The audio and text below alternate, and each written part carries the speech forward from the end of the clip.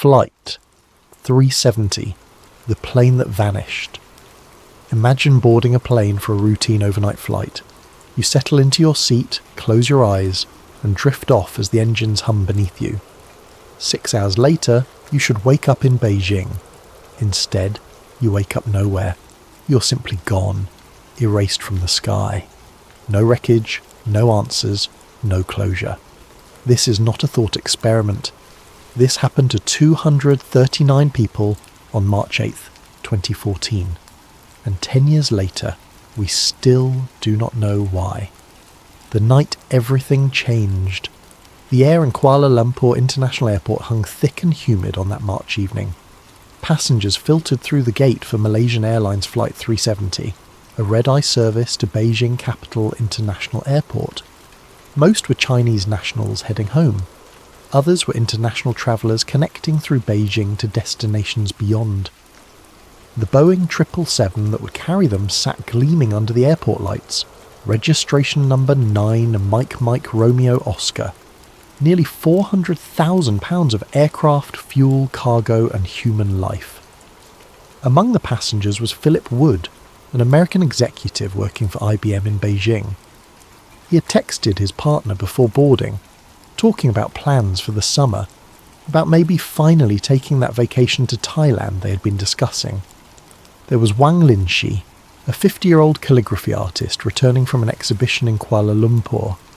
His daughter was pregnant with his first grandchild. He carried a small carved wooden box in his carry-on, a gift he had spent weeks searching for. There were 23 employees of Freescale Semiconductor, engineers and technicians heading home after a week of technical training.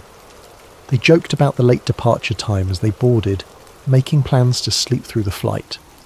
None of them knew they had approximately 1 hour and 38 minutes left to exist in the known world. At 12:41 in the morning local time, the wheels lifted off Malaysian soil. Captain Zahari Ahmad Shah, 53 years old with 18,000 hours of flight experience, commanded the aircraft. First Officer Farik Abdul Hamid, 27, sat beside him. Everything proceeded normally. The plane climbed into the darkness, turning northeast toward the South China Sea. The cabin lights dimmed. Passengers reclined their seats. Flight attendants moved through the aisles with practiced efficiency, offering blankets and confirming seat belts. The cockpit was quiet. Routine. The autopilot system had already taken over the majority of flying tasks. The aircraft knew where it needed to go. All the pilots had to do was monitor, supervise and wait for Beijing to appear on the horizon in 5.5 hours. Air traffic control in Kuala Lumpur handed the flight off to Vietnamese airspace. At 1:19 in the morning, a voice from the cockpit transmitted the standard acknowledgement. Good night, Malaysian 37. 0. Routine words. Calm. Professional. Nothing to suggest what would happen next. 2 minutes later, at 1:21, the aircraft's transponder went silent. A transponder is not a luxury item. It is the voice that tells the world where you are, who you are, and how high you are flying. When it stops transmitting, the aircraft becomes a ghost. Controllers in Vietnam waited for Flight 370 to appear on their screens. It never did. They called Malaysian Air Traffic Control.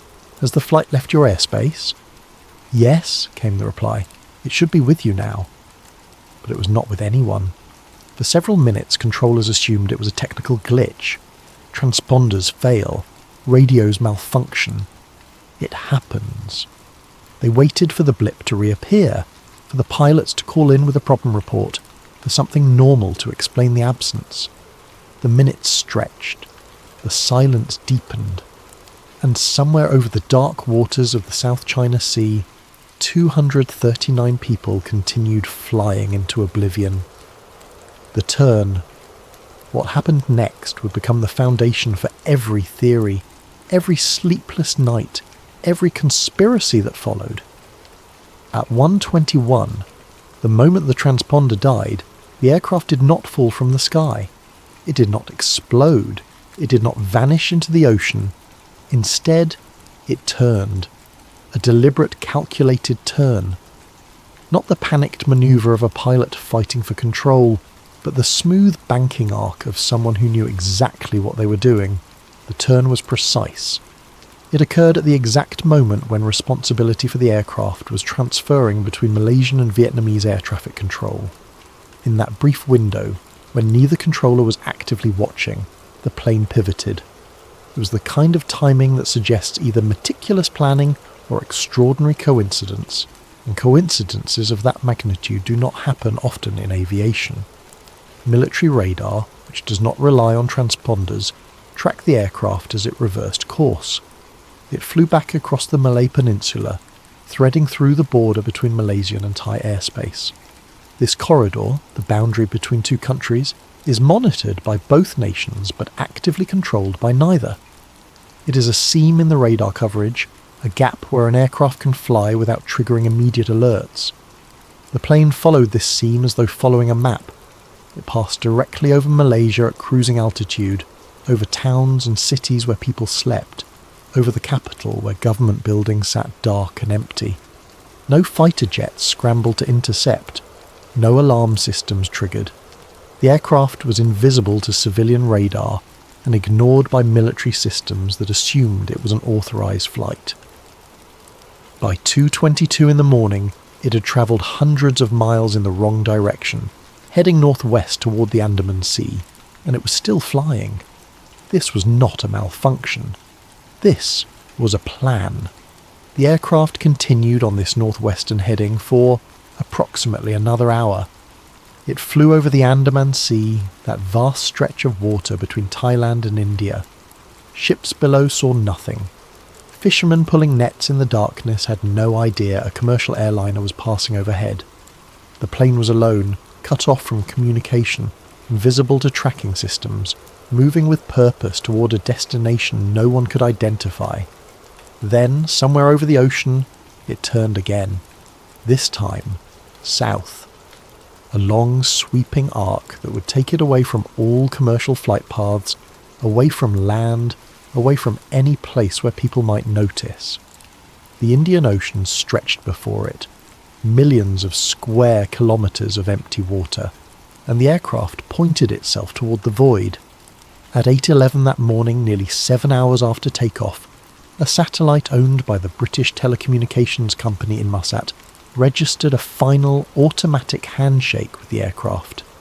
The plane's communication system, even with the transponder disabled, continued sending hourly pings to the satellite network. These pings did not contain location data, but engineers could analyse the signal to estimate distance and direction. The mathematics pointed to one conclusion. The aircraft had flown south, deep into the Indian Ocean, far beyond any possible landing site.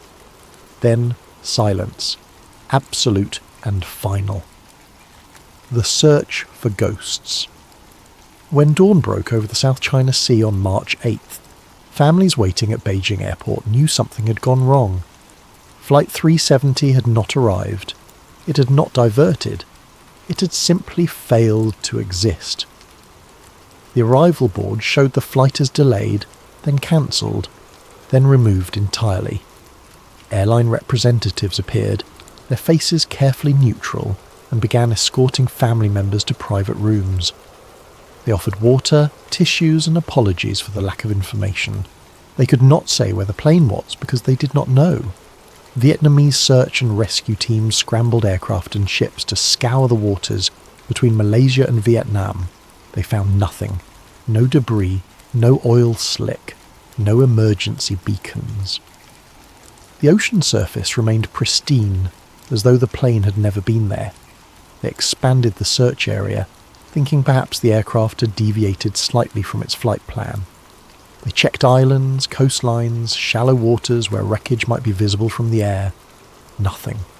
For days, the search focused on the wrong ocean.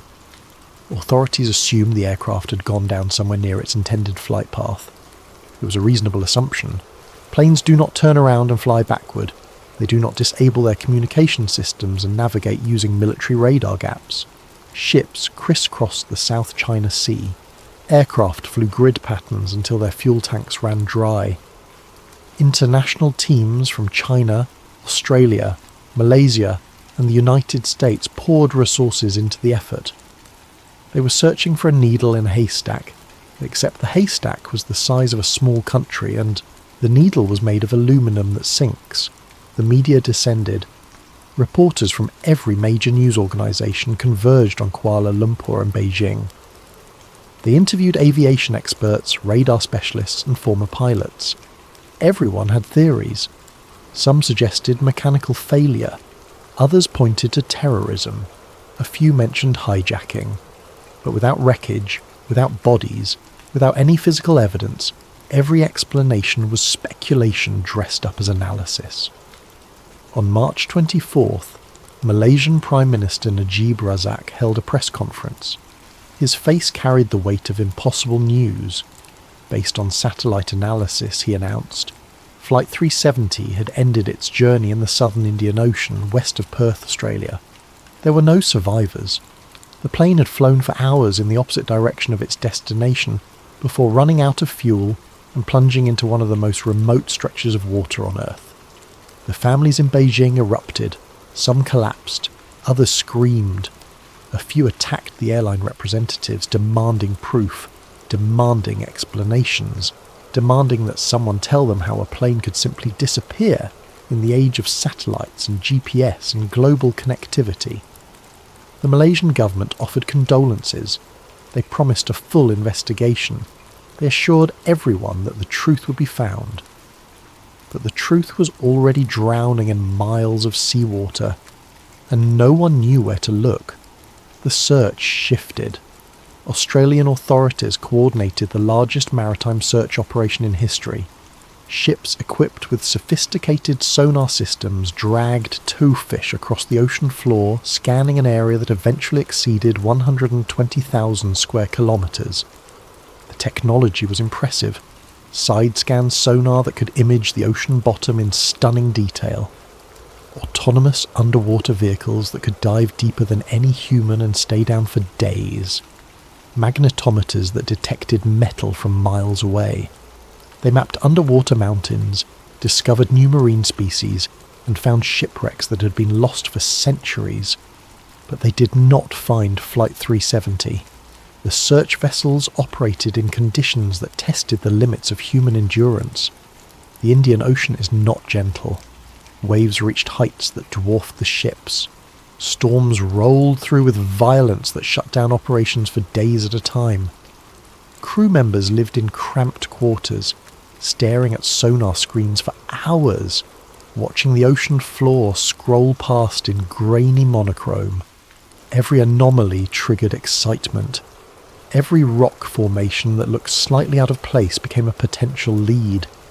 They would mark the coordinates, send down an underwater vehicle to investigate, and find nothing but geology and marine life. The operation cost more than $160 million. It involved multiple nations, dozens of ships, and thousands of personnel. It continued for nearly 3 years. In January of 2017, the search was officially suspended. The families of the missing were left with condolences and questions. The ocean had swallowed an entire aircraft and it was not giving it back. Fragments of proof. Then the ocean began to speak, one piece at a time. In July of 2015, Johnny Baig, a municipal worker on Reunion Island, was cleaning a beach on the eastern shore. It was routine work. Trash washed ashore constantly.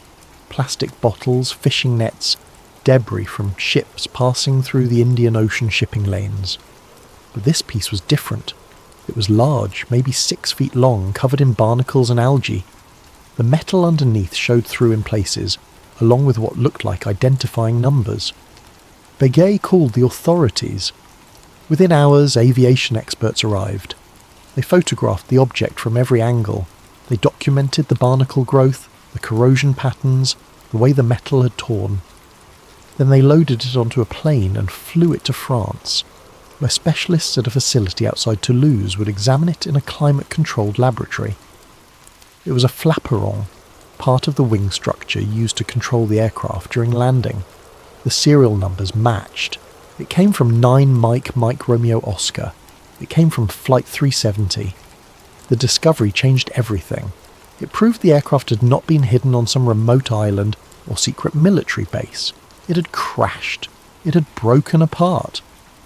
And the currents of the Indian Ocean had been slowly distributing the wreckage for over a year. But the flaperon also raised questions.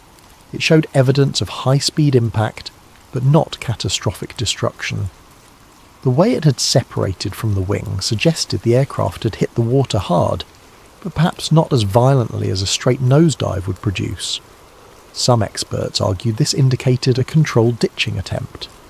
Others said it proved nothing beyond the fact that the plane had crashed. Over the following months, more fragments appeared.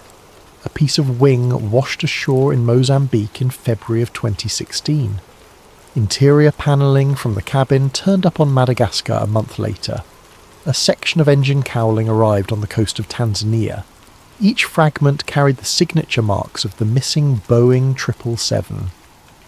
The Indian Ocean had been slowly digesting the wreckage for years, and now it was offering proof that the aircraft had indeed met its end in those waters. Beachcombers became amateur investigators. People walking coastlines across the Western Indian Ocean began looking for debris. They found fragments of composite material, pieces of what might have been seat components, scraps of metal that could have come from anywhere. The Malaysian government established protocols for reporting finds. Each piece was documented, photographed and analysed. Some were confirmed as coming from Flight 370. Others were from different aircraft, different accidents, different tragedies that the ocean had also claimed, but the fragments raised as many questions as they answered. Why only small pieces? Where was the main wreckage? Where were the flight data recorders, the black boxes that could explain everything?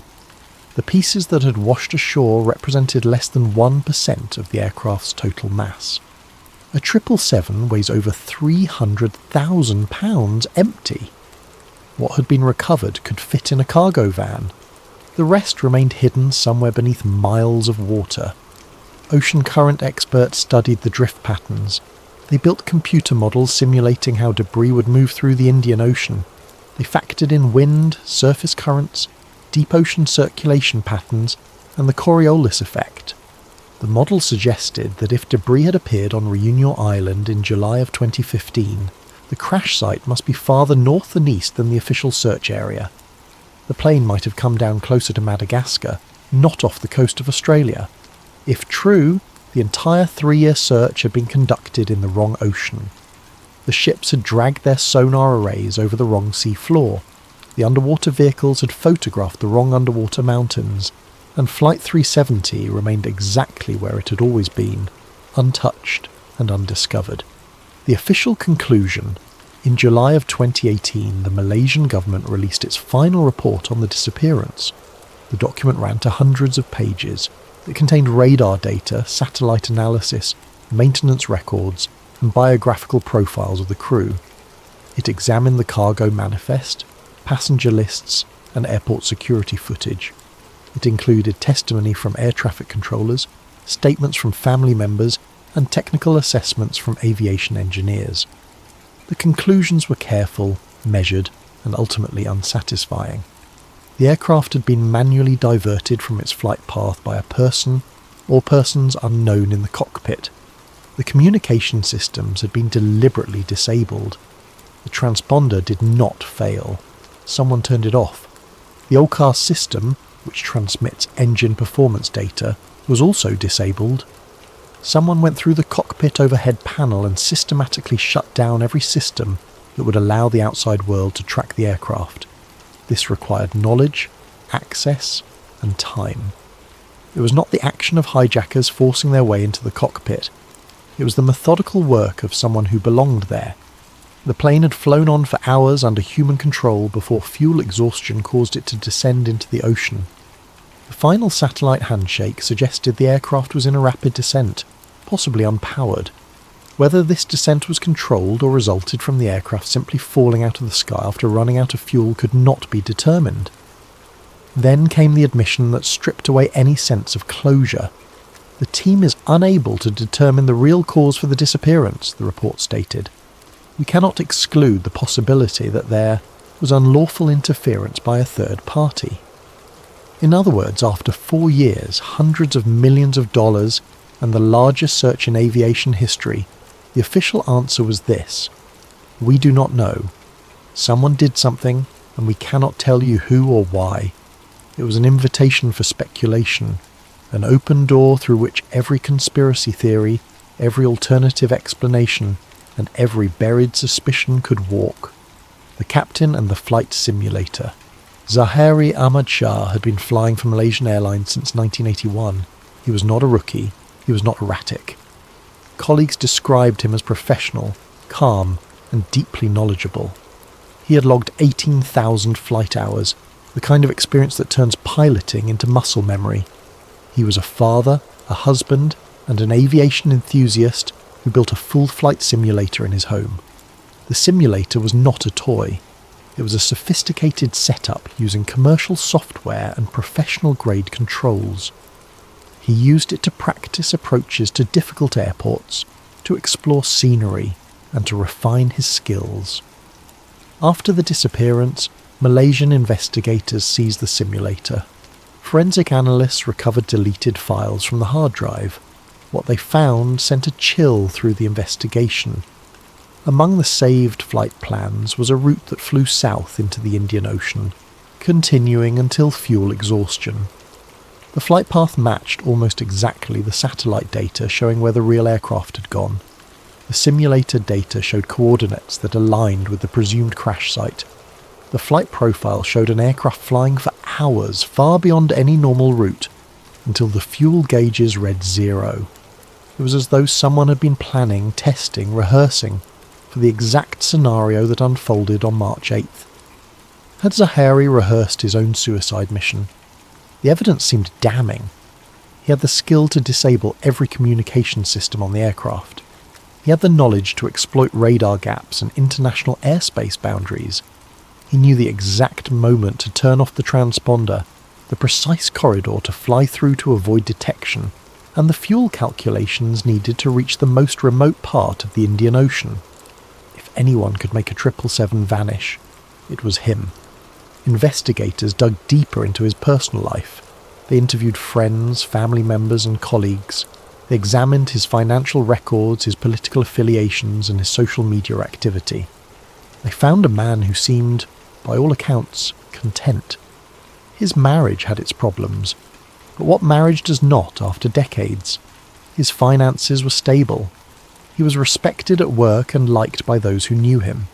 He had no terminal illness, no crushing debt, no scandal that would drive someone to desperate action. Some pointed to his support for Malaysian opposition leader Anwar Ibrahim, who had been convicted of sodomy charges just hours before the flight departed. Zahari had attended political rallies. He had posted on social media about government corruption and judicial overreach. Could he have been so enraged by the verdict that he decided to make a political statement written in jet fuel and ocean water? The theory felt strained. Even if he opposed the government, why kill hundreds of innocent people? Why leave no message explaining his actions? Political protesters want attention. They want their grievances heard. A protest without a statement is not a protest. It is simply murder. And mass murder without explanation is the action of someone who has abandoned all connection to the human community. But there was another interpretation of the simulator data. Pilots run unusual scenarios all the time. They practice emergency procedures. They explore what-if situations. What if all engines failed over the ocean? What if communication systems went dead? What if you had to ditch in water? Running these scenarios in a simulator is precisely what a conscientious, skilled pilot would do. It is preparation, not planning. And the fact that one scenario happened to match the actual flight path could be coincidence.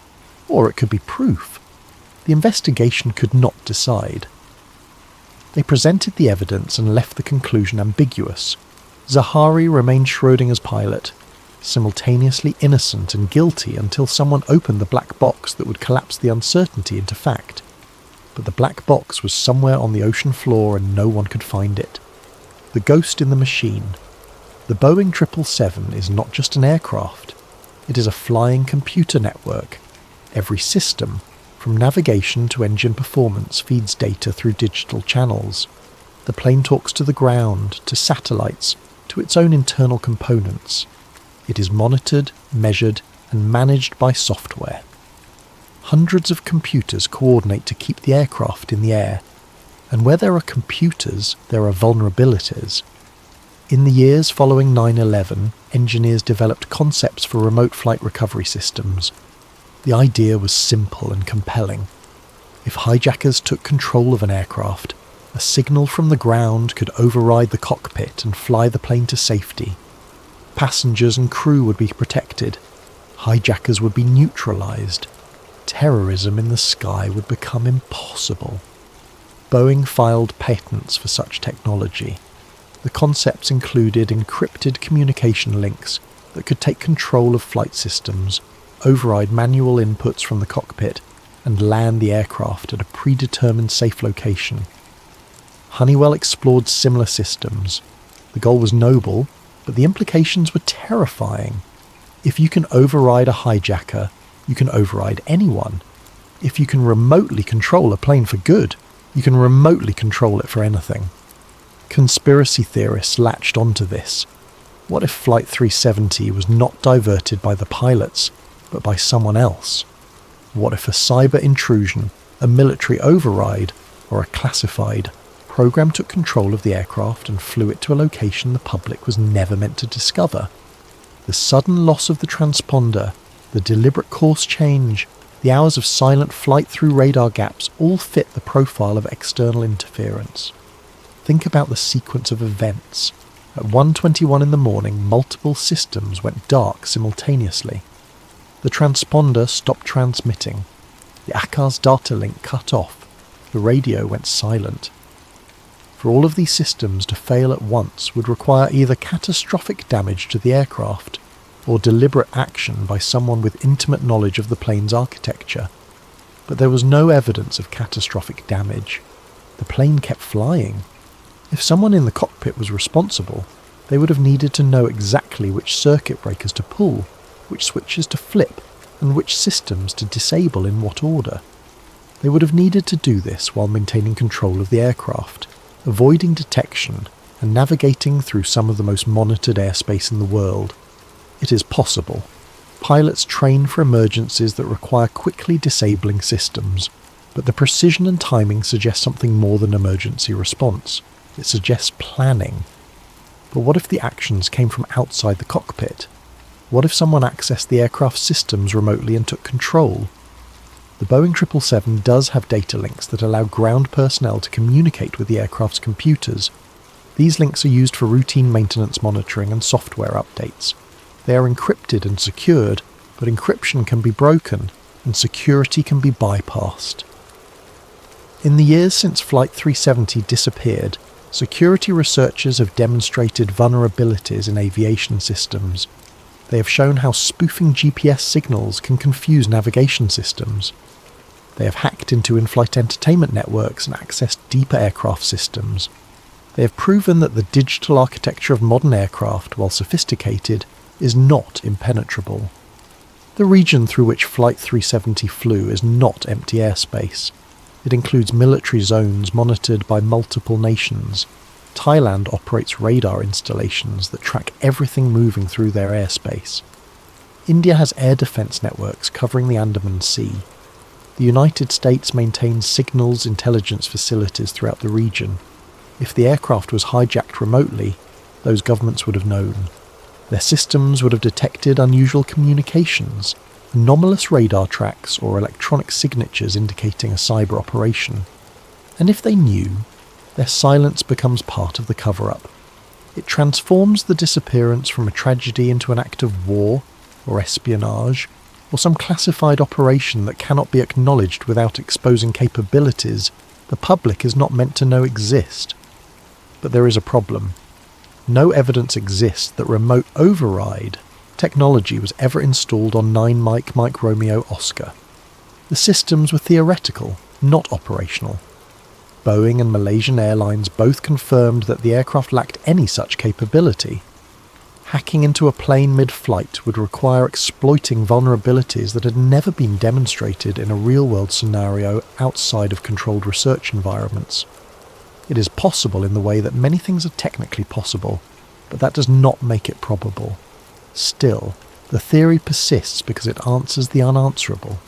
If human error or pilot suicide seems too simple, and if mechanical failure does not fit the facts, then external interference becomes the explanation that fills the void. It transforms a tragedy into a crime, and crimes have perpetrators. Crimes can be solved. Someone can be held accountable. The alternative, that chaos simply reached up and snatched 239 people out of existence, offers no one to blame and no path to justice. The island, no one admits exists. There is a place in the Indian Ocean that does not appear on most commercial maps. Diego Garcia, a coral atoll in the Chagos archipelago, leased by the British to the United States military. It hosts one of the most secretive and strategically important military installations on the planet. Long-range bombers operate from its runways. Nuclear submarines resupply at its docks. Intelligence operations launch from its secure facilities. Detainees captured in the War on Terror have been held there, far from lawyers and oversight, and it lies within fuel range of the last known position of Flight 370. The atoll is small, barely visible on most maps, but its strategic value is enormous.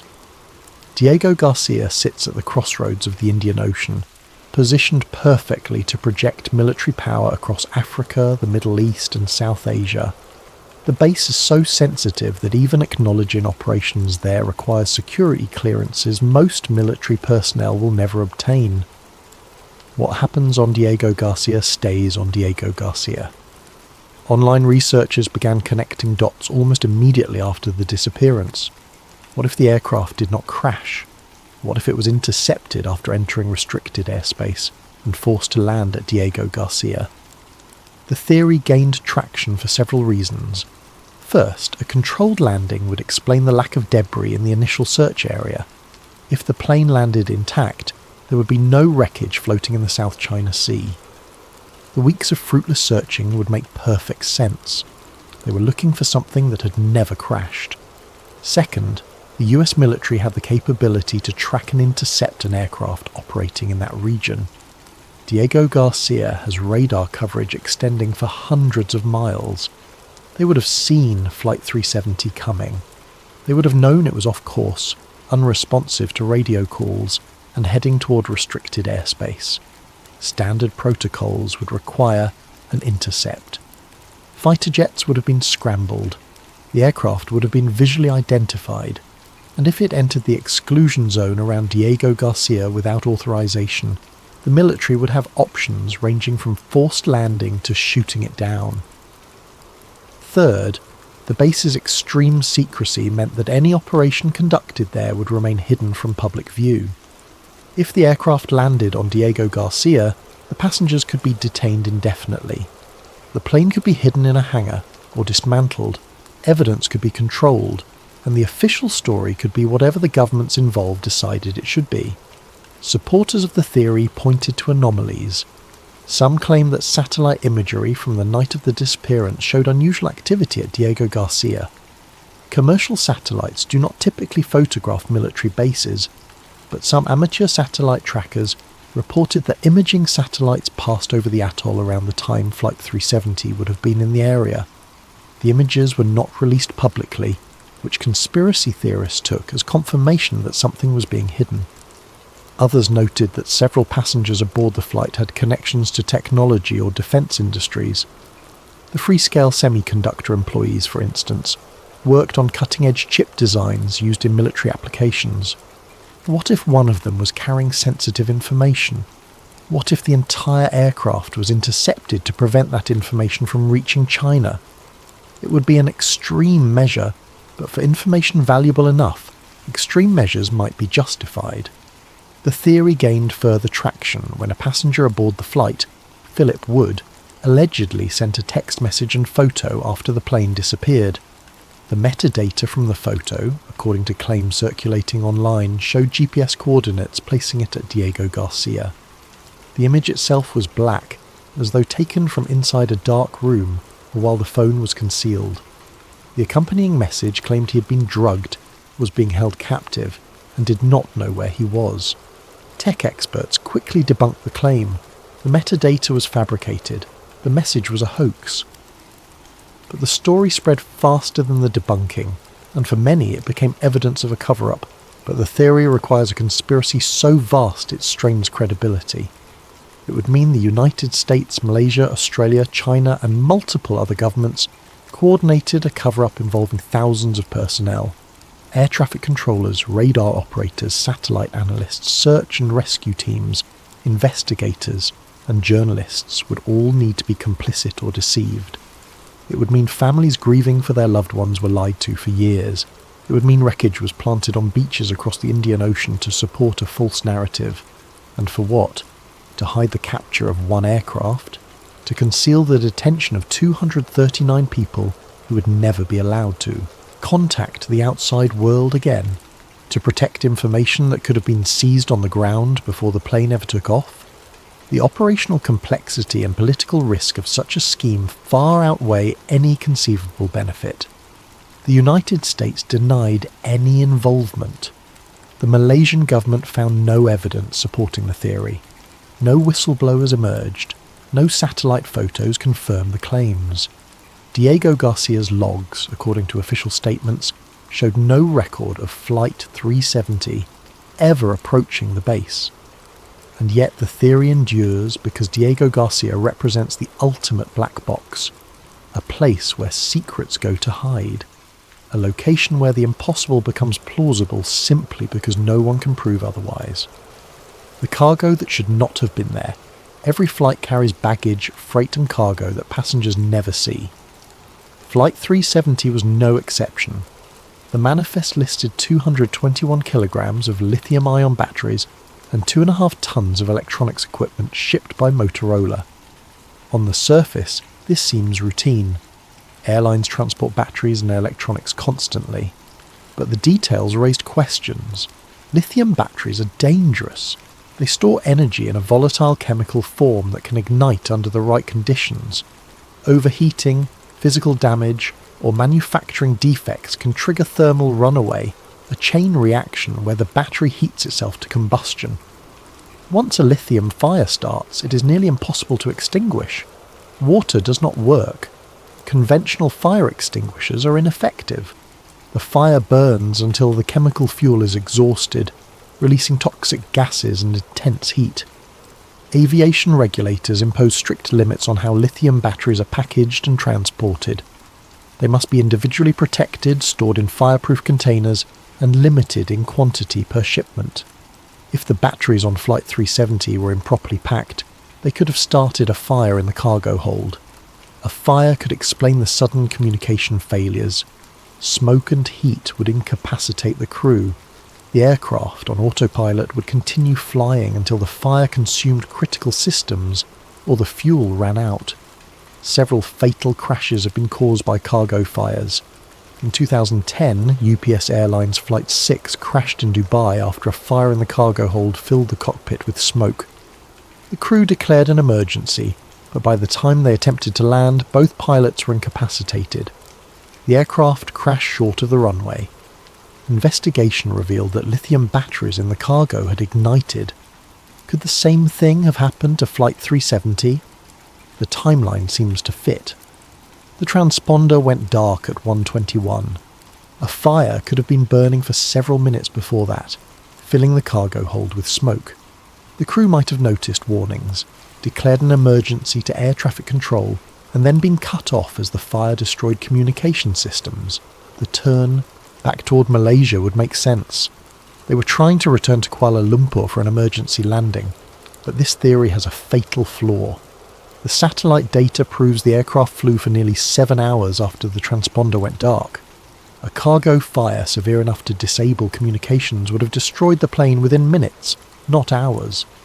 The fire would have burned through control cables, hydraulic lines and structural components. The aircraft would have become uncontrollable and crashed in the South China Sea, not the Indian Ocean. And the deliberate course change, The precise navigation through radar gaps suggests human intent, not a crew desperately fighting a fire. Other researchers focused on the nature of the cargo itself. What was Motorola shipping? The manifest listed the items as electronics, but provided no specifics. Customs documents showed weights that did not quite match the manifest. Some components were listed as radio equipment. Others were described as accessories. The vagueness invited speculation. Some theorized that the cargo included sensitive technology or intelligence materials being transported to China. Semiconductor components, encrypted communications devices, prototypes of military hardware. If true, could a foreign power have intercepted the aircraft to seize the cargo? Could the plane have been shot down to prevent the technology from reaching its destination? These theories collapse under scrutiny. Shooting down a civilian airliner to stop a shipment of electronics is not how intelligence agencies operate. It is too public, too messy, and too risky. If a government wanted to intercept cargo, they would do it on the ground, at the airport, before the plane ever took off. Customs inspections, security screenings, and freight audits provide ample opportunity to examine cargo without resorting to aircraft interception. And even if someone did shoot down Flight 370, the debris would have been found. A missile strike leaves evidence. Wreckage does not fly 7 hours south and then gently scatter itself across the Indian Ocean. Missile fragments would be embedded in the debris. Chemical residues from the warhead would be detectable. Radar systems across multiple countries would have tracked the missile launch and impact. The cargo conspiracy persists because the manifest documents remain incomplete. Conflicting reports about weights and contents fuel suspicion. When governments cannot provide clear answers about what was on the plane, people assume they are hiding something, and perhaps they are. But the secret is more likely bureaucratic incompetence than international intrigue. Shipping manifests are often incomplete, especially for complex electronics. Customs forms are filled out by freight handlers who may not understand the technical specifications of what they are loading. Errors happen, discrepancies appear, and in the absence of malice, never attribute to conspiracy what can be explained by ordinary human carelessness. The shadow plane. 4 months after Flight 370 disappeared, another Malaysian Airlines Boeing 777 met a violent end. On July 17, 2014, Flight 17 was shot down over eastern Ukraine by a surface-to-air missile fired from territory controlled by Russian-backed separatists. 298 people died. The aircraft disintegrated at cruising altitude, scattering wreckage across fields and villages in the war zone. Bodies fell from the sky. Debris rained down over an area covering several square kilometres. The similarities were impossible to ignore. Same airline, same aircraft type, similar flight numbers, both disasters occurring within months of each other. For conspiracy theorists, the coincidence was too perfect. They proposed something breathtaking in its audacity. What if Flight 370 never crashed?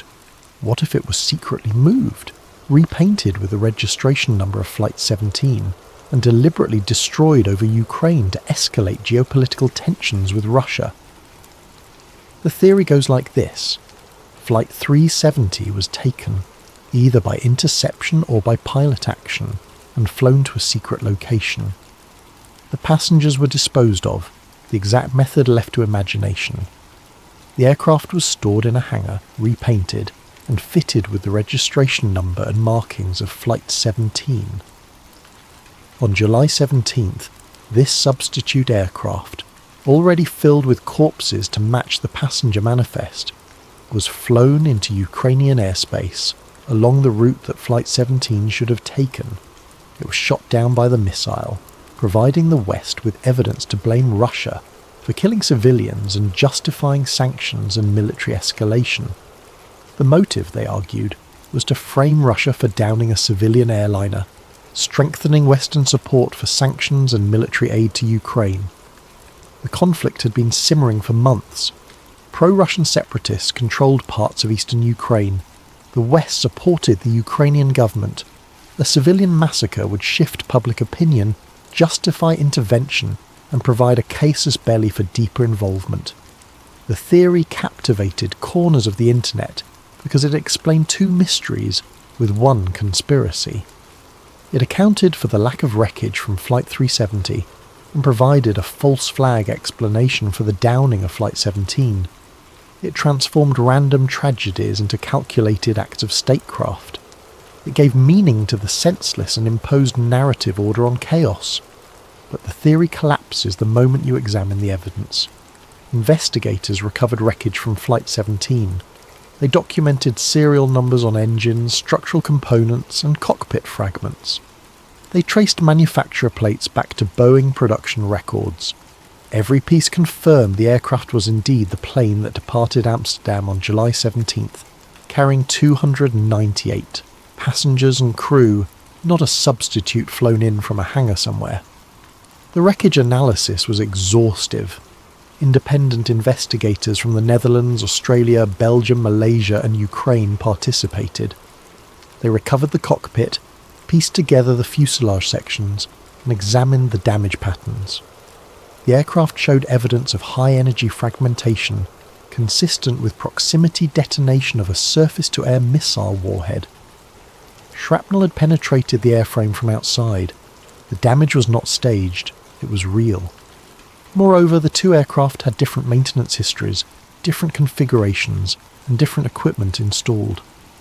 Flight 370 was an older aircraft delivered in 2002. Flight 17 was newer, delivered in 1997. They had different interior layouts, different in-flight entertainment systems, different wear patterns from years of service. Swapping them would require replacing every component that carried identifying information. It would mean fooling airline staff who had worked on both planes, airport personnel who had serviced them, investigators from multiple nations who examined the wreckage, and the families of passengers who boarded Flight 17 in Amsterdam and could identify their loved ones from the remains recovered. The logistics alone make the theory impossible. You cannot secretly move a 777 without dozens of people noticing. Aircraft require maintenance crews, fuel trucks, tow vehicles, and flight plans.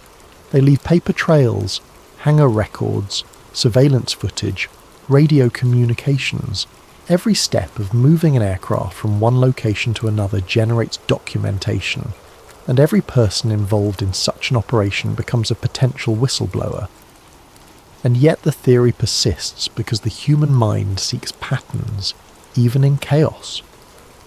Two Malaysian Airlines 777s meeting disaster within 4 months feels like it cannot be coincidence. The timing seems too perfect, the similarities too pronounced. But coincidences happen. Probability does not care about narrative symmetry. Sometimes the universe is just cruel. Sometimes tragedies cluster for no reason other than random chance and the sheer number of flights operating every day. The mathematics of silence in Marsat, the British satellite company, became an unlikely protagonist in the search for Flight 370. Their satellites provided the only real-time data showing where the aircraft had gone after disappearing from radar. The system was never designed for tracking planes. It was meant to handle routine communications between aircraft and ground stations, email services, internet connectivity, phone calls from passengers willing to pay premium rates. But engineers realised they could extract information from the signal itself. Every hour, the aircraft's communication system sent an automatic handshake to the satellite, a digital ping confirming the connection was active. Think of it as a heartbeat. The system checking in to say I'm still here. These pings did not contain GPS data. They did not include altitude, heading, or speed. They were simply electronic acknowledgements that the link between aircraft and satellite remained intact. But buried in these pings was information. Two crucial pieces of data that, combined, could reveal where the aircraft had been. First, the time it took for the signal to travel from the plane to the satellite revealed distance. Radio waves travel at the speed of the light, a constant. Measure the round-trip time of the signal, and you can calculate how far the aircraft was from the satellite. This gave engineers a circle.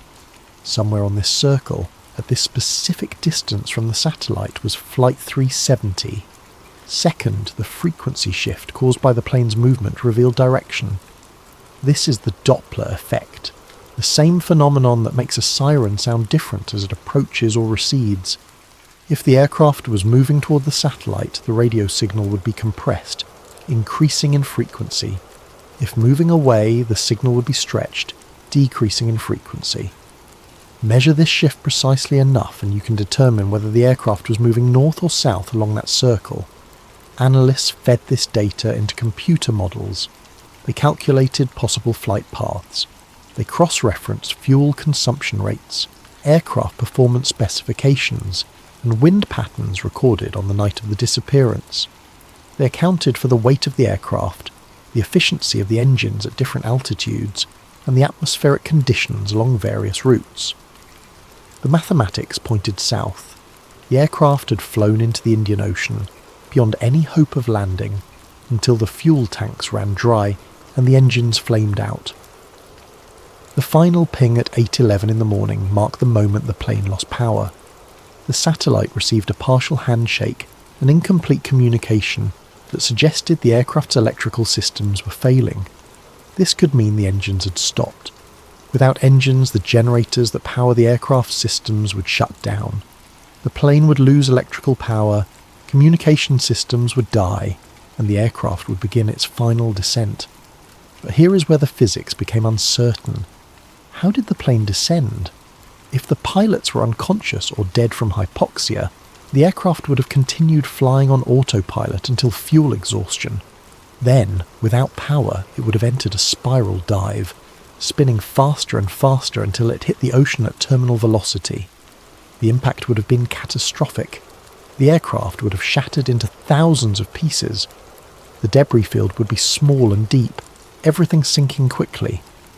But if someone was at the controls, if the descent was managed, the scenario changes. A skilled pilot could glide a 777 for significant distances without engine power. They could control the descent rate. They could choose the impact point, and they could attempt a controlled ditching, bringing the aircraft down on the ocean surface as gently as possible. A ditching does not guarantee survival. Water is not soft. At high speed, hitting water is like hitting concrete. But a skilled pilot might keep the aircraft more intact. The wreckage would be larger, easier to find. The debris recovered so far does not definitively answer which scenario occurred. The flaperon showed high-impact damage, but not total destruction. Some interior panels were shattered. Others were relatively intact. The evidence is contradictory, which means the descent could have been anything from a controlled ditching attempt to a spiralling plunge. Independent researchers confirmed the Inmarsat analysis. Experts like Richard Godfrey, a retired physicist with decades of experience in satellite communications, worked with publicly available data to verify the calculations. He reached the same conclusions. The plane had gone south. Victor Ianello, an engineer specializing in signal analysis, also examined the data independently. He found no errors in Inmarsat's work. The physics worked. The plane had flown into the Indian Ocean, but the ocean is vast, and the models could only narrow the search area to thousands of square kilometers. A margin of error measured in hundreds of miles meant the difference between finding wreckage and finding nothing. Small uncertainties in the aircraft's speed, heading, or altitude could shift the projected crash site significantly. If the plane had been flying slightly faster, it would have gone farther south. Slightly slower, and it would have come down farther north. The search teams were looking for a needle in a haystack, except the haystack covered an area larger than some countries, and no one was entirely sure which haystack. Critics argued that the Inmarsat data, while sophisticated, was not infallible.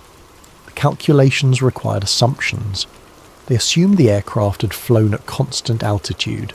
They assumed no significant course changes after the final turn south. They assumed the engines performed within normal parameters. Any of these assumptions could be wrong. If the aircraft had climbed or descended, If it had turned east or west, if one engine had failed before the other, the calculations would produce incorrect results. Some ocean current experts noted that the debris recovered from beaches did not match the drift patterns expected if the plane had crashed in the official search zone.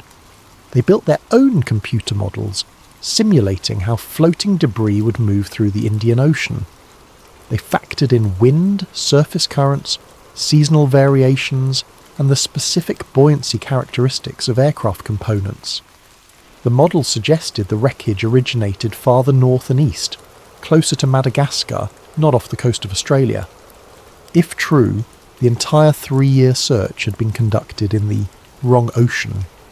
The ships had dragged their sonar arrays over the wrong sea floor. The underwater vehicles had photographed the wrong underwater mountains, and Flight 370 remained exactly where it had always been, untouched and undiscovered, waiting for someone to look in the right place. In 2018, a private American company called Ocean Infinity launched a new search. They deployed autonomous underwater vehicles equipped with sophisticated sonar and mapping technology. Unlike earlier searches that used towed arrays, these drones operated independently. They could descend to extreme depths, navigate complex underwater terrain, and scan the ocean floor faster and more efficiently than any previous effort. Ocean Infinity's contract with the Malaysian government was unusual. They would be paid only if they found the wreckage. No find, no fee. It was a gamble, but the company believed their technology gave them an advantage. They covered thousands of square kilometres in months. They found shipwrecks, some from the age of sail. They mapped geological formations that had never been documented. They discovered underwater landscapes of stunning beauty and complexity, canyons and mountains and plains that had existed unseen since the ocean formed. But they did not find Flight 370. The contract expired. The search ended. The ocean kept its secret. Why we cannot let go. The human brain is not wired to accept uncertainty. We are pattern-seeking creatures. We evolved to see cause and effect, to identify threats, and to make sense of our environment. We see faces in clouds. We find constellations in random arrangements of stars. We construct narratives from disconnected events because stories are how we understand the world. And when something as large and public as a commercial airliner vanishes, our minds demand an explanation proportional to the event. A mechanical failure feels too mundane. Planes are supposed to be safe. We trust them because they have redundancy, because they are maintained, because accidents are rare and usually explainable. The idea that a simple malfunction could erase 239 people does not match the scale of the tragedy. It feels insufficient. Pilot error feels too simple. Pilots are trained. They are vetted. They go through psychological evaluations and regular check rides. They fly millions of passengers safely every year. The idea that one pilot could deliberately murder hundreds of people clashes with everything we believe about the profession. It makes flying feel dangerous in a way we cannot control. So we want a story that matches the scale of the mystery. We want villains, motives, and hidden agendas. We want someone to blame who's not just a person but an institution, a government, a conspiracy large enough to feel worthy of the loss. Flight 370 offers all of that. The official narrative has gaps large enough to fly a 777 through. Why did the transponder go dark at the exact moment the plane was being handed off between air traffic controllers? The timing was perfect. Too perfect. If someone wanted to disappear a plane, this would be the moment to do it. The gap between controllers, the moment when no one is watching, when responsibility is transferring and everyone assumes someone else is paying attention. Why did the aircraft execute a perfect turn back over Malaysia, threading through radar coverage gaps? The flight path looks deliberate. It looks planned. It follows borders, exploits blind spots, and navigates with precision through some of the most monitored airspace in the world. This is not the wandering track of a doomed aircraft flying on autopilot. This is navigation. Why did no distress call ever come? Pilots are trained to communicate. Aviate, navigate, communicate. Even in emergencies, even when things are falling apart, you try to let someone know what is happening. Flight 3. 70 went silent and stayed silent for 7 hours. That silence is the loudest mystery of all. These are not small questions. They are the foundation of doubt. And when official explanations cannot address them satisfactorily, people stop trusting the narrative. They start looking for alternatives. They start believing that maybe, just maybe, there is more to the story than governments are willing to admit. Governments made it worse. Malaysia withheld radar data for weeks. When they finally released it, the information contradicted earlier statements. They had known from the beginning that the plane had turned back. They had military radar tracks showing the aircraft crossing their country. But they did not share this information with search teams looking in the wrong ocean. Vietnam and Thailand admitted, only later, that their military systems had also tracked the aircraft but did not report it in real time. They saw a plane flying through their airspace without authorization, and they did nothing. No fighter jets scrambled, no alerts issued. The aircraft just flew through, and they watched it go. Australia led a search effort in an area that might have been entirely wrong. They committed ships, personnel, and millions of dollars based on satellite calculations that, while sophisticated, carried significant uncertainty. They found nothing, and then declared the search suspended. They left families with the message that their loved ones were out there somewhere, but not in a place worth continuing to look. China accused Malaysia of incompetence and cover-up. They demanded access to data. They sent their own ships and aircraft to search. They organised family groups and applied diplomatic pressure. But they also controlled the narrative within China, censoring online discussions and managing information flow to prevent panic or political embarrassment. The families of the missing were given conflicting information, false hope, and bureaucratic runarounds. They were told the plane had crashed, then told searchers were still looking for survivors. They were shown debris, then told it might not be from their loved one's aircraft. They were promised transparency, then given redacted reports and classified annexes they could not read. When authorities cannot agree on basic facts, the public stops trusting them. When governments withhold information, people assume the worst. When official explanations do not make sense, alternative theories fill the void. And those theories persist because in some cases they explain the evidence better than the official narrative. History teaches us that institutional deception is not paranoia, it is precedent. Governments have lied about downed airliners before. In 1988, the United States Navy cruiser Vincennes shot down Iran Air Flight 655 over the Persian Gulf, killing 290 people. The initial reports claimed the airliner was descending aggressively toward the ship and had been mistaken for a military aircraft. The Vincennes, operating in a combat zone, fired missiles in self-defense. It was a tragic accident, but understandable given the fog of war. Later investigations revealed the truth was more complicated. The airliner was climbing, not descending. It was transmitting civilian identification signals. It was in a recognised commercial air corridor. The crew of the Vincennes had made catastrophic errors in reading their radar systems, in communicating with each other, and in assessing the threat. And the US government had tried to obscure these errors, to present the incident as a reasonable mistake rather than negligence bordering on criminality. In 1983, Soviet fighters shot down Korean Airlines, Flight 007, after it strayed into restricted airspace near Sakhalin Island. 269 people died. The Soviet Union denied responsibility for days. They claimed they had not fired on the aircraft. Then they admitted they had fired but claimed the aircraft had been on a spy mission, deliberately violating Soviet airspace to gather intelligence. They presented radar tracks and radio intercepts that, they argued, proved the aircraft was not a civilian flight. Investigations eventually revealed it was a navigational error. The pilots had programmed the wrong coordinates into their autopilot. The aircraft had drifted hundreds of miles off course. Soviet air defense, operating under Cold War paranoia and assuming the worst, had shot first and investigated later. The truth took years to emerge, and only after political pressure forced both sides to release classified information.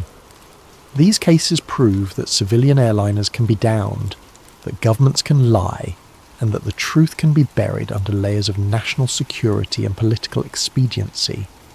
When Flight 370 disappeared, these historical echoes shaped public perception.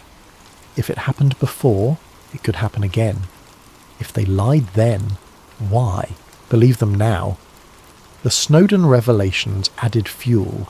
After 2013, the world knew that intelligence agencies conducted mass surveillance, infiltrated communications networks, and operated with minimal oversight. The NSA collected phone records, emails, and internet traffic on a scale that would have seemed impossible before the leaks. They tapped undersea cables. They compromised encryption standards. They monitored foreign leaders, allies, and their own citizens. The idea that a classified program could remotely hijack an aircraft no longer seemed like science fiction. It seemed like Tuesday. If they can read your emails, if they can listen to your phone calls, if they can track your location in real time, why couldn't they take control of a plane? Trust in institutions eroded, and the void filled with suspicion. The ocean remembers. Stand on a beach in Madagascar and look east. Somewhere beyond the horizon, beneath miles of water, lies the answer to one of the greatest mysteries of the modern age. It is out there. The fuselage, the cockpit, the black boxes that recorded every word and every system failure in the final moments. It exists in the physical world, corroding slowly in salt water and silt, waiting for someone to find it. But the ocean is patient. It does not care about closure. It does not care about grieving families or public inquiries or conspiracy theories. It holds on to its secrets until it chooses to release them, piece by piece, in its own time.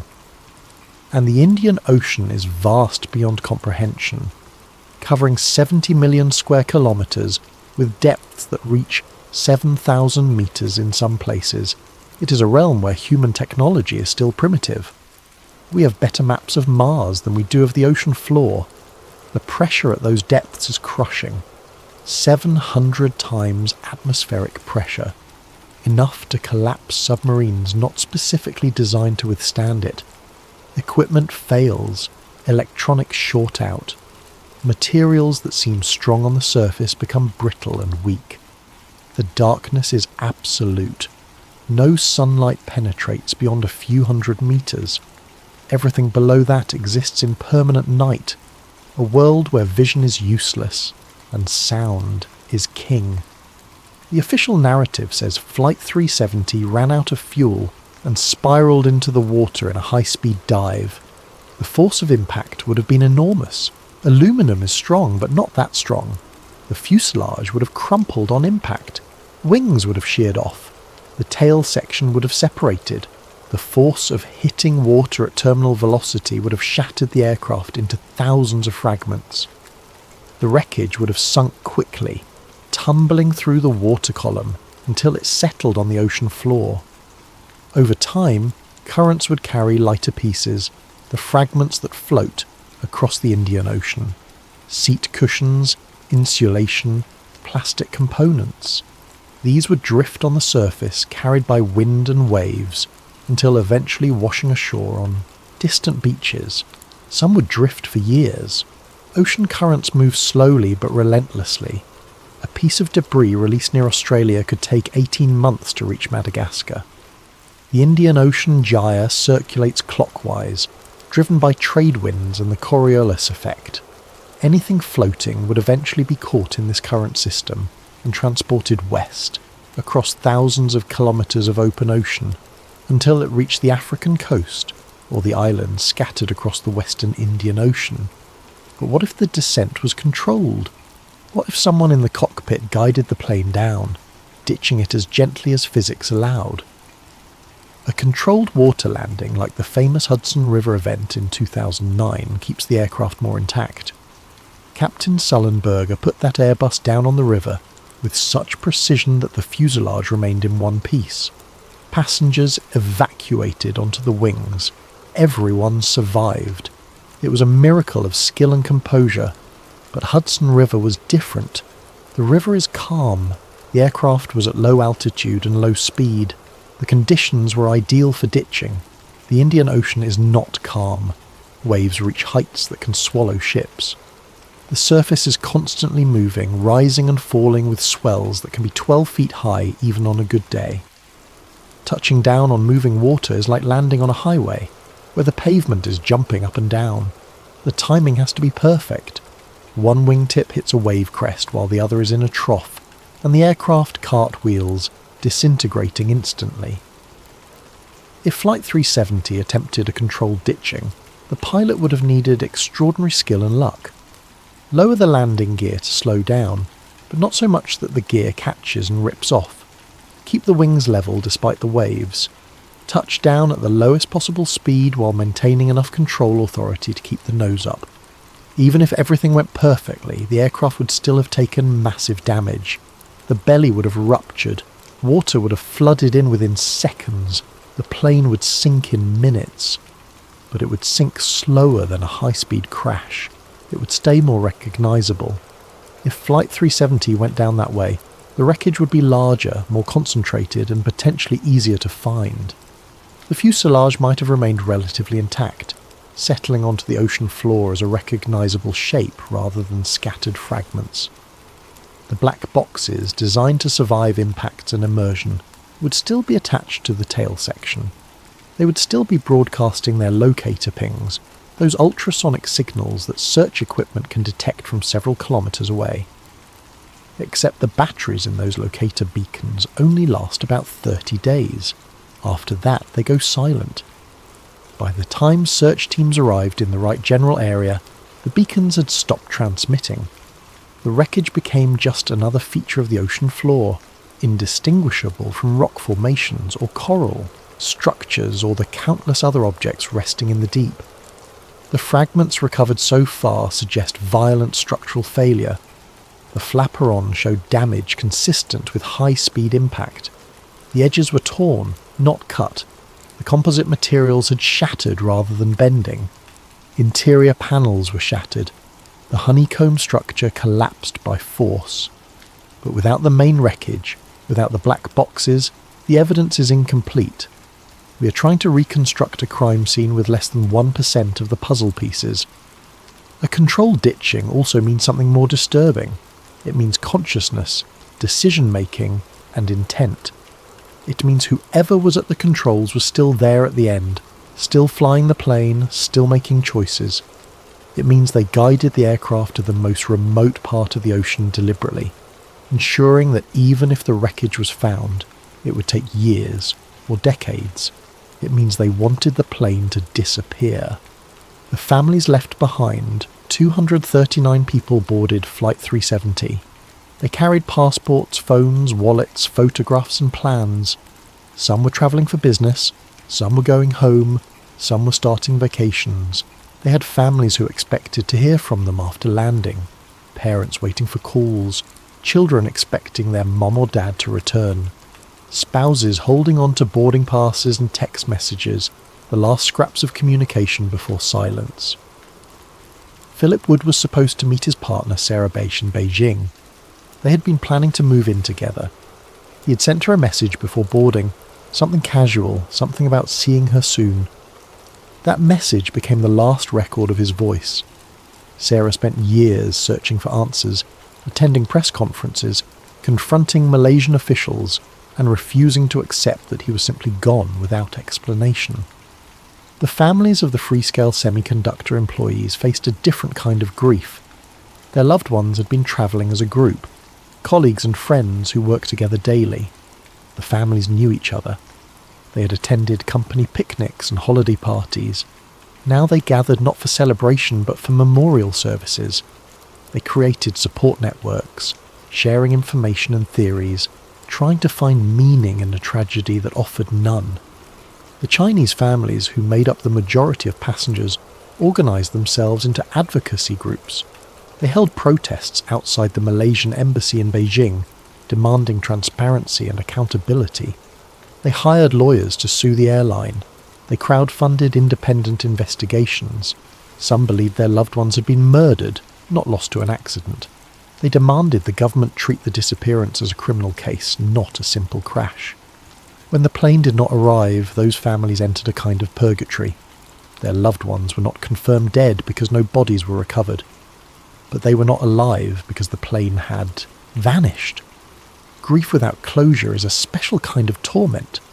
It does not allow you to move on because there is always the possibility, however small, that the official story is wrong, that somewhere, somehow, the person you lost might still exist. Death is final. Death brings pain, but it also brings certainty. You can mourn. You can bury the body. You can begin the slow process of healing. But when someone disappears, when they simply cease to exist without evidence, the mind cannot close the door. It keeps the possibility alive. Maybe they survived the crash. Maybe they are on an island somewhere. Maybe the plane landed and they are being held captive. These thoughts are irrational, but grief is not rational. The Chinese government organised support groups for the families of Chinese passengers. They held memorials, provided counselling, and pressured Malaysian authorities for answers. But they also controlled the narrative within China. Online discussions about the disappearance were monitored and sometimes censored. Conspiracy theories that blamed the Chinese government or suggested the passengers were still alive were removed. The state wanted grief to be orderly, contained, and directed toward Malaysia, not toward Beijing. Some families accused Malaysia of criminal negligence. The delayed response, the contradictory statements, the withheld radar data all suggested incompetence at best and cover-up at worst. They demanded criminal charges against air traffic controllers, against Malaysian Airlines executives, against anyone who might be held responsible for what they saw as preventable deaths. Others believed their loved ones had been murdered, not lost to an accident. They demanded investigations, transparency, and accountability. What they received were press conferences, reports, and platitudes. Officials spoke in carefully rehearsed sentences. They expressed sympathy. They promised continued efforts. But they offered no answers, no bodies, and no justice. Conspiracy theories, for the families, were not abstract intellectual exercises. They were lifelines. If the plane had been taken, their loved ones might still be alive. If there was a cover-up, there might be justice. The alternative, that random catastrophe had simply erased the people they loved, offered nothing to hold on to, and so they clung to possibilities, no matter how unlikely, because the human heart needs hope, even when hope is irrational. 10 years later, some families still search. They organise independent investigations. They crowdfund search efforts. They analyse ocean currents and drift models. They correspond with retired aviation experts and amateur researchers. They refuse to accept that the answer is we do not know and never will. Because for them, the missing are not a cold case. They are parents, children, friends, and partners who deserve to be found. Grace Nathan lost her mother on Flight 370. She has spent the decade since becoming an advocate for families of the missing. She attends conferences. She speaks to journalists. She pressures governments to continue searching. She has become an expert in satellite analysis, ocean current modelling, and aviation investigation procedures. She did not choose this expertise. It was forced upon her by the refusal of authorities to provide answers. She learned because no one else would do it for her. There are dozens like her. Family members who transformed grief into action, who refused to be placated by official statements, who learned the technical details of aircraft systems and search methodologies because they needed to understand what happened. They are amateur investigators driven by love and loss. And they will not stop searching because stopping means accepting that their loved ones are gone forever, without explanation. The final accounting.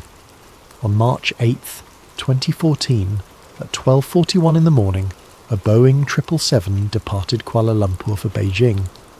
At 8:11 that morning, it sent its last signal to a satellite. In the hours between, someone or something redirected the aircraft, disabled its communication systems, and flew it into one of the most remote parts of the planet. The official investigation concluded that manual intervention was responsible, but could not identify who or why. The search for wreckage became the most expensive in aviation history and found almost nothing.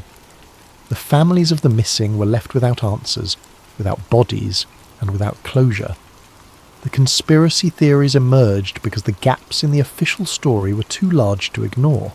Every alternative explanation, from pilot suicide to remote hijacking to military interception, attempted to impose logic on the void. Some theories were plausible, others were absurd, but all of them shared a common origin: the refusal to accept that the world's most advanced aviation infrastructure could lose an aircraft and never recover it. What we know is this: Flight 3. 70 flew for nearly 7 hours after disappearing from civilian radar. It crossed Malaysia, turned northwest, then south. It flew over open ocean until fuel exhaustion. Debris confirmed to be from the aircraft washed ashore across the western Indian Ocean. The satellite data proves the plane went south. The fragments prove it crashed. The plane is gone. The people are gone. The answers are still out there, somewhere beneath the waves, waiting. What we do not know is why. We do not know who made the decision to turn the plane around. We do not know if it was one person or many. We do not know if it was planned or impulsive, political or personal, malicious or desperate. We do not know if the passengers died quickly from hypoxia or spent hours terrified in the dark. We do not know if the cockpit was locked, if there was a struggle, if anyone tried to stop what was happening. We do not know because the ocean does not give up its secrets easily. The search officially ended in January of 2017. The case remains open. The families still grieve. The wreckage still lies somewhere in the dark, untouched and undiscovered. And the theories persist because mysteries this profound do not die. They evolve, adapt, and take on new life with each unanswered question. Flight 3. 70 vanished, but its ghost remains. In the forums where researchers argue over satellite data. In the dreams of families who lost someone that night. In the warnings issued by aviation authorities who now know that a plane can simply disappear, and the world may never find it. The ocean holds the truth, and it is not ready to let go. Some mysteries are solved with evidence and investigation. Others are solved only with time, when the ocean finally erodes the wreckage enough for it to surface, or when someone stumbles across the debris field by accident.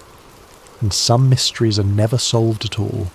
They remain open wounds in the historical record, questions without answers, tragedies without closure.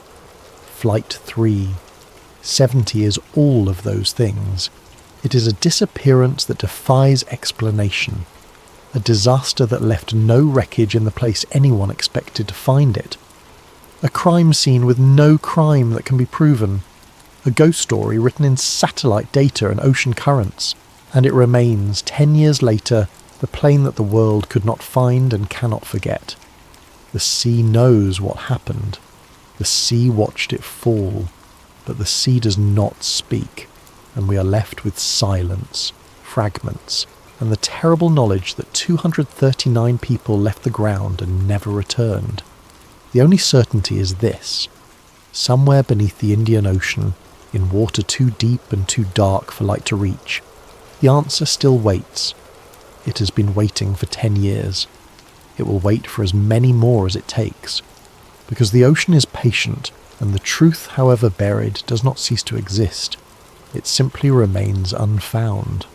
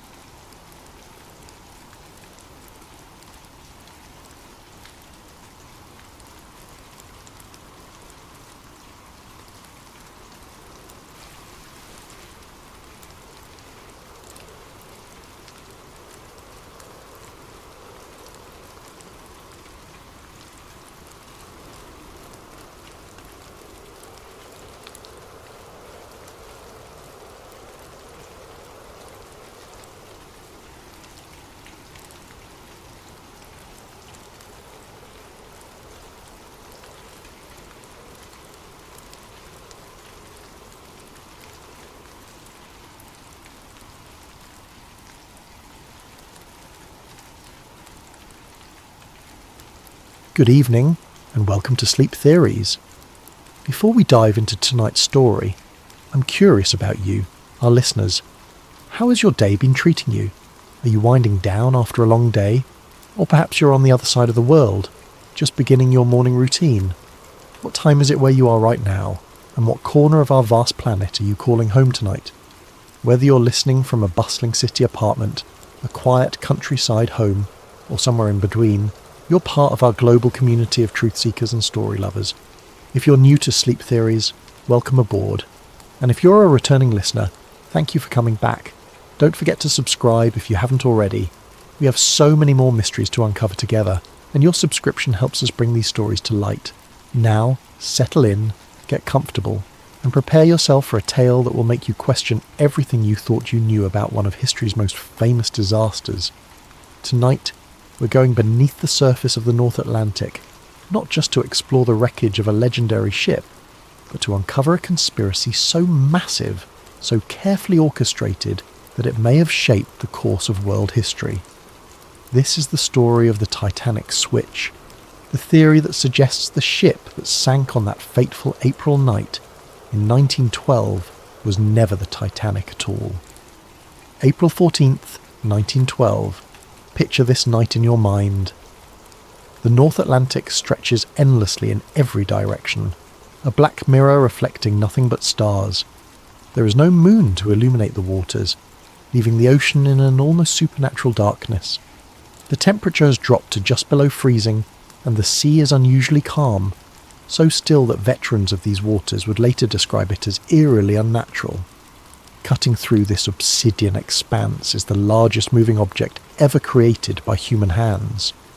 The RMS Titanic, all 882 feet of her, pushes through the water at nearly 23 knots. Her 4 massive smokestacks pierce the star-filled sky, sending columns of smoke and sparks into the night. From her decks, the warm glow of electric light spills out onto the water, creating the only source of illumination for miles in any direction. Inside this floating palace, over 2,000 souls are living what many believe to be their final hours, though they don't know it yet. In the first-class dining saloon, passengers in evening wear are finishing their 10-course dinner, completely unaware that they are dining aboard what will become history's most famous maritime disaster. The ship's orchestra plays ragtime melodies that drift through the corridors, mixing with the sound of laughter, conversation, and the ever-present thrumming of the engines deep below. Captain Edward Smith stands on the bridge, a veteran of the seas with 40 years of experience behind him. This is meant to be his final voyage before retirement, a triumphant capstone to a distinguished career. He has commanded ships for the White Star Line for decades, earning the nickname Millionaire's Captain for his skill in handling the luxury vessels that carry the world's elite across the Atlantic. Tonight he commands not just any ship, but the crown jewel of the White Star Line fleet, the unsinkable Titanic. But at 11:39 p.m. ship's time, everything changes in an instant. Frederick Fleet, the lookout stationed in the crow's nest, spots something emerging from the darkness ahead. Without the aid of binoculars, which, mysteriously, are locked away and unavailable to the lookouts that night, he strains his eyes against the blackness. What he sees sends ice through his veins. A massive iceberg, dark and silent, looms directly in the ship's path. "Iceberg right ahead," Fleet shouts into the telephone that connects him to the bridge. First Officer William Murdoch receives the warning and immediately orders hard a starboard and full astern. The helmsman spins the wheel, and the engine room receives the telegraph signal to reverse engines. For 37 seconds, the fate of over 2,000 people hangs in the balance as the massive ship begins to turn. But it's too late. The Titanic's starboard side scrapes along the iceberg with what survivors would later describe as a sound like thunder, though to many passengers it felt like nothing more than a slight shudder. Some passengers on the lower decks report chunks of ice falling onto the deck, and a few even gather pieces as souvenirs, joking about their close call with the ice. They have no idea that their ship is already doomed. Below the waterline, the iceberg has opened up the first 5 compartments of the ship's hull. The Titanic was designed to survive flooding in up to 4 compartments, but 5 is too many. Thomas Andrews, the ship's designer who is aboard for this maiden voyage, quickly calculates the mathematics of disaster. With 5 compartments flooding, the ship will inevitably sink by the bow, pulling the rest of the vessel down with her. "How long do we have?" Captain Smith asks Andrews. "An hour, 2 at most." And so begins one of the most studied, documented and debated disasters in human history. Over the next 2 hours and 40 minutes, the unsinkable ship will break apart and slip beneath the waves, taking with her over 1,500 souls. The survivors will tell stories of heroism and cowardice, of the band playing hymns as the ship tilted toward her grave, of the insufficient lifeboats and the icy water that killed most victims within minutes. This is the story we all know. This is the official narrative that has been told and retold for over a century. But what if everything we think we know about that night is wrong? What if the ship that struck the iceberg and sank in the North Atlantic was never the Titanic at all? What if the real conspiracy began not in the aftermath of the disaster, but months before, in the shipyards of Belfast, where 2 sister ships sat side by side, and where a desperate plan was hatched to save a failing company from financial ruin? What if the disaster that shocked the world was not an accident, but the culmination of the most audacious insurance fraud ever attempted? Tonight, we're going to explore a theory that suggests the Titanic disaster was not just a tragedy, but a carefully orchestrated conspiracy involving some of the most powerful men in the world. We're going to examine evidence that points to a massive cover-up, one that may have claimed the lives of over 1,500 innocent people in service of greed, power, and political manipulation. This is the story of the Titanic switch, and by the end of our journey together, you may never look at this famous disaster the same way again. To understand the theory of the Titanic switch, we must first travel back to the shipyards of Belfast Island, where 2 virtually identical ships were taking shape side by side. The story begins not with disaster, but with dreams of maritime supremacy and the fierce competition between the great shipping lines of the early 20th century.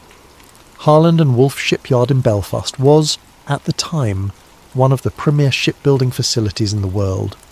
The massive facility sprawled along the banks of the River Lagan, its enormous gantry cranes towering over the landscape like steel monuments to industrial ambition.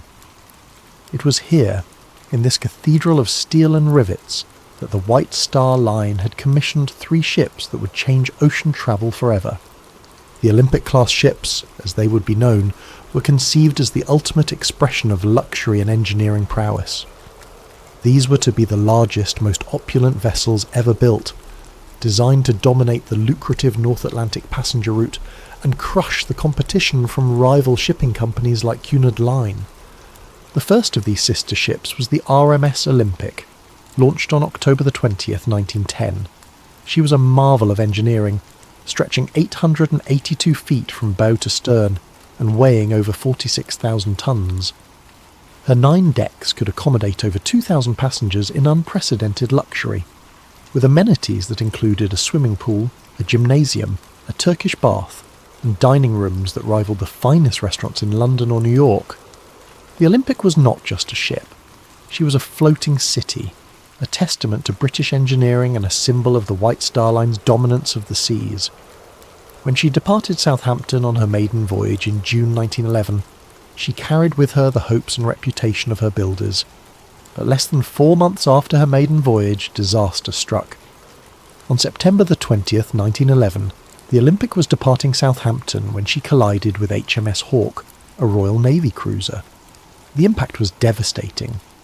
The Hawke's reinforced bow, designed to ram enemy vessels, punched a massive hole in the Olympic's starboard side, flooding 2 of her compartments and severely damaging her propeller shaft. The Olympic limped back to port, her maiden voyage season cut dramatically short. But the damage was far more extensive than initially apparent.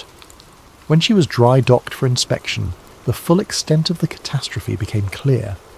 The collision had not only opened up her hull and damaged her propeller, but it had also twisted her keel, the backbone of the ship, potentially compromising her structural integrity for the remainder of her operational life. For the White Star Line, this was nothing short of a financial disaster. The Olympic had cost over $7.5 million to build, an astronomical sum in 1911. Now she faced months of expensive repairs, and even after those repairs, questions would remain about her seaworthiness and insurability. But the problems went deeper than just the cost of repairs. The collision with HMS Hawke had occurred under circumstances that placed the Olympic at fault. Captain Edward Smith, yes, the same Captain Smith who would later command the Titanic on her fatal voyage, had been in charge of the Olympic when the accident occurred. The subsequent Admiralty Court inquiry found the Olympic to blame for the collision, meaning that the White Star Line would receive no insurance compensation for the damage. This left the company facing a nightmare scenario. They had an expensive ship that needed costly repairs, no insurance money to pay for those repairs, and serious questions about whether insurance companies would be willing to fully cover the vessel in the future. The Olympic had gone from being the crown jewel of the White Star Line fleet to a massive financial liability virtually overnight. Meanwhile, in the same Belfast shipyard where the Olympic was undergoing her repairs, work was proceeding on her sister ship, the RMS Titanic. The Titanic was planned to be virtually identical to her older sister, with only minor modifications and improvements. From a distance, even expert ship observers would have difficulty telling the two vessels apart. They shared the same basic dimensions, the same general layout, the same distinctive four-funnel silhouette that had become the signature of the White Star Line's premium vessels. This similarity, according to the switch theory, was not coincidental. It was the key to a plan that would solve the White Star Line's financial crisis while simultaneously eliminating a massive liability. The theory suggests that sometime in late 1911 or early 1912, a decision was made at the highest levels of the White Star Line's ownership. Rather than spend millions repairing the Olympic and then operating her under a cloud of doubt about her structural integrity and insurability, they would swap the identities of the two ships. The damaged Olympic would be given the identity of the Titanic and sent out on what was ostensibly the new ship's maiden voyage. But this voyage would not be intended to reach New York. Instead, the disguised Olympic would be deliberately sunk, allowing the White Star Line to collect the full insurance value of a new undamaged vessel while simultaneously eliminating the financial burden of the real Titanic's damaged sister.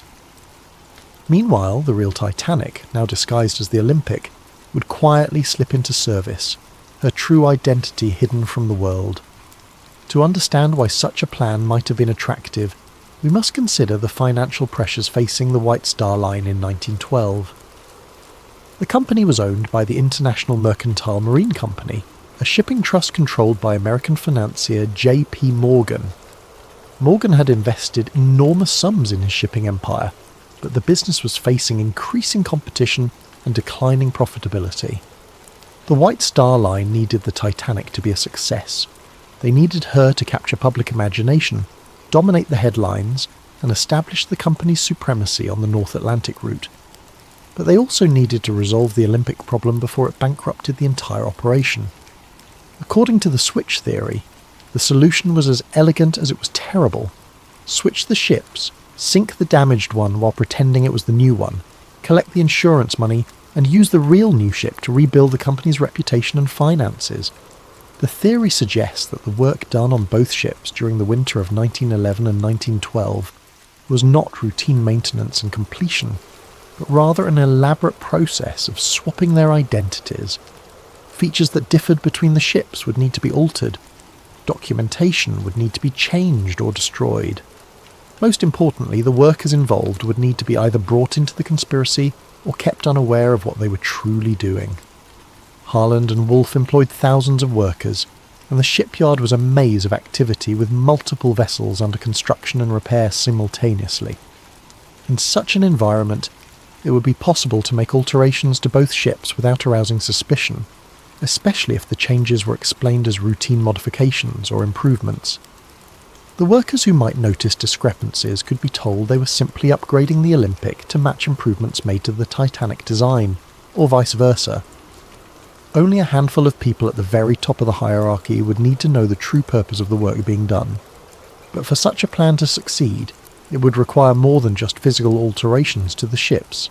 it would require careful planning of the disaster itself, ensuring that the right people were aboard and the right people were not, and that the sinking would occur in circumstances that would prevent too close an examination of the evidence.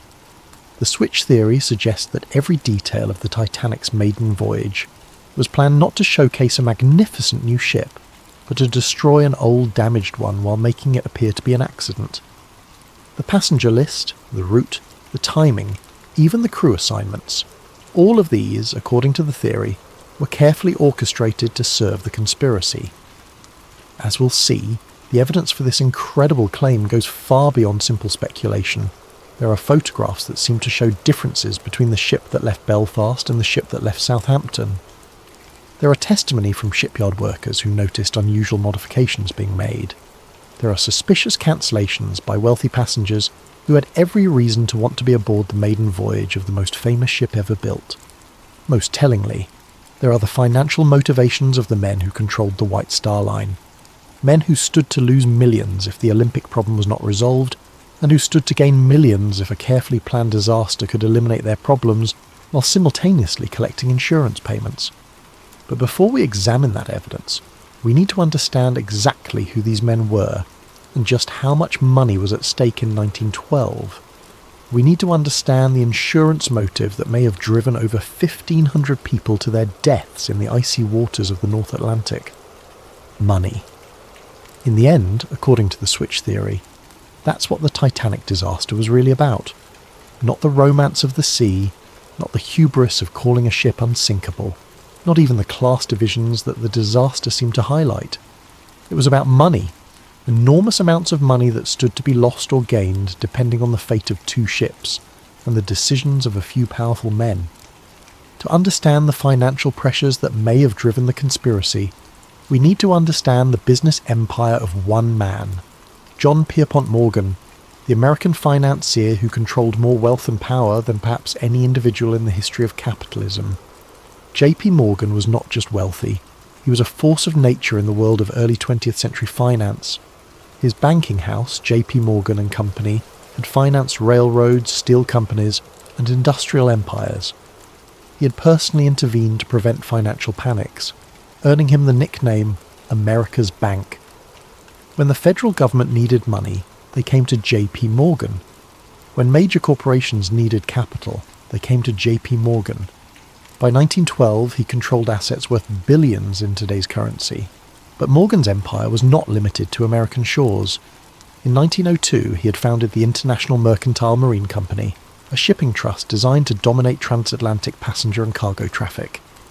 The IM acquired control of numerous shipping lines, including the prestigious White Star Line, Morgan's crown jewel in maritime transportation.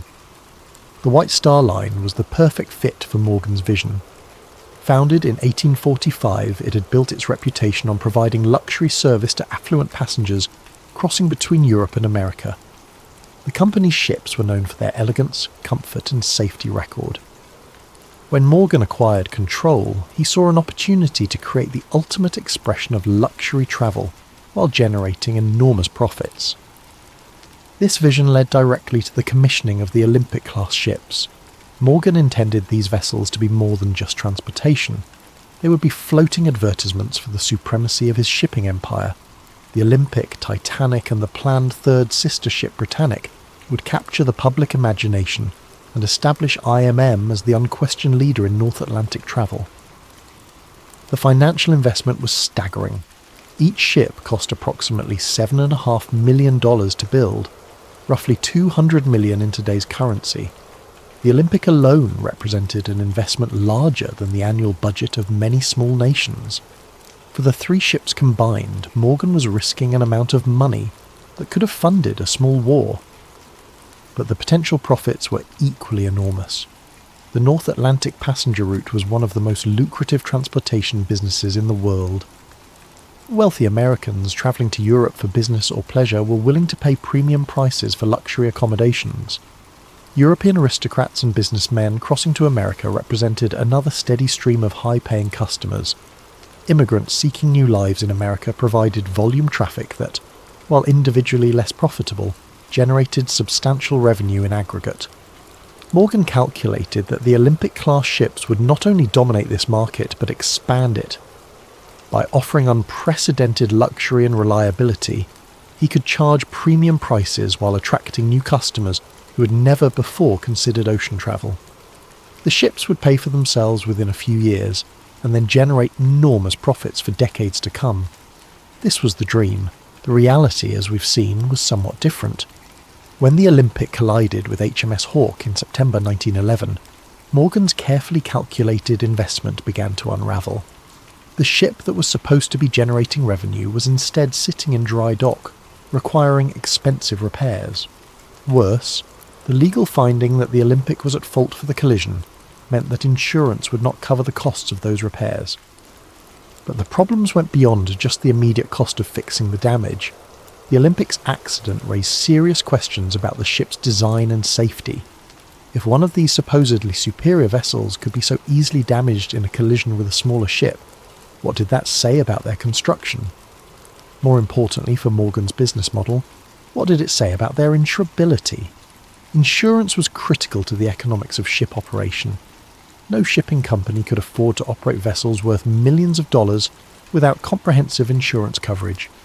But insurance companies were in the business of managing risk, and a ship that had already demonstrated vulnerability might be difficult to insure at reasonable rates. The switch theory suggests that by late 1911, Morgan and his associates realized they faced a potential disaster that went far beyond the cost of repairing one ship. If insurance companies began to question the safety and reliability of the Olympic-class design, it could affect the insurability and profitability of the entire fleet. The Titanic, still under construction, might face higher insurance premiums or coverage limitations based on her sister ship's problems. Even worse, if the Olympic's structural damage was more extensive than initially apparent, the ship might prove to be uneconomical to operate even after repairs. A ship with a damaged keel might suffer from ongoing problems with stability, fuel efficiency, or structural integrity. She might require more frequent and expensive maintenance, reducing her profitability and potentially shortening her operational life. In this context, the switch theory proposes the idea of swapping the ship's identities became attractive, not just as a way to collect insurance money, but as a way to solve multiple problems simultaneously. By sinking the damaged Olympic while disguised as the Titanic, the conspiracy would eliminate the problematic vessel while collecting insurance payments based on the value of a new, undamaged ship. The insurance money would not only compensate for the Olympic's construction costs, but would also provide capital to complete the real Titanic and put her into profitable service. Meanwhile, the real Titanic, now operating under the Olympic's identity, would begin generating revenue immediately. Any questions about the Olympic's performance could be explained away as improvements made during her repair period. The beauty of the plan, from a financial standpoint, was that it transformed a major liability into a substantial asset. Instead of losing money on repairs and operating a damaged ship of questionable profitability, the conspiracy would collect full insurance value for a total loss while simultaneously putting an undamaged vessel into service. But for such a plan to work, the insurance aspects would need to be carefully managed. The Titanic was insured for £650,000, approximately $75 million in today's currency. This was a substantial amount, but it was less than the ship's actual construction cost, partly because insurance values were typically set below replacement cost to discourage fraudulent claims. However, the insurance money would still represent a significant recovery of Morgan's investment.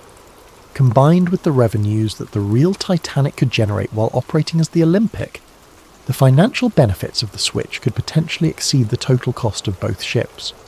The theory also suggests that the conspiracy would have additional financial benefits beyond the immediate insurance recovery.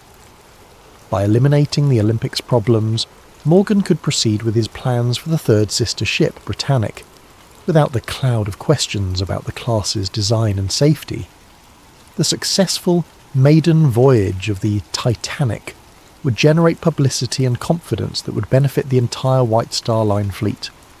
But perhaps most intriguingly, the switch theory proposes that the financial motive may have extended beyond simple insurance fraud. Some versions of the theory suggest that the disaster was timed to coincide with other events that would benefit Morgan's broader financial interests. In 1913, just 1 year after the Titanic disaster, the United States Federal Reserve System was established. This new central banking system fundamentally changed how American finance operated, and J.P. Morgan was one of its strongest supporters. The Federal Reserve centralized control of American monetary policy and created new opportunities for the kind of large-scale financial manipulation that Morgan specialized in.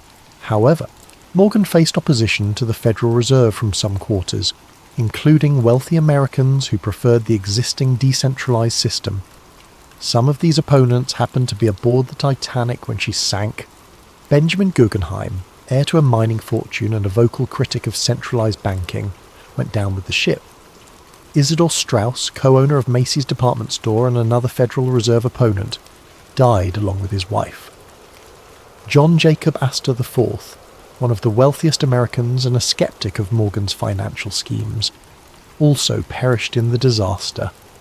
Meanwhile, J.P. Morgan himself, who had booked passage on the Titanic's maiden voyage, cancelled his trip at the last minute citing illness.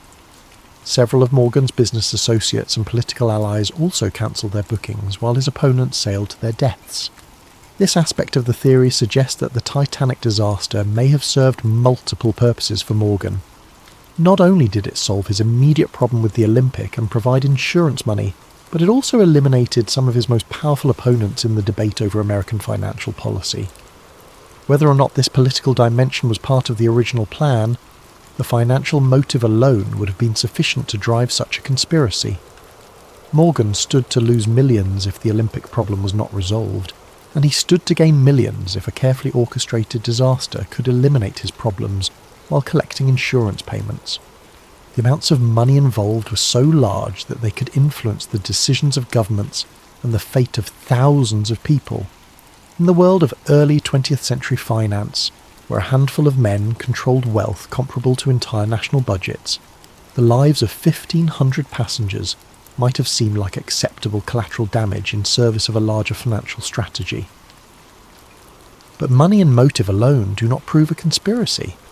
For the switch theory to be credible, there must be physical evidence that the ships were actually swapped. There must be documentation, photographs, and testimony that support the claim that the vessel that sank was not the Titanic but her damaged sister. As we'll see in the next chapter, proponents of the switch theory claim that such evidence exists, hidden in plain sight in photographs, construction records, and the testimony of those who were present when the conspiracy was allegedly carried out. The human eye, they say, can be deceived. Photographs, however, do not lie. They capture reality with mechanical precision, preserving details that witnesses might forget or misremember. For proponents of the switch theory, photographic evidence forms the backbone of their case that the ship which sank on April 15, 1912, was not the Titanic, but her sister ship, the Olympic. To understand this evidence, we must first appreciate just how similar the Olympic and Titanic actually were. Both ships were built from virtually identical blueprints, with the same overall dimensions, the same basic layout, and the same distinctive four-funnel profile. From a distance, even maritime experts would have difficulty distinguishing between them.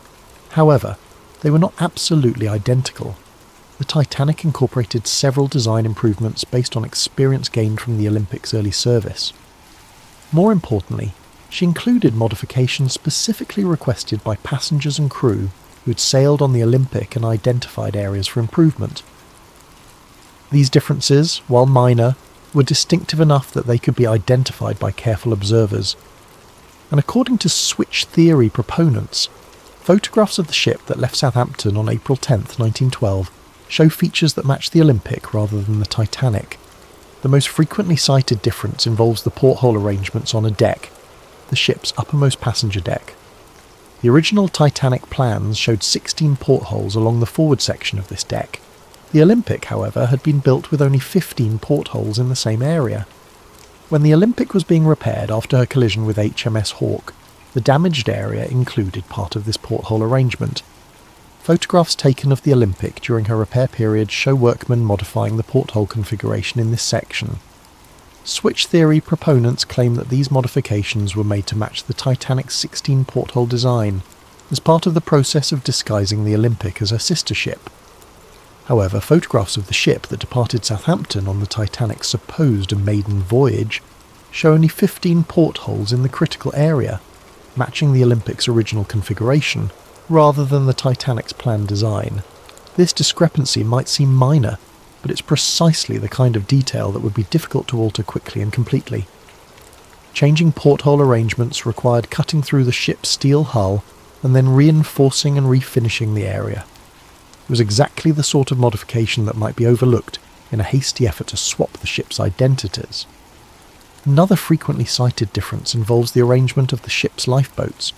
The Olympic and Titanic were built with slightly different davit systems, mechanical devices used to lower lifeboats into the water. The Titanic was designed with a newer, more efficient davit arrangement that allowed for quicker deployment of the boats. Photographs of the ship at Southampton show what appear to be the older style davits consistent with the Olympic's original configuration. Switch theory proponents argue that the newer davits planned for the Titanic were never installed because the ship that sailed was actually the disguised Olympic. This detail takes on additional significance when considered alongside survivor testimony about the difficulty experienced in launching lifeboats during the disaster.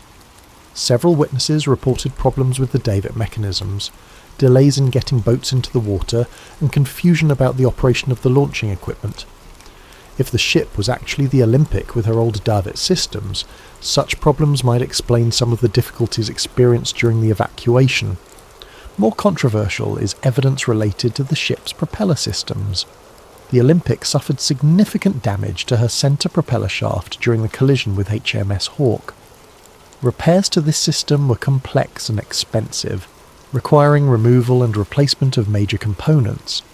Some switch theory proponents claim that rather than properly repairing the Olympic's propeller system, the damaged components were simply patched or temporarily fixed. They argue that the ship that sailed from Southampton had a compromised propulsion system that would have affected her handling and manoeuvrability. This claim is supported, they suggest, by testimony from passengers who noted that the ship seemed to vibrate unusually during the voyage, and by reports that the ship was not achieving her expected speed. If the Titanic was actually the Olympic with a damaged propeller system, these performance issues would be explained. Perhaps more significant than these technical details are the human testimonies from those who worked on the ships.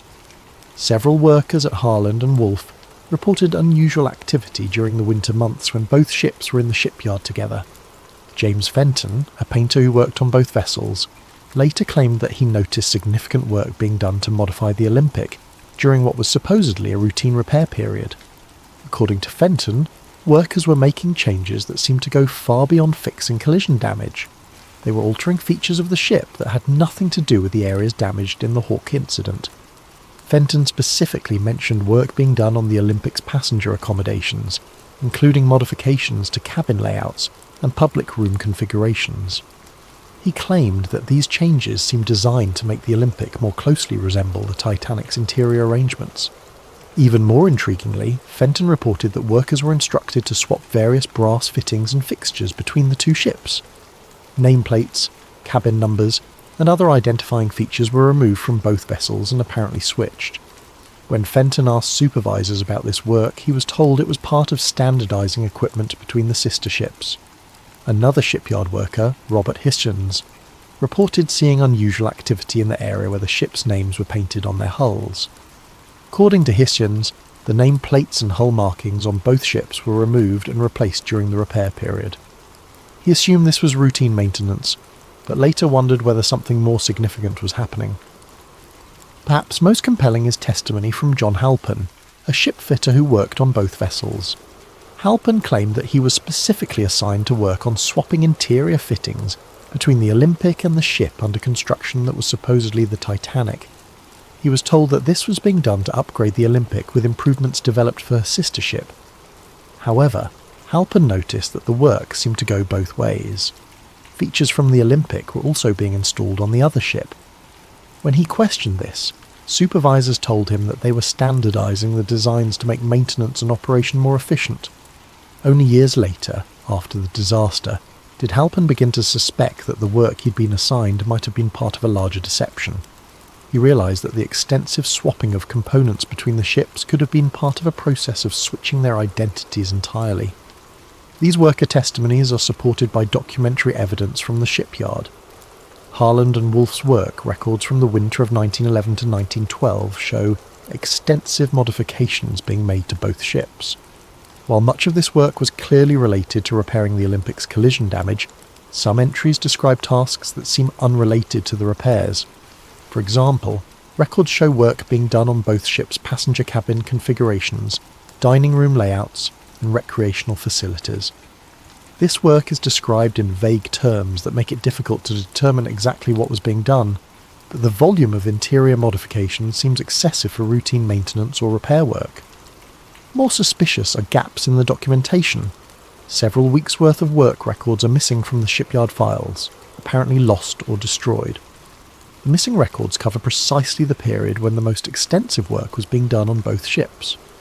Additionally, some surviving records contain unusual notations and corrections that suggest original entries were altered or replaced. Work orders that originally specified tasks for the Olympic appear to have been changed to specify the same work for the Titanic and vice versa. Switch theory proponents also point to photographic evidence from inside the ships. Comparison of interior photographs taken during construction with photographs taken aboard the ship that sailed from Southampton reveals several discrepancies. The most notable differences involve the first-class dining room and the grand staircase. The Olympic's dining room was originally designed with a specific pattern of decorative panels and light fixtures. The Titanic was planned to have an improved version of the same space, with subtle but distinctive differences in the decorative scheme. Photographs taken aboard the ship at Southampton show decorative features that match the Olympic's original design, rather than the improvements planned for the Titanic. Similarly, details of the grand staircase appear to match the Olympic's configuration, rather than the Titanic's planned modifications.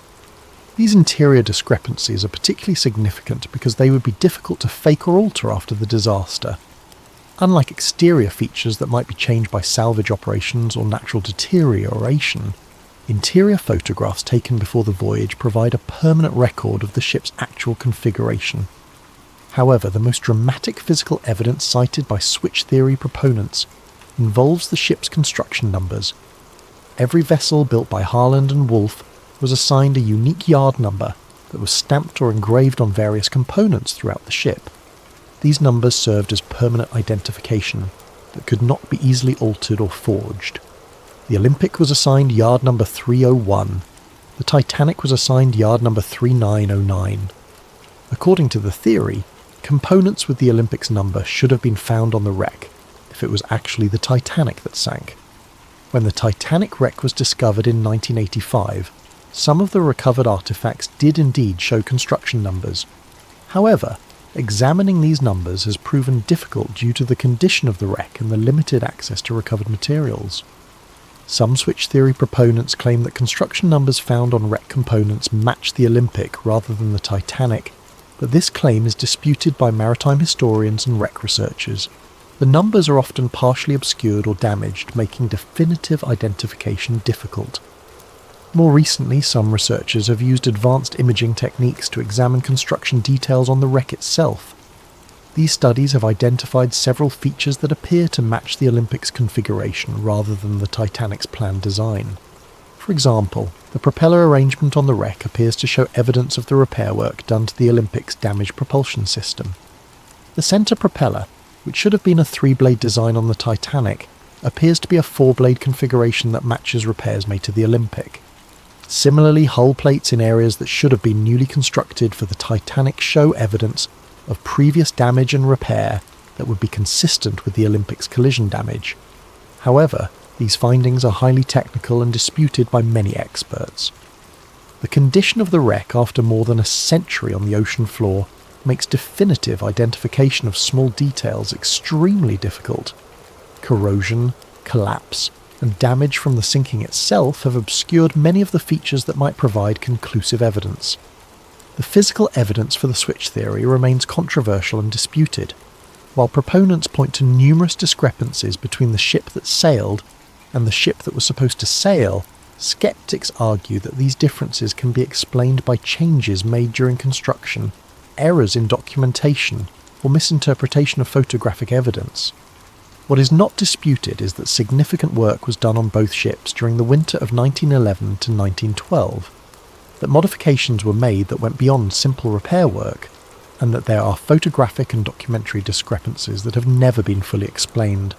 Whether these discrepancies prove a conspiracy or simply reflect the normal complexities of building and modifying massive ships remains a matter of debate. But for switch theory proponents, the physical evidence forms a compelling case that something was not right about the ship that sailed from Southampton on that April morning in 1912. However, physical evidence is only part of the story. To truly understand the scope of the alleged conspiracy, we must examine not just what was done to the ships, but who was aboard them. The passenger list of the Titanic's final voyage contains names that would reshape the world of finance and politics, and according to the theory, this was no coincidence. Sometimes the most revealing evidence is not what happened, but who was present when it happened. In the case of the Titanic disaster, the passenger manifest reads like a who's who of early 20th century power and influence. But according to the switch theory, this prestigious passenger list was not assembled by chance.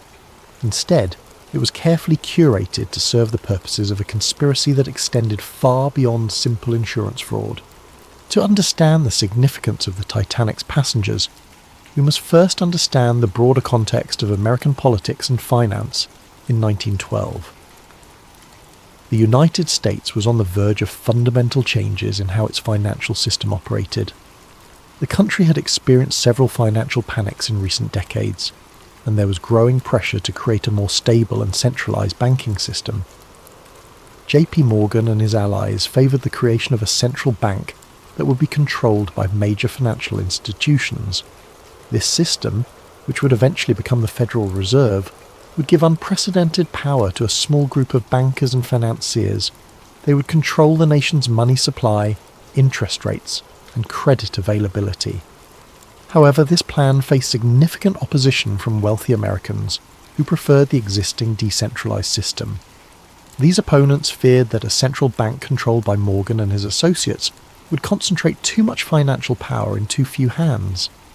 They argued for maintaining a system where multiple independent banks could compete and where no single institution could dominate the nation's finances. The debate over banking reform was not merely academic. Billions of dollars in wealth and decades of political power hung in the balance. If Morgan's vision prevailed, he and his allies would control the financial destiny of the United States. If his opponents succeeded in blocking the plan, Morgan's influence would be significantly diminished. Into this high-stakes political battle sailed the Titanic, carrying some of the most influential participants in the banking debate. And remarkably, almost all of the Federal Reserve's most powerful opponents happened to be aboard, while Morgan and his supporters were conspicuously absent. The most prominent opponent aboard was Benjamin Guggenheim, heir to one of America's great mining fortunes. The Guggenheim family controlled vast mineral resources and had accumulated enormous wealth through copper, silver and gold mining operations around the world. Benjamin was not just wealthy but politically influential, serving on the boards of multiple corporations and maintaining extensive connections in Washington. Guggenheim had been a vocal critic of Morgan's banking proposals. He argued that a centralized system would stifle competition and innovation in American finance. He favored maintaining the existing system of independent banks and opposed giving any single institution the power to control the nation's money supply. On the night of April 14th, as the Titanic began to sink, Benjamin Guggenheim reportedly dressed in his finest evening clothes and told fellow passengers, "We are prepared to go down like gentlemen." His body was never recovered. Also aboard was Isidor Straus, co-owner of Macy's department store and another influential voice in American business. Straus had built his retail empire through careful management and conservative financial practices. He distrusted the kind of financial manipulation that Morgan specialized in, and opposed the creation of a central bank that would facilitate such practices. Straus was particularly concerned about the impact of centralized banking on smaller businesses. He argued that a Morgan-controlled central bank would favour large corporations at the expense of independent merchants and entrepreneurs. His opposition to the Federal Reserve Plan was well known in political circles. When the Titanic began to sink, Isidore and his wife Ida were offered places in a lifeboat. According to witnesses, Ida refused to leave her husband, saying, "We have lived together for 40 years. Where you go, I go." They were last seen sitting together on deck chairs as the ship tilted toward her final plunge. Neither body was ever found. Perhaps most significant was the presence of John Jacob Astor IV, one of the wealthiest Americans and a man whose financial influence rivaled Morgan's own. Astor had inherited a vast real estate empire and had expanded it into hotels, railroads, and other investments. His personal fortune was estimated at over $87 million, roughly $2 billion in today's currency. Astor was not merely wealthy, but politically sophisticated. He understood the implications of Morgan's banking proposals and opposed them on both economic and political grounds. He argued that giving Morgan's group control over the nation's banking system would create a financial oligarchy that would undermine American democratic institutions. More than any other individual, Astor had the wealth and influence to effectively oppose Morgan's plans. His opposition carried weight in Congress and in the financial community. If anyone could have blocked the creation of the Federal Reserve, it was John Jacob Astor IV. Astor was travelling on the Titanic with his pregnant young wife, Madeline. When the ship began to sink, he helped her into a lifeboat but was refused passage himself under the Women and Children First protocol. His body was recovered days later, reportedly with his gold watch still in his pocket and over $2,000 in cash. His death eliminated one of the most powerful obstacles to Morgan's banking ambitions. These three men, Guggenheim, Strauss and Astor, represented the core of wealthy American opposition to the Federal Reserve Plan. Their combined influence, both financial and political, posed a serious threat to Morgan's vision of centralized banking control. Their deaths removed major obstacles to the passage of Federal Reserve legislation. But the passenger list's significance extends beyond these three prominent figures. Several other Titanic passengers had connections to the banking debate or to Morgan's business interests. Some were allies who might have provided testimony or support that could have been problematic for the conspiracy. Others were neutral parties whose presence might have been seen as providing legitimacy to the voyage. The theory suggests that the passenger list was carefully managed to ensure that the right people were aboard and the wrong people were not. Key figures in the banking debate who opposed Morgan were encouraged or induced to sail, while those who might have interfered with the plan were kept away. This management allegedly extended to the crew assignments as well. Captain Edward Smith, who commanded the ship, was nearing retirement, and may have been chosen partly because his career was ending anyway. If he survived the disaster, he would soon be out of the shipping business and less likely to cause problems. If he didn't survive, his death would be seen as a heroic sacrifice, rather than evidence of conspiracy. Other key crew members were reportedly chosen for their loyalty to the White Star Line or their lack of detailed knowledge about the ship's construction. Engineers and officers who might have been able to identify discrepancies between the Olympic and Titanic were either not assigned to the voyage or were placed in positions where they would be unlikely to survive if something went wrong. Perhaps most tellingly, J.P. Morgan himself had originally booked passage on the Titanic's maiden voyage. As the owner of the shipping line and the man whose vision the voyage was meant to showcase, Morgan's presence would have been expected and appropriate. His cabin had been reserved, his passage confirmed, and his attendance at various social events planned. But at the last minute, Morgan cancelled his trip, citing illness. He claimed to be suffering from a minor ailment that prevented him from travelling, and he remained in France where he had been vacationing. Remarkably, several of Morgan's close business associates also cancelled their bookings at the last minute, citing various personal and business reasons. The pattern of cancellations was so notable that it attracted attention even at the time. Several newspapers commented on the unusual number of prominent businessmen who had changed their travel plans. Some observers wondered whether there might have been advance warning of problems with the ship or the voyage. Morgan's cancellation is particularly suspicious because he was photographed in apparently good health at a French resort just days after the disaster. He showed no signs of the illness that had supposedly prevented him from travelling, and he resumed his normal activities immediately after learning of the Titanic's fate. Even more suspicious were the cancellations by Morgan's business partners. Henry Clay Frick, the steel magnate and longtime Morgan ally, had booked passage but cancelled, citing his wife's health. George Washington Vanderbilt II, another Morgan associate, also cancelled his booking at the last minute. Milton Hershey, the chocolate manufacturer who had business relationships with Morgan's interests, similarly changed his travel plans. The pattern suggests that Morgan and his inner circle knew something that the general passengers did not. Whether they had advanced knowledge of the planned disaster or simply knew that the ship was not safe due to the identity switch, they took steps to avoid being aboard when the conspiracy was carried out. Meanwhile, Morgan's opponents in the banking debates sailed to their deaths, apparently unaware of the danger they faced. The convenient elimination of the Federal Reserve's most powerful critics cleared the way for the legislation that Morgan had been promoting. Indeed, the Federal Reserve Act was passed by Congress in December 1913, less than 2 years after the Titanic disaster. The legislation created the central banking system that Morgan had long advocated, giving him and his associates unprecedented control over American finance. The deaths of Astor, Guggenheim and Strauss had removed the most influential voices that might have prevented this outcome. Some versions of the switch theory go even further, suggesting that the passenger list was managed not just to eliminate political opponents, but also to provide witnesses who would support the official story of the disaster. Certain passengers and crew members who survived the sinking provided testimony that reinforced the narrative of an accidental collision with an iceberg. These survivors described the impact, the flooding, and the sinking in ways that supported the insurance claims and deflected suspicion from the possibility of sabotage or deliberate destruction. Their accounts helped establish the official version of events that has persisted for over a century. However, other survivors provided testimony that was less helpful to the official narrative.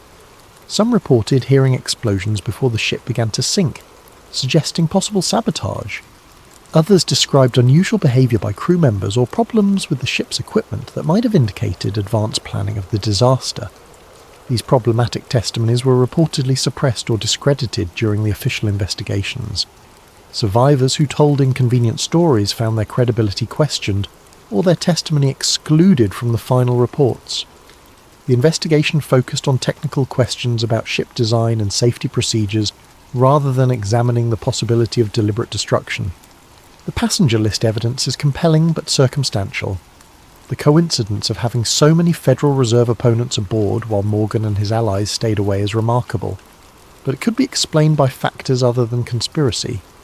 The timing of the banking legislation might have been influenced by the victims' deaths, but correlation does not necessarily prove causation.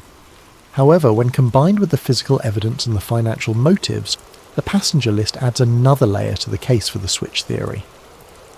The pattern of who was aboard and who wasn't suggests a level of planning and coordination that goes beyond simple insurance fraud. If the theory is correct, the Titanic disaster was not just about swapping damaged ships or collecting insurance money. It was about reshaping the American financial system and eliminating opposition to a plan that would concentrate enormous power in the hands of a few men. But such an ambitious conspiracy would require more than just manipulating passenger lists and switching ships. It would require control over the disaster itself, ensuring that the sinking occurred under circumstances that would support the official story while achieving the conspiracy's goals. As we'll see in the next chapter, proponents of the switch theory believe that every aspect of the sinking was carefully planned and executed. The final act of any great conspiracy must be the most carefully orchestrated. If the switch theory is correct, then the night of April 14th to 15th, 1912 represented not a tragic accident, but the culmination of months of planning designed to create the appearance of disaster while achieving very specific goals. Every detail of how the ship encountered the iceberg, how she sank, and how the rescue efforts unfolded would need to serve the larger purpose of the conspiracy. To understand how the sinking might have been deliberately orchestrated, we must first examine the unusual circumstances that made the disaster possible. The night of April 14th was characterised by conditions that maritime experts describe as extraordinarily rare and dangerous. The sea was unusually calm, so still that there were no waves breaking against icebergs to make them visible from a distance. The night was moonless, creating darkness so complete that lookouts had virtually no natural illumination to aid their watch. Most unusually, the atmosphere was clear and cold, creating temperature inversion conditions that could cause unusual optical effects, making distant objects appear closer or farther than they actually were. These conditions, while natural, were so unusual that many experienced sailors reported they had never encountered anything like them. Captain Smith himself, with 4 decades of experience on the North Atlantic, had never commanded a ship through such treacherous natural circumstances. But according to the switch theory, these conditions were not just unfortunate coincidences. They were anticipated and exploited by conspirators who had carefully planned the ship's route and timing to take advantage of known dangerous conditions. The theory suggests that the ship's course was deliberately set to take her through areas where icebergs were known to be present. Radio warnings about ice had been received throughout the day, but many of these warnings were reportedly not passed to the bridge crew, or were ignored by officers who should have taken precautionary measures. The ship Californian, which belonged to the same parent company as the Titanic, had stopped for the night in the ice field, her captain declaring conditions too dangerous for navigation. Yet the Titanic continued at nearly full speed through the same waters, despite multiple warnings about the presence of ice. Switch theory proponents argue that this dangerous navigation was not the result of overconfidence or poor judgment, but rather deliberate policy designed to ensure that an accident would occur. The ship needed to encounter an iceberg in order to provide a plausible explanation for her sinking, and her officers were instructed to maintain course and speed despite the obvious dangers. The collision itself occurred under circumstances that some witnesses found suspicious. Frederick Fleet, the lookout who first spotted the iceberg, reported that the berg appeared suddenly out of the darkness, giving him only seconds to sound the alarm. However, other witnesses reported seeing the iceberg minutes before the collision, suggesting that it should have been visible to trained lookouts much earlier. Some survivors reported that the ship seemed to turn toward the iceberg rather than away from it in the final moments before impact. While this could be explained by the physics of large ship manoeuvring, it raises questions about whether the collision was truly accidental or was deliberately engineered to ensure maximum damage. More suspicious were reports of explosions aboard the ship shortly after the collision. Multiple witnesses, including passengers and crew members, reported hearing loud bangs and feeling vibrations that seemed separate from the impact with the iceberg. These explosions were officially attributed to boilers bursting as cold water flooded the engine rooms, but some witnesses believed they occurred too soon after the collision to be explained by flooding alone. The switch theory suggests that these explosions may have been caused by deliberately placed charges designed to ensure that the ship would sink quickly and completely. If the collision with the iceberg was not sufficient to guarantee the ship's destruction, additional sabotage might have been necessary to achieve the conspiracy's goals. The pattern of flooding also struck some observers as unusual. While the official investigation concluded that the iceberg had opened 5 compartments to the sea, causing fatal flooding, some witnesses reported that water seemed to be entering the ship from multiple locations, not just the area of the supposed iceberg damage. Crew members working in areas far from the collision reported rapid flooding that seemed inconsistent with damage caused by scraping along an iceberg. Some suggested that the ship's hull might have been weakened in advance, either through the supposed identity switch or through deliberate sabotage, making her more vulnerable to catastrophic damage. The behaviour of some crew members during the disaster also raised questions. While many officers and crew performed heroically, trying to save as many passengers as possible, others seemed strangely unprepared for the emergency or reluctant to take action that might have saved more lives. The ship's wireless operators continued sending routine commercial messages even after the collision, delaying distress calls that might have brought rescue ships more quickly. Some officers seemed confused about the severity of the damage or uncertain about proper emergency procedures, suggesting that they might not have been fully briefed on the ship's actual condition or capabilities. Most suspiciously, the ship's lifeboats were launched with far fewer passengers than their capacity allowed. While this was officially attributed to panic and poor training, some witnesses reported that crew members actively prevented passengers from entering boats that had space available. The switch theory suggests that this was not incompetence but deliberate policy designed to ensure that specific passengers would not survive. If the conspiracy's goal was to eliminate certain individuals while allowing others to live, controlling access to lifeboats would be an effective method of determining who lived and who died. The nearby ship Californian adds another layer of suspicion to the night's events. This vessel, owned by the same International Mercantile Marine Company that controlled the White Star Line, had stopped for the night approximately 20 miles from the Titanic's position.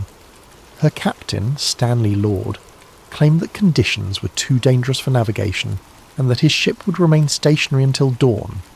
However, the Californian's crew reported seeing rockets and distress signals from the direction of the Titanic throughout the night. Despite these obvious signs of a ship in distress, Captain Lord chose not to investigate or offer assistance. He claimed that he believed the signals were routine communications or celebrations, not emergency distress calls.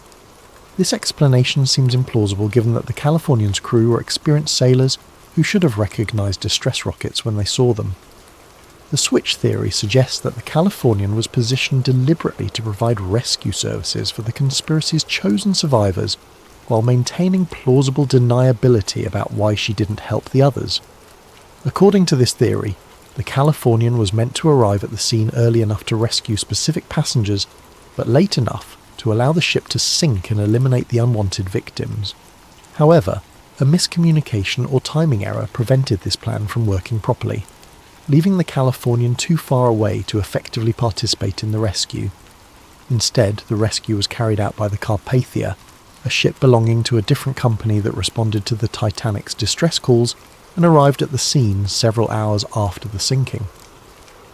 The Carpathia's captain and crew were not part of the conspiracy and performed genuine rescue work, saving over 700 survivors. But the delay in rescue efforts, whether planned or accidental, ensured that the ship sank completely and that most of her passengers and crew died in the frigid waters. This served the conspiracy's purposes by eliminating witnesses who might have been able to identify discrepancies between the Olympic and Titanic, while also removing the political opponents whose deaths were part of the larger plan. The sinking itself was remarkably complete and thorough. Unlike many shipwrecks, which settle on the ocean floor largely intact, the Titanic broke apart as she sank, scattering debris over a wide area and making subsequent examination of the wreck extremely difficult. This destruction could have been the result of natural forces acting on a ship not designed to sink at such an angle, but it also served to obscure evidence that might have revealed the ship's true identity. The complete loss of the ship meant that investigators had to rely on survivor testimony and limited physical evidence to reconstruct what had happened. Since many of the most knowledgeable witnesses had died in the disaster, and since the survivors had been through a traumatic experience that might have affected their memories, establishing definitive facts about the sinking proved difficult. This uncertainty served the conspiracy's purposes by preventing too close an examination of the evidence. Questions about the ship's identity, the cause of the sinking, or the behaviour of the crew could be deflected by pointing to the lack of conclusive evidence and the confusion inherent in any major disaster. The official investigations that followed the disaster focused primarily on technical questions about ship design and safety procedures. While these investigations identified important problems with lifeboat capacity, crew training and emergency procedures, they did not seriously examine the possibility that the sinking had been deliberately caused. The British Board of Trade Inquiry and the US Senate investigation both concluded that the disaster was the result of excessive speed in dangerous conditions, combined with design flaws that made the ship vulnerable to the type of damage caused by the iceberg collision. These findings supported the official narrative of an accidental tragedy, while deflecting attention from possible evidence of conspiracy. However, some evidence presented to these investigations was inconsistent with the official conclusions. Witnesses testified about explosions, unusual flooding patterns, and crew behaviour that suggested advanced knowledge of the disaster. This testimony was generally dismissed or explained away, but it remained part of the official record for those who knew where to look for it. The investigations also revealed suspicious gaps in the documentary evidence. Ship logs, construction records, and other documents that might have provided definitive information about the vessel's identity or condition were missing or had been destroyed. While this was officially attributed to the chaos of the disaster, it prevented investigators from definitively establishing key facts about the ship and her voyage. Perhaps most tellingly, the investigations made no serious attempt to examine the financial aspects of the disaster. The insurance arrangements, the ownership structure of the shipping companies, and the business relationships between key figures were not considered relevant to understanding why the ship sank. This focus on technical rather than financial questions served the conspiracy's purposes by avoiding examination of the motives that might have driven such an elaborate deception. The investigations treated the disaster as a tragic accident rather than a possible crime, and their conclusions reinforced the official narrative that has persisted for over a century. But if the switch theory is correct, the sinking of the Titanic was not just a crime, but a nearly perfect crime.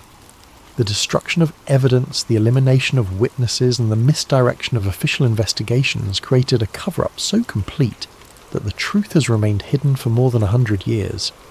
As we'll see in the next chapter, maintaining this cover-up required ongoing efforts by powerful interests to suppress evidence, discredit investigators, and control the historical narrative of the disaster. In the aftermath of any major conspiracy, the cover-up often proves more challenging than the original crime. Evidence must be suppressed, witnesses must be silenced or discredited, and investigators must be misdirected away from uncomfortable truths. If the switch theory is correct, the years following the Titanic disaster saw one of the most comprehensive and successful cover-ups in modern history. The cover-up began almost immediately after news of the disaster reached shore. Within hours of the Carpathia's arrival in New York with the Titanic survivors, powerful interests were already working to control the narrative of what had happened and to prevent inconvenient questions from being asked. J.P. Morgan's representatives were among the first to arrive at the dock, not to provide comfort to survivors, but to begin the process of managing information. Survivors were reportedly approached by company officials and lawyers who offered assistance with travel arrangements, medical care and financial support. However, this assistance came with subtle but clear expectations about what survivors should and should not say about their experiences. Some survivors later reported being advised to focus their testimony on the heroism of the crew and the tragedy of insufficient lifeboats, while avoiding speculation about the cause of the disaster or unusual circumstances they might have observed. Those who had noticed discrepancies between the ship they boarded and the ship they expected to board were encouraged to attribute these differences to their own confusion or lack of technical knowledge. More direct pressure was reportedly applied to survivors whose testimony might have been particularly damaging to the official narrative. Crew members who had worked on both the Olympic and Titanic and might have been able to identify which ship actually sank were offered generous severance packages and assistance finding new employment, with the understanding that their maritime careers would be over if they spoke publicly about their experiences. The most dangerous witnesses were those who had observed the supposed identity switch taking place in the Belfast shipyard. These workers faced more serious consequences if they chose to speak out. Some reported being visited by company representatives who made it clear that their employment, their safety, and the welfare of their families depended on their discretion. James Fenton, the painter who had noticed unusual modifications being made to the Olympic, later claimed that he was approached by men who warned him that discussing his observations would be considered a breach of his employment contract and potentially a criminal violation of trade secrets laws. He was told that speaking to journalists or investigators could result in prosecution and imprisonment. Other shipyard workers reported similar intimidation. Some were offered money to relocate to distant cities where they would be less likely to encounter investigators or journalists. Others were simply fired from their jobs and found that their names had been blacklisted throughout the shipbuilding industry, making it impossible for them to find similar work. The most comprehensive aspect of the cover-up involved the systematic destruction or alteration of documentary evidence. Harland and Wolff shipyard records that might have revealed the true extent of work done on both ships were reportedly destroyed in a series of accidental fires and floods that occurred in the months following the disaster. Work orders, progress reports, and material requisitions that could have definitively established which ship was which were among the documents lost in these convenient accidents. The missing records covered precisely the time period when the alleged identity switch would have taken place, eliminating the most direct evidence of the conspiracy. More subtly, surviving documents were reportedly altered to remove inconvenient details or to create confusion about the timeline of work done on both ships. Serial numbers were changed, dates were altered, and work descriptions were modified to obscure the true nature of the modifications that had been made. The British Board of Trade investigation, which was the primary official inquiry into the disaster, showed unusual patterns in how it gathered and evaluated evidence. The investigation focused almost exclusively on technical questions about ship design and safety procedures, while avoiding examination of financial motives or business relationships that might have suggested conspiracy. Key witnesses who might have provided inconvenient testimony were not called to testify, or their testimony was limited to narrow technical questions that avoided broader issues about the ship's identity or the circumstances of the voyage. The investigation's final report contained numerous conclusions that were not fully supported by the evidence presented, suggesting that the outcomes had been predetermined. Even more suspicious was the speed with which the investigation was concluded and its findings accepted by government authorities. For a disaster of such magnitude and complexity, the investigation was remarkably brief and superficial. Important questions were left unanswered, and significant discrepancies in witness testimony were ignored or explained away without adequate investigation. The US Senate investigation, led by Senator William Alden Smith, initially appeared more thorough and independent. Senator Smith was known for his skepticism of large corporations and his willingness to challenge powerful interests. His investigation called numerous witnesses and examined many aspects of the disaster that the British inquiry had ignored. However, as the investigation proceeded, it became apparent that Senator Smith was facing pressure from influential sources to limit the scope of his inquiry. Key witnesses were suddenly unavailable or changed their testimony between preliminary interviews and formal hearings. Documentary evidence that had been promised to the investigation failed to materialise or was found to be incomplete. Most tellingly, the investigation avoided examining the financial aspects of the disaster.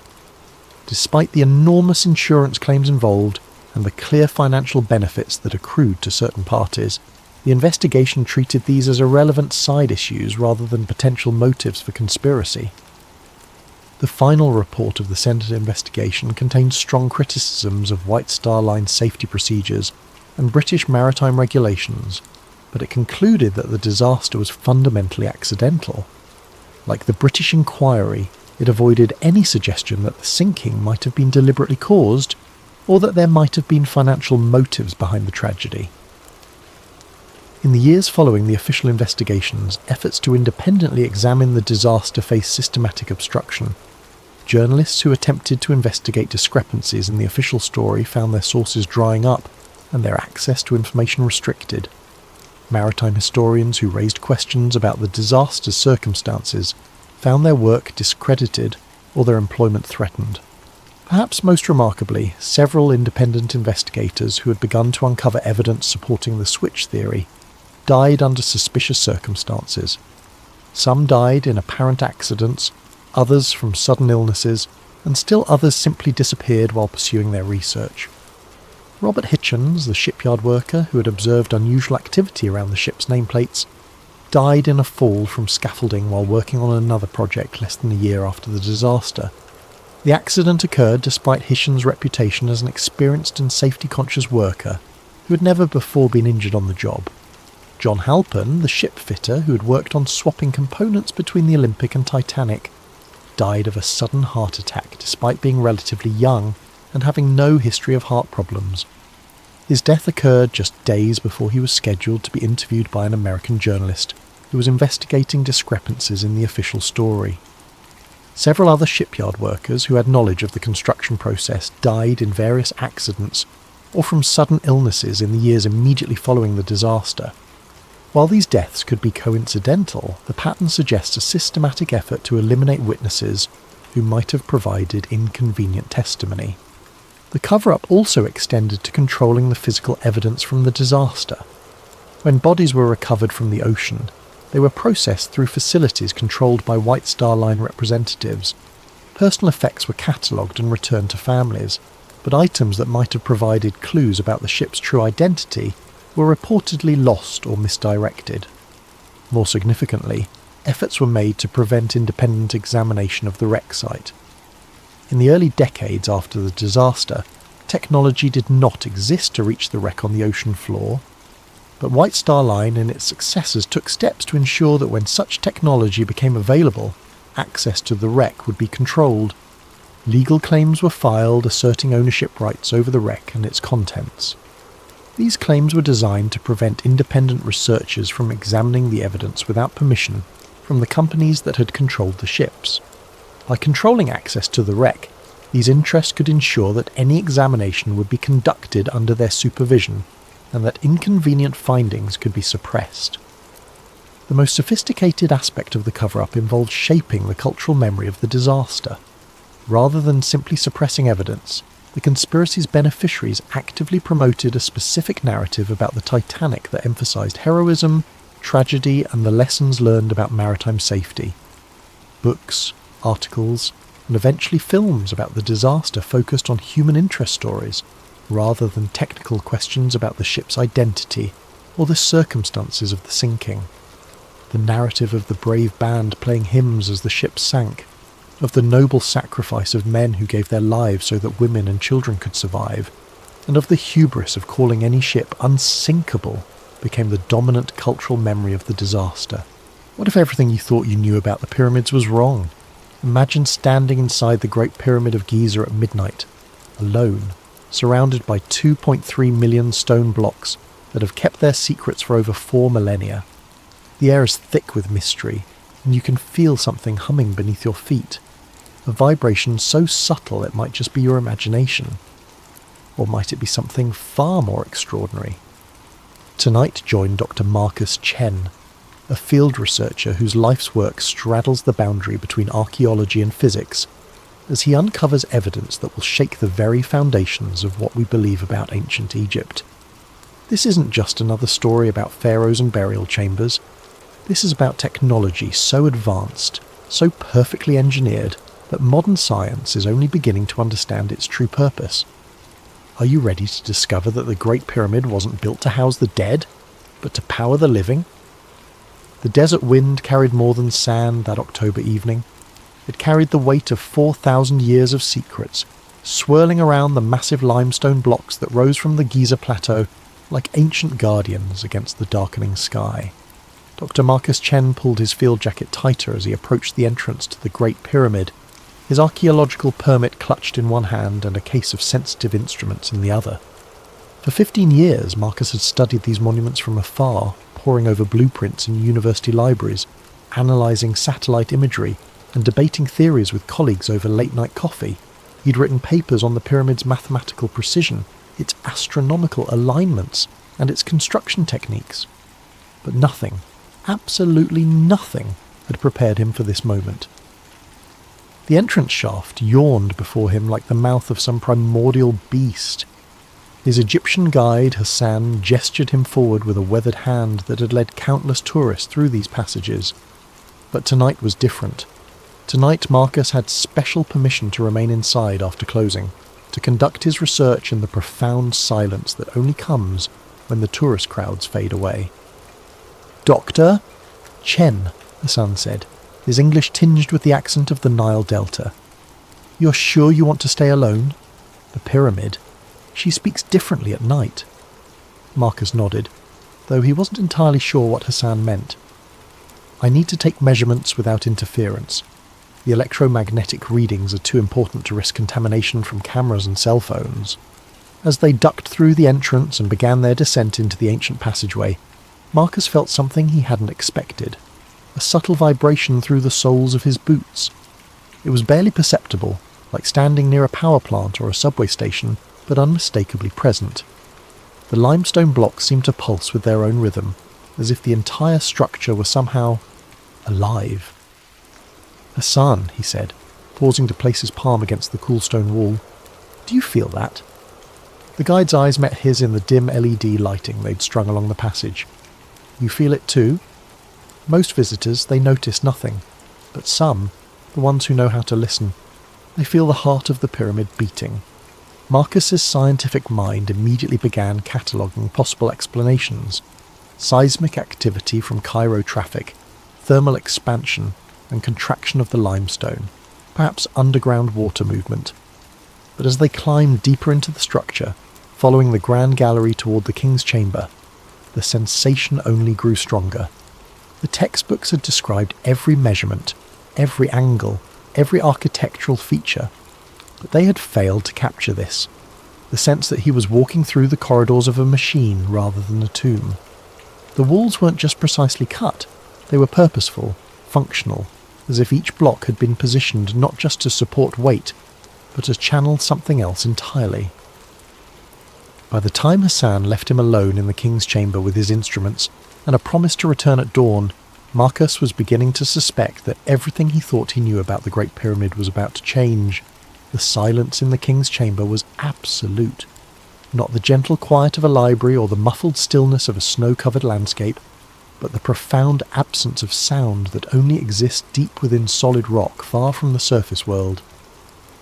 Marcus set his equipment case on the granite floor and began unpacking his instruments, but his eyes kept returning to the walls around him. For a structure supposedly built as the eternal resting place of Pharaoh Khufu, the king's chamber was remarkably empty. No hieroglyphs adorned the walls, no colourful depictions of the pharaoh's journey to the afterlife, no ornate decorations celebrating his divine status, just smooth, precisely fitted granite blocks that formed a perfect rectangular space. Marcus had visited dozens of legitimate Egyptian tombs, from the elaborate burial chambers in the Valley of the Kings to smaller mastabas scattered throughout the desert. Every single one had been filled with artwork, inscriptions and symbolic elements designed to guide and protect the deceased in the afterlife. The Egyptians were obsessive about decorating their tombs. It was perhaps their most distinctive cultural trait. So why was the most important tomb in Egypt completely bare? He pulled out his digital calipers and began measuring the chamber's dimensions, cross-referencing them with his notes: 10.47 metres long, 5.24 metres wide, 5.84 metres high. But as he worked, something else caught his attention: the acoustics. "Hello?" he called out softly, and the word came back to him transformed. Not a simple echo, but something more complex, a resonance that seemed to build upon itself, creating harmonics that his voice alone couldn't produce. He clapped his hands sharply and the sound reverberated through the chamber in waves, each echo slightly different from the last. Marcus had studied acoustical engineering as part of his physics background, and he knew what he was hearing. The chamber was tuned. The proportions, the materials, even the placement in the pyramid weren't arbitrary. They had been calculated to create specific resonant frequencies. He set up his sound meter and began a systematic test, clapping at different spots around the chamber and recording the acoustic response. The data was remarkable. The chamber was resonating at approximately 110 Hz, a frequency that research had shown could induce altered states of consciousness in humans. Ancient peoples around the world had built structures with similar acoustic properties. Newgrange in Ireland, the Hippogæum in Malta, certain chambers at Stonehenge. But there was something more. As Marcus moved his sound meter around the room, he noticed that the acoustic properties weren't uniform. The northeast corner produced different harmonics than the southwest. The centre of the chamber created the strongest resonance, while areas near the walls seemed to dampen certain frequencies while amplifying others. It was as if the entire chamber had been designed as a three-dimensional instrument, capable of producing complex acoustic patterns that modern sound engineers would struggle to replicate. This wasn't the work of ancient stonemasons building a burial vault. This was the product of sophisticated understanding of wave mechanics and acoustic engineering. Marcus sat cross-legged in the centre of the chamber and closed his eyes, letting the subtle vibrations he'd felt earlier wash over him. The sensation was stronger here. a low-frequency pulse that seemed to emanate from the very stones themselves. It reminded him of standing next to a massive pipe organ, feeling the bass notes resonating in his chest cavity. But there were no pipes here, no mechanical system that could produce such vibrations, unless... He opened his eyes and looked up at the ceiling, with its 9 massive granite beams supporting thousands of tons of limestone above. Each beam weighed between 25 and 80 tons, and had been quarried from Aswan 500 miles to the south. The precision with which they'd been placed was extraordinary. The gaps between them were uniform to within millimetres. What if those gaps weren't just structural? What if they were intentional spacing, designed to create specific resonant frequencies when subjected to external forces? The entire chamber could be functioning as a resonating cavity, with the granite beams acting as tuning elements. Marcus pulled out his electromagnetic field detector and switched it on. Immediately the device began registering low-level EM activity. Not strong, but definitely present and distinctly non-random. The readings were strongest near the walls and seemed to pulse in rhythm with the vibrations he could feel through the floor. No pharaoh had ever been found in this chamber.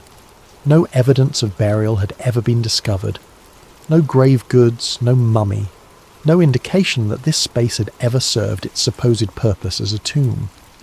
But it was definitely serving some purpose. The question was, what? The next morning, Hassan returned to find Marcus still awake, surrounded by printouts from his instruments and covered in limestone dust. The researcher had spent the night exploring every accessible passage in the pyramid, and his findings were beginning to form a picture that contradicted everything in the archaeological textbooks. "Dr. Chen, you look like you have seen the jinn," Hassan said, offering him a thermos of strong coffee. "What did the pyramid tell you?" Marcus accepted the coffee gratefully and gestured toward his scattered notes. "Hassan, I need to see the subterranean chamber, the one most tourists never visit." Hassan's expression grew serious. "That chamber, she is dangerous. Very old, very deep. The air is not good there." "I have proper equipment," Marcus insisted, "and I think what's down there might be the key to understanding what this place really is." An hour later, they were descending through a narrow shaft that led to the lowest accessible level of the pyramid. The subterranean chamber lay more than 30 metres beneath the base of the structure, carved directly from the bedrock. As they went deeper, the temperature dropped and the air grew thick with moisture. The passage opened into a rough-hewn chamber unlike anything else in the pyramid. Where the king's chamber was precisely cut granite, this space looked unfinished, almost crude. But Marcus wasn't interested in the chamber itself, he was focused on the walls. "Hassan, bring the light closer." The LED beam revealed what Marcus had hoped to find: unmistakable signs of water erosion. The limestone walls bore the smooth, flowing patterns that only come from sustained contact with moving water. Not the random pitting of desert sandstorms or the crystalline deposits of occasional flooding, but the systematic erosion of deliberate water flow. Marcus ran his fingers along the channels carved into the rock. This wasn't occasional flooding. Water flowed through here regularly, probably for centuries. Hassan nodded. "My grandfather, he told stories. Before the dam, before the modern irrigation, the Nile would flood every year. Sometimes the water would find ways underground, through cracks and caves. Maybe it came here."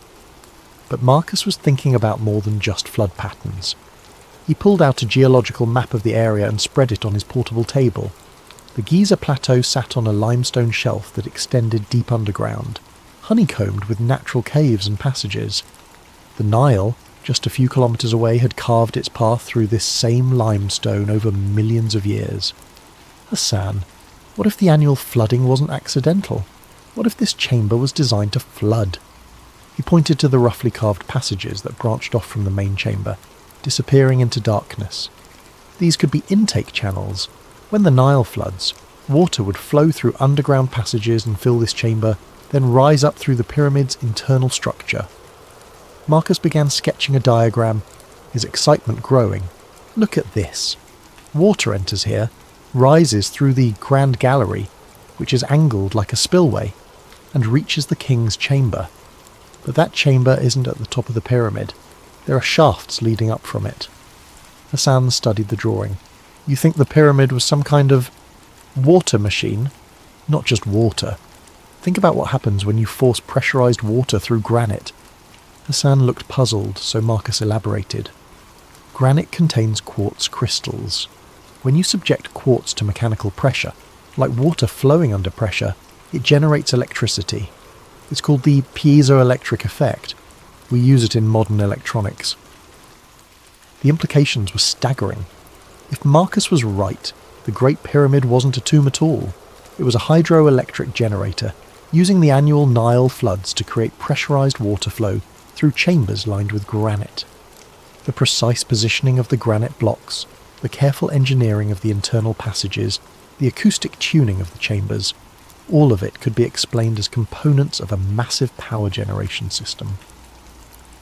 Marcus spent the next several hours taking measurements of the subterranean chamber, documenting the erosion patterns and mapping the passages. Every piece of evidence supported his growing hypothesis. The pyramid builders hadn't just been skilled stonemasons, they had been hydraulic engineers, working with an understanding of electricity that wouldn't be rediscovered until the 18th century. But that raised an even more disturbing question. If the ancient Egyptians possessed this level of technological sophistication, what else had they known that modern archaeology had missed? And why had this knowledge been lost? As they climbed back toward the surface, Marcus couldn't shake the feeling that he was walking through the ruins of a civilization far more advanced than anyone had imagined. The desert wind that greeted them at the pyramid's entrance seemed to carry whispers of forgotten science, lost wisdom, and secrets that someone had gone to great lengths to hide. The next day found Marcus standing on the Giza plateau at dawn, his GPS equipment spread out on a folding table, as the first rays of sunlight painted the ancient stones in shades of gold and amber. Hassan had brought along his cousin Karim, a modern engineer who worked for the Egyptian Ministry of Tourism and had access to more sophisticated surveying equipment than Marcus could carry. "Dr. Chen, you said you wanted to verify the pyramid's alignment," Karim asked, adjusting the precision GPS receiver. "I must tell you, this has been measured many times. The accuracy is well documented."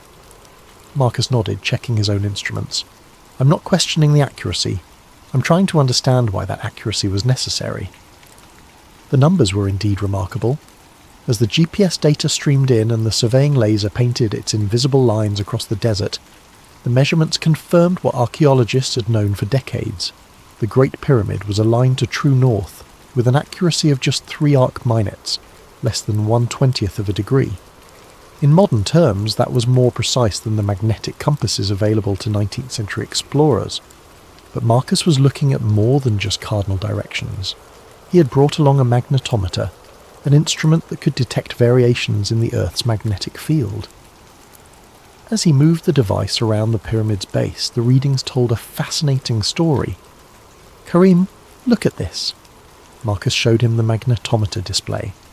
"The pyramid isn't just aligned to true north. It's positioned at a point where the Earth's magnetic field shows unusual characteristics. The Giza Plateau sat at a convergence point of several magnetic anomalies. Underground iron ore deposits created localized field variations, while the limestone bedrock contained enough ferrous minerals to influence compass readings. But more significantly, the pyramid's position corresponded to a point where the Earth's natural electromagnetic currents were particularly strong. Marcus had studied similar phenomena at other ancient sites. Stonehenge sat on a complex intersection of underground streams and geological fault lines that created measurable electromagnetic effects. Newgrange in Ireland was positioned where 2 underground rivers converged, creating conditions that produced natural electrical fields. Machu Picchu was built on a granite peak that generated piezoelectric charges during seismic activity. The pattern was consistent. Ancient builders had chosen locations where the Earth's natural electromagnetic properties were enhanced. They hadn't just been looking for stable ground or religious significance. They had been searching for specific energetic conditions. "Hassan," Marcus called to his guide, who was photographing the sunrise from the pyramid's eastern face, "your grandfather's stories. Did any of them mention lights?" Hassan walked over, his expression thoughtful. "Lights? You mean like the tourist illumination?" "No, I mean lights that might have been seen historically, strange lights, unexplained phenomena." Hassan's eyes widened slightly. "Ah, yes. The old people, they would speak of the lights that danced around the pyramid during certain seasons, usually during the flood time, when the Nile was high. They called them the souls of the pharaohs, but my grandfather, he was educated man. He thought maybe they were something else. Marcus felt his pulse quicken. What kind of something else? He worked for British archaeologists in the 1920s. They had instruments, cameras. One night during flood season, they saw lights moving around the pyramid's apex. Blue-white lights, like electricity. The photographs they took showed, what do you call them? Discharge patterns. Electromagnetic discharge. Marcus had seen similar phenomena at other ancient sites during periods of high atmospheric electricity. If the pyramid was designed to interact with the Earth's electromagnetic field, then during certain conditions, perhaps when underground water levels were high and atmospheric electrical activity was increased, it might actually generate visible electrical discharges. Marcus spent the morning taking detailed measurements of the electromagnetic conditions around the pyramid. The data revealed a complex pattern of electrical activity that varied with the time of day, the season, and the underground water levels. The pyramid wasn't just passively sitting in an electromagnetically active location. It appeared to be designed to harness and focus that activity. The internal structure suddenly made more sense. The king's chamber, with its precise granite construction, would act as a focal point for electromagnetic energy generated by the pressure of water on quartz crystals. The shaft systems leading from the chamber would serve as waveguides, directing the electrical energy toward the pyramid's apex. The entire structure was essentially a massive electromagnetic antenna, designed to capture, generate and transmit electrical energy using natural forces. But transmit it where? And for what purpose? As Marcus packed his equipment, he realized he was no longer looking at an ancient tomb or even an advanced power plant. He was looking at a piece of technology so sophisticated that modern science was only beginning to understand its principles.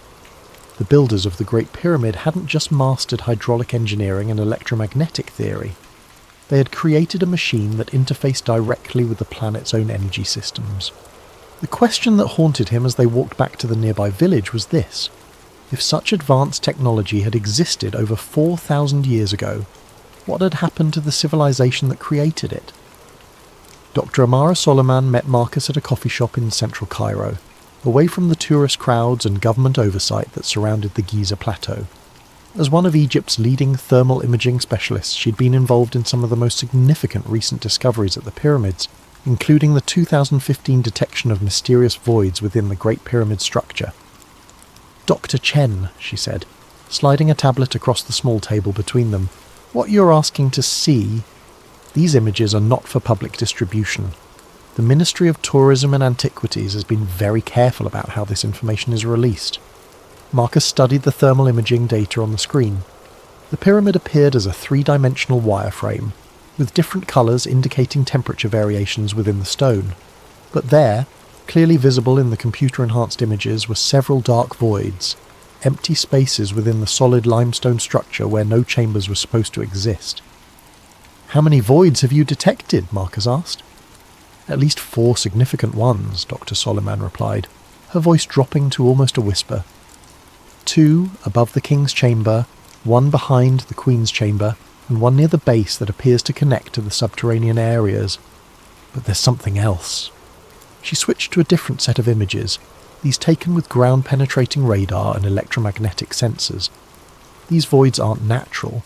They show clear geometric patterns, right angles, precisely measured dimensions. Someone built these spaces intentionally, then sealed them so completely that they've remained hidden for over 4,000 years. Marcus felt a chill that had nothing to do with the air conditioning. Have there been any attempts to access them? Dr. Solomon's expression grew troubled.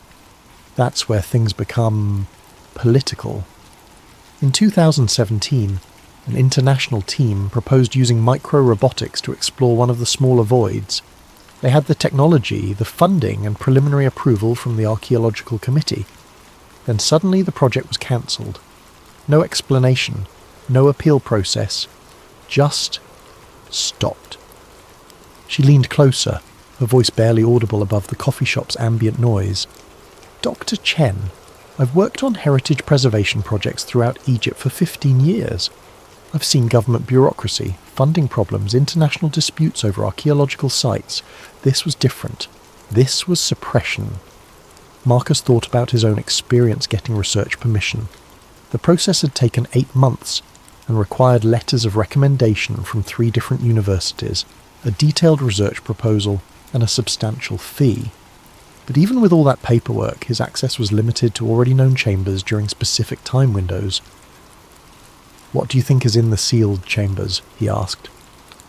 Dr. Solomon switched to another set of images, these showing electromagnetic anomalies within the hidden voids. These readings suggest metallic objects, not just small artifacts, large structures with geometric patterns. If I had to guess based on the electromagnetic signatures, I'd say we're looking at copper or bronze constructions, possibly in the form of coils or geometric frameworks. Marcus's mind raced. Copper coils would be consistent with his power plant hypothesis. They could serve as electromagnetic conductors or even primitive electrical components. Bronze geometric frameworks might function as focusing elements for electromagnetic energy. "There's something else, Doctor," Solomon continued, bringing up a final image. This thermal scan was taken during different seasons over a 3-year period. Look at how the temperature signatures in the voids change. The hidden chambers appeared to respond to external conditions, cooling during dry seasons and warming during periods of high humidity. More intriguingly, the temperature variations showed patterns that corresponded to the Nile's traditional flood cycle, even though the river had been controlled by dams for decades. "It's as if these chambers are still responding to environmental changes," Dr. Solomon said, "as if whatever system they're part of is still partially functional." Marcus studied the data for several minutes, his theory crystallizing into something approaching certainty. The Great Pyramid wasn't just an ancient power plant, it was a machine with components that were still sealed inside, still responding to the same environmental triggers that had activated it thousands of years ago. Dr. Solomon, hypothetically, if someone wanted to access these chambers using modern technology, how would they do it? She looked around the coffee shop nervously. Hypothetically? Millimeter wave radar could map the internal structure precisely. Microbore drilling could create access holes small enough to insert fibre optic cameras. With the right equipment, you could explore these spaces without causing significant structural damage to the pyramid. Marcus nodded, already calculating what such an expedition would cost and how it might be organised. But Dr. Solomon wasn't finished. "Dr. Chen, there's something you should know. I'm not the first person to detect these chambers, and I won't be the last. But every researcher who has tried to investigate them seriously has found their access restricted, their funding cut, or their careers redirected. The Egyptian government isn't trying to preserve the pyramid from damage, they're trying to preserve its secrets from discovery." As Marcus walked back through Cairo's bustling streets, he realised he was no longer conducting academic research. He was investigating a cover-up that had been maintained for decades, possibly longer. The question was no longer what the pyramid had been designed to do, it was why someone was so determined to prevent modern science from finding out. That night, Marcus returned to the pyramid alone. Hassan had arranged for him to have extended access, though the guide had seemed reluctant to leave him there as darkness settled over the Giza plateau. "Dr. Chen, the pyramid. She's different at night. You be careful, yes? Some knowledge, it comes with price." Now, sitting in absolute darkness in the king's chamber with his instruments powered down and his cell phone turned off, Marcus could feel what Hassan had meant. The vibrations he'd noticed on his first day weren't stronger at night. They were clearer, unmasked by the electromagnetic interference of modern technology and the subtle vibrations of daytime activity. The feeling was unmistakable now, a low-frequency pulse that seemed to emanate from the very stones around him. It reminded him of sitting in a car with a powerful subwoofer, feeling the bass notes resonating in his chest. Except this sensation seemed to penetrate deeper, affecting not just his body but his consciousness itself. Marcus had brought along a new piece of equipment, a sensitive electromagnetic field detector borrowed from Dr. Solomon's laboratory. In the complete darkness and electrical silence of the chamber, the device could register even the faintest electromagnetic activity. He switched it on and watched the display with growing amazement. The pyramid was generating electricity. Not much. The readings were measured in millivolts and microamps, but the output was consistent, rhythmic, and definitely real. The electromagnetic field strength varied in cycles that corresponded to the acoustic resonance he'd measured earlier. The entire structure was functioning as a low-level electrical generator, powered by forces he was only beginning to understand. Marcus activated his night vision camera and began recording, speaking in whispers to avoid disturbing whatever delicate processes he was observing. The electromagnetic readings are strongest near the northeast corner of the chamber, consistent with the acoustic anomalies I documented earlier. The field strength appears to correlate with lunar cycles. Tonight's readings are approximately 20% higher than last week's, coinciding with the new moon. He moved the detector around the chamber, mapping the electromagnetic field as he had mapped the acoustics. The patterns were complex but consistent, forming a three-dimensional matrix of electrical activity that encompassed the entire chamber. At the centre of the room, where the pharaoh's sarcophagus should have been, the electromagnetic field reached its peak intensity. But there was something else. As Marcus sat in the centre of the chamber, surrounded by the electrical field generated by 4,000 years of precisely engineered stone, he began to experience something unexpected: altered consciousness. It started as a subtle shift in perception, similar to the disorientation he'd felt at high altitude or during meditation. But as he remained motionless in the electromagnetic field, the sensation deepened. His thoughts became clearer, more focused, while his awareness of the chamber around him expanded. He could sense the massive weight of the pyramid above him, the underground chambers below, even the subtle movements of air through the shaft systems. Marcus realized that the 110 Hz acoustic resonance he'd measured wasn't accidental. It was the exact frequency that research had shown could induce theta brainwave states associated with deep meditation, enhanced creativity, and altered consciousness. Combined with the electromagnetic field, the King's Chamber functioned as a consciousness-altering device. But why? What purpose would ancient builders have had for creating a machine that could systematically alter human consciousness? As Marcus sat in the pyramid's electromagnetic embrace, understanding dawned on him like sunrise over the desert. The pyramid wasn't just a power plant, it was a communication device. The electrical energy it generated wasn't meant to power lights or machinery. It was designed to amplify and transmit human consciousness itself. The ancient Egyptians had built the ultimate meditation chamber, a place where human awareness could be enhanced, expanded, and potentially transmitted across vast distances. The precision engineering, the electromagnetic properties, the acoustic tuning, all of it served to create conditions where consciousness could transcend the normal limitations of the human brain. Marcus thought about the ancient Egyptian concepts of Ka and Ba, aspects of the human soul that could travel beyond the physical body.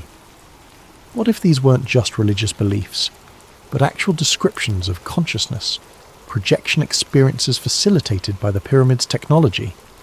The implications were staggering.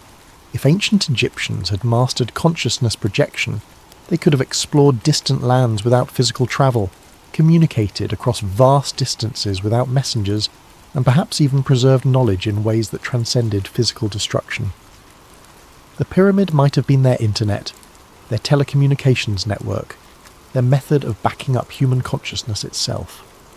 Marcus's instruments continued recording as his awareness expanded further.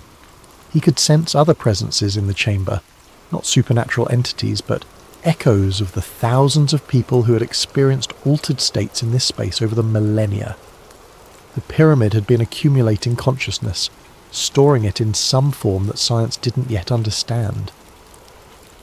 As the hours passed, Marcus began to comprehend the magnitude of what he'd discovered. The Great Pyramid wasn't just an ancient monument, it was a machine for expanding human potential, built by a civilization that understood the relationship between consciousness, electromagnetic energy, and the fundamental structure of reality itself.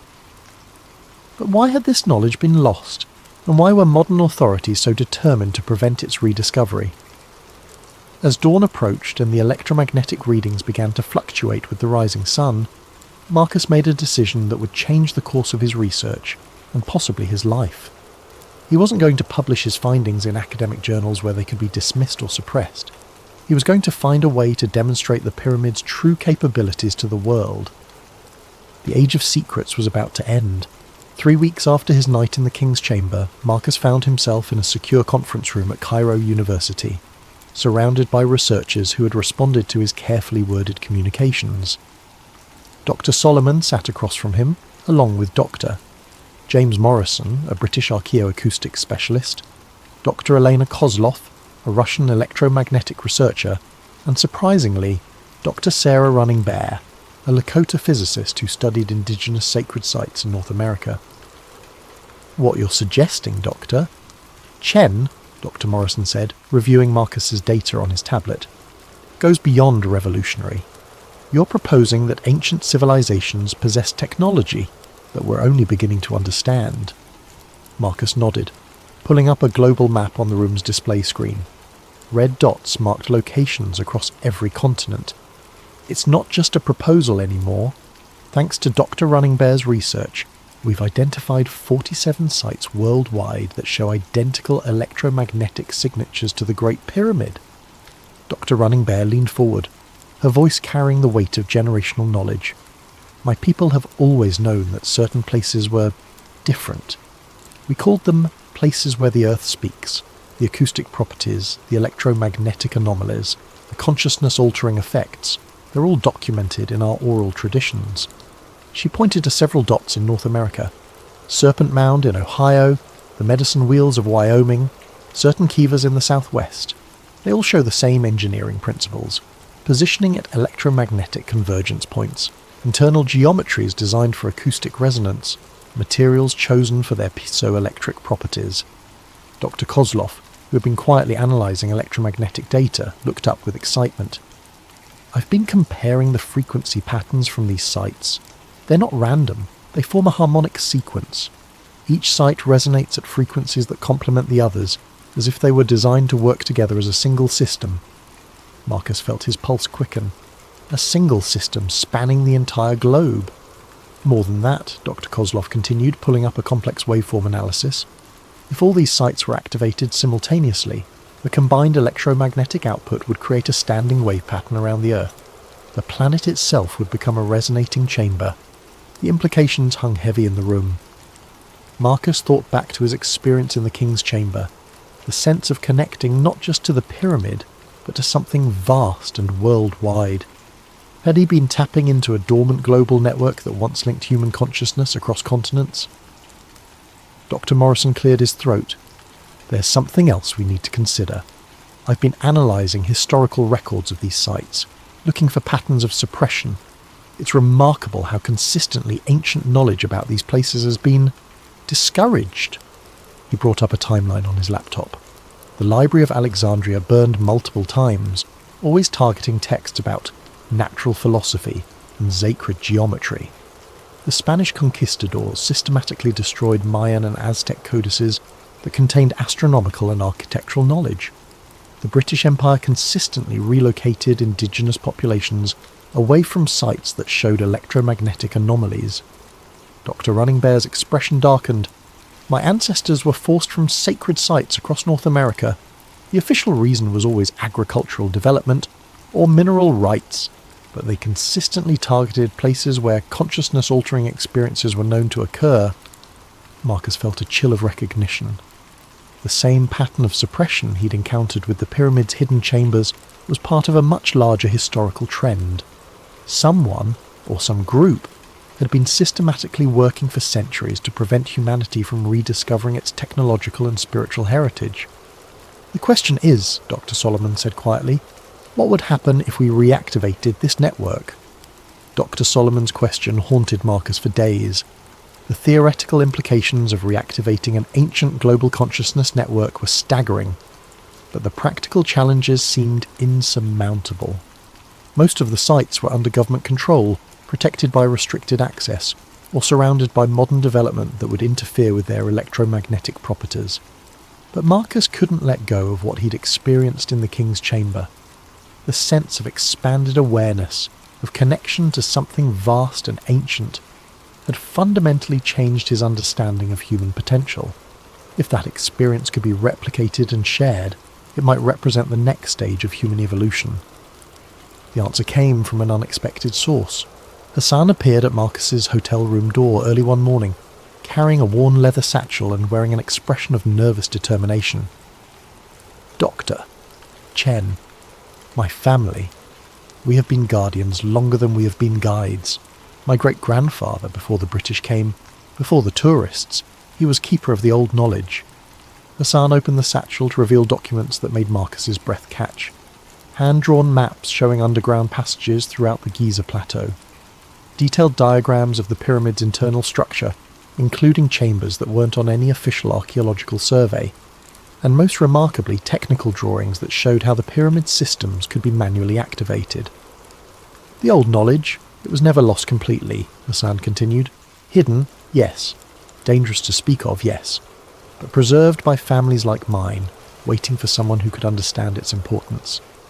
The drawings revealed that the pyramid's consciousness-amplifying effects weren't automatic. They required specific activation procedures. Water had to be introduced into the subterranean chambers at precise volumes and timing. Certain crystals needed to be placed in the sealed chambers to focus the electromagnetic fields. And most crucially, multiple people had to participate simultaneously, their consciousness working together to achieve resonance with the global network. "Hassan, this is incredible, but how could we possibly implement it? We'd need access to the sealed chambers, permission for extended stays in the pyramid, and coordination with researchers at sites around the world." Hassan smiled, the expression of a man who had been preparing for this moment his entire life. "Dr. Chen, who do you think has been maintaining the pyramid systems all these years? The tourist guides, the security staff, the maintenance workers, many of us are descendants of the original guardians. We have been waiting for someone like you, someone who could understand what we have been protecting." Over the next few hours, Hassan revealed the existence of a network of guardians at ancient sites worldwide. Families who had maintained the old knowledge for generations, keeping the sites minimally functional while waiting for the time when they could be fully reactivated. The suppression Marcus had encountered wasn't just from modern governments. It was part of an ancient conflict between those who sought to preserve transformative knowledge and those who feared its implications for existing power structures. "But now," Hassan said, his eyes bright with possibility, "the time of hiding is ending. The world is ready for the old wisdom to return." Marcus spent the next week in secret meetings with Hassan's network. They showed him hidden passages that connected the pyramids at Giza to underground chambers extending for kilometers beneath the desert. They revealed caches of ancient crystals and metallic components that could be used to restore the pyramid's full functionality. Most remarkably, they demonstrated that they had been maintaining contact with Guardian networks at other sites around the world, using methods that seemed to blend ancient wisdom with modern technology. The plan they developed was audacious beyond anything Marcus had imagined. On the night of the next new moon, when electromagnetic conditions would be optimal, Guardian networks at 12 major sites would simultaneously activate their monuments' consciousness-amplifying systems. The Great Pyramid would serve as the primary node, with Marcus and the research team providing scientific documentation of the process.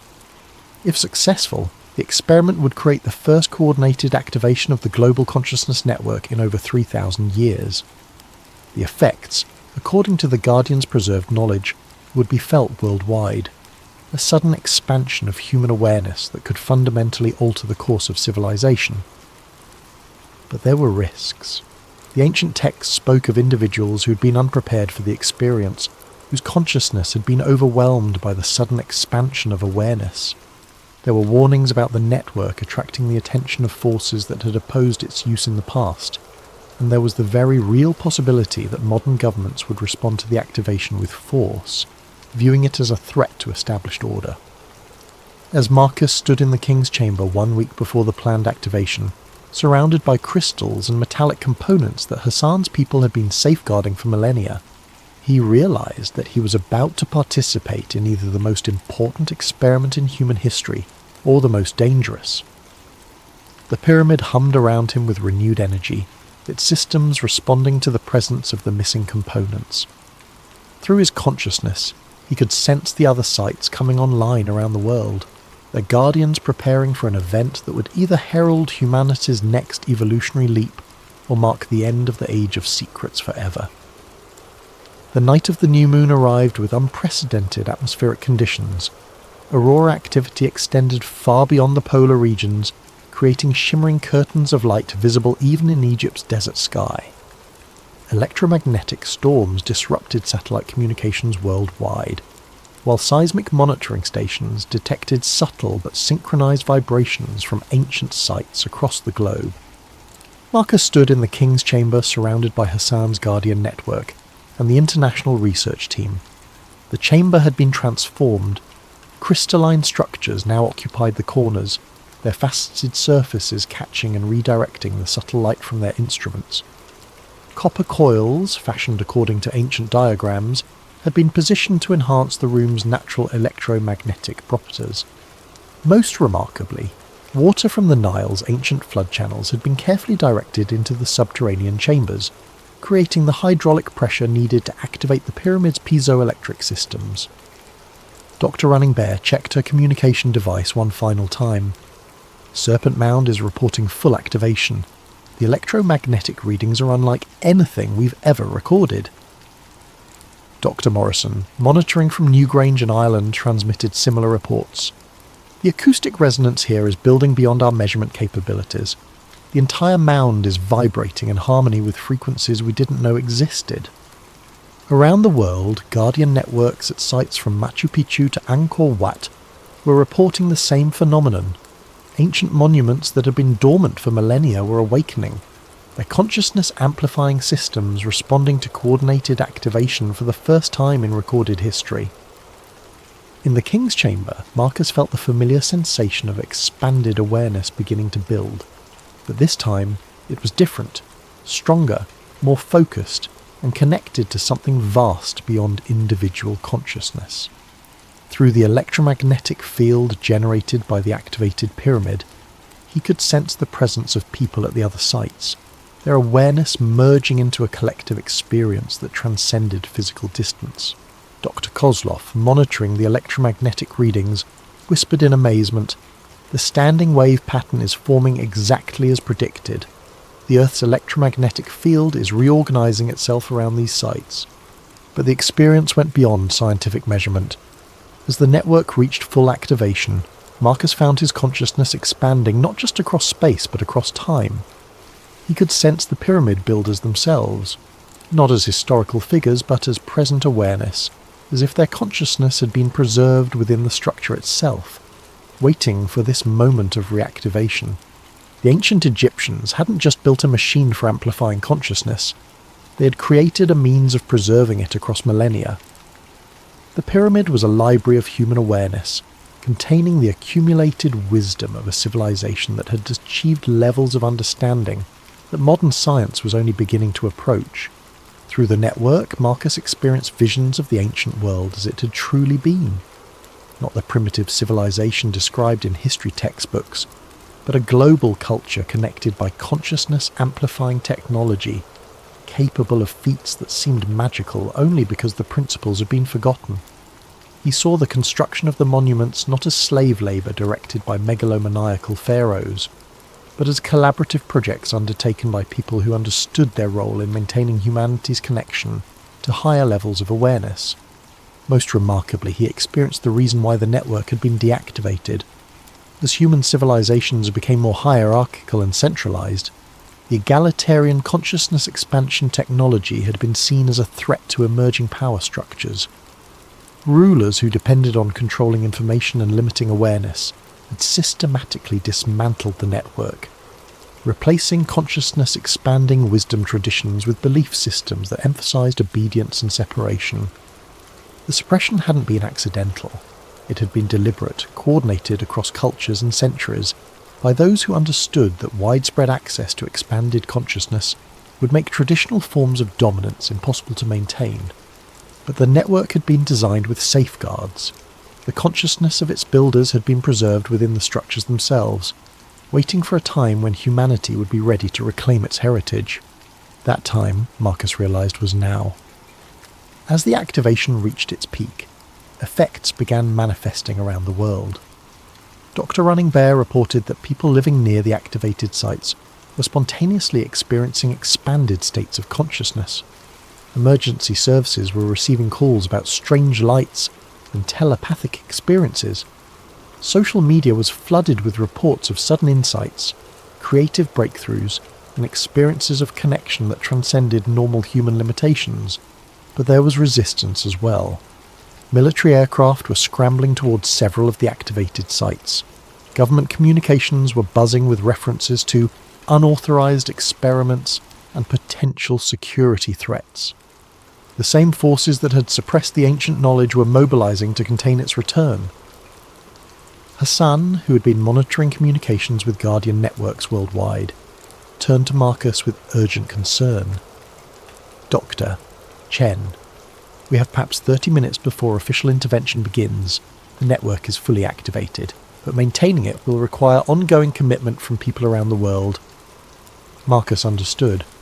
The ancient network hadn't been maintained by technology alone.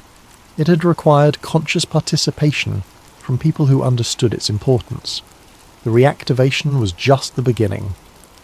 For the consciousness expanding effects to continue, individuals at sites around the world would need to take responsibility for maintaining the system, despite inevitable opposition from established power structures. As sirens began wailing in the distance and the first military helicopters appeared on the horizon, Marcus made his final recordings. The scientific data would be crucial for documenting what had occurred, but the real proof would be the ongoing transformation of human consciousness that the network had initiated. The age of secrets was truly ending. But as Marcus and his team prepared to face the consequences of their world-changing experiment, he realized that the real work was just beginning. 6 months after the global awakening, as the media had dubbed it, Marcus sat in a small cafe in Prague, one of dozens of cities where consciousness research centres had spontaneously emerged. Around the world, people who had experienced the network activation had begun gathering, sharing their experiences, and developing new applications for expanded awareness. The official response had been predictable. Governments had classified the event as a coordinated hoax involving atmospheric anomalies and mass suggestion. The Guardian networks had been disbanded, the sites placed under increased security, and several researchers had found their careers and funding mysteriously terminated. But the consciousness genie was out of the bottle. Dr. Running Bear, now leading a consortium of indigenous researchers, had documented over 10,000 cases of enhanced psychic abilities manifesting in people who had been near activated sites. Dr. Kozlov was working with a network of physicists who had detected fundamental changes in quantum field behaviour around former network locations. Even Dr. Morrison, despite losing his university position, continued documenting the ongoing acoustic anomalies at ancient sites worldwide. Most remarkably, people were spontaneously rediscovering consciousness expansion techniques that had been lost for millennia. Meditation practices, acoustic healing methods, and electromagnetic sensitivity training were emerging independently in communities around the globe, as if the network activation had reawakened dormant human capabilities. Hassan had become something of a folk hero in Egypt, his family's guardianship role finally acknowledged by people who had experienced the pyramid's true power. Though official access remained restricted, underground tours of the pyramid's hidden systems had become a pilgrimage for those seeking direct experience of expanded consciousness. Marcus himself had changed profoundly. The night in the activated King's Chamber had left him with permanent access to expanded awareness states. He could sense the electromagnetic fields of other people, communicate telepathically with others who had experienced the network, and access information through methods that conventional science couldn't explain. But perhaps the most significant change was happening at a societal level. The consciousness expansion experienced by millions of people worldwide had created a generation less susceptible to manipulation, more capable of independent thinking, and naturally inclined toward cooperation rather than competition. Political movements based on fear and division were finding it increasingly difficult to gain traction. Economic systems that depended on artificial scarcity and manufactured desire were being replaced by resource-sharing networks organised through enhanced human communication abilities. The ancient pyramid builders' greatest achievement wasn't the monuments themselves, it was the civilization they had made possible. A society where expanded consciousness was the norm rather than the exception, where human potential was fully realised, and where technology served to enhance rather than replace natural human capabilities. As Marcus finished his coffee and prepared for another day of documenting the ongoing transformation, he reflected on the pyramid's true message. The structure itself had been important, but it was ultimately just a tool. The real power had always been within human consciousness itself, the capacity for awareness to expand, connect, and transcend the limitations that seemed so absolute. The pyramids had been built not to house the dead, but to awaken the living, and after 4,000 years of slumber, humanity was finally ready to reclaim its birthright. Standing in the Prague sunlight, Marcus could sense the presence of others around the world who had experienced the awakening. Through the invisible network that still connected activated sites, he felt their determination to ensure that the consciousness-expanding knowledge would never again be lost or suppressed. They told us the pyramids were tombs, but standing here, I know that's a lie. This wasn't built to bury the dead. It was built to keep the world alive, to preserve and transmit the highest potentials of human consciousness across the millennia, waiting for a time when humanity would be ready to reclaim its forgotten heritage. That time had finally come. The age of expanded consciousness had begun, and no force on earth could put the awakened human spirit back to sleep. The network hummed silently across the globe, connecting minds and hearts in ways that transcended physical distance. The ancient guardian's work was complete. The future of human consciousness stretched ahead like dawn breaking over the desert, infinite with possibility. Marcus smiled, feeling the pyramid's eternal presence in his consciousness, and stepped forward into humanity's transformed tomorrow.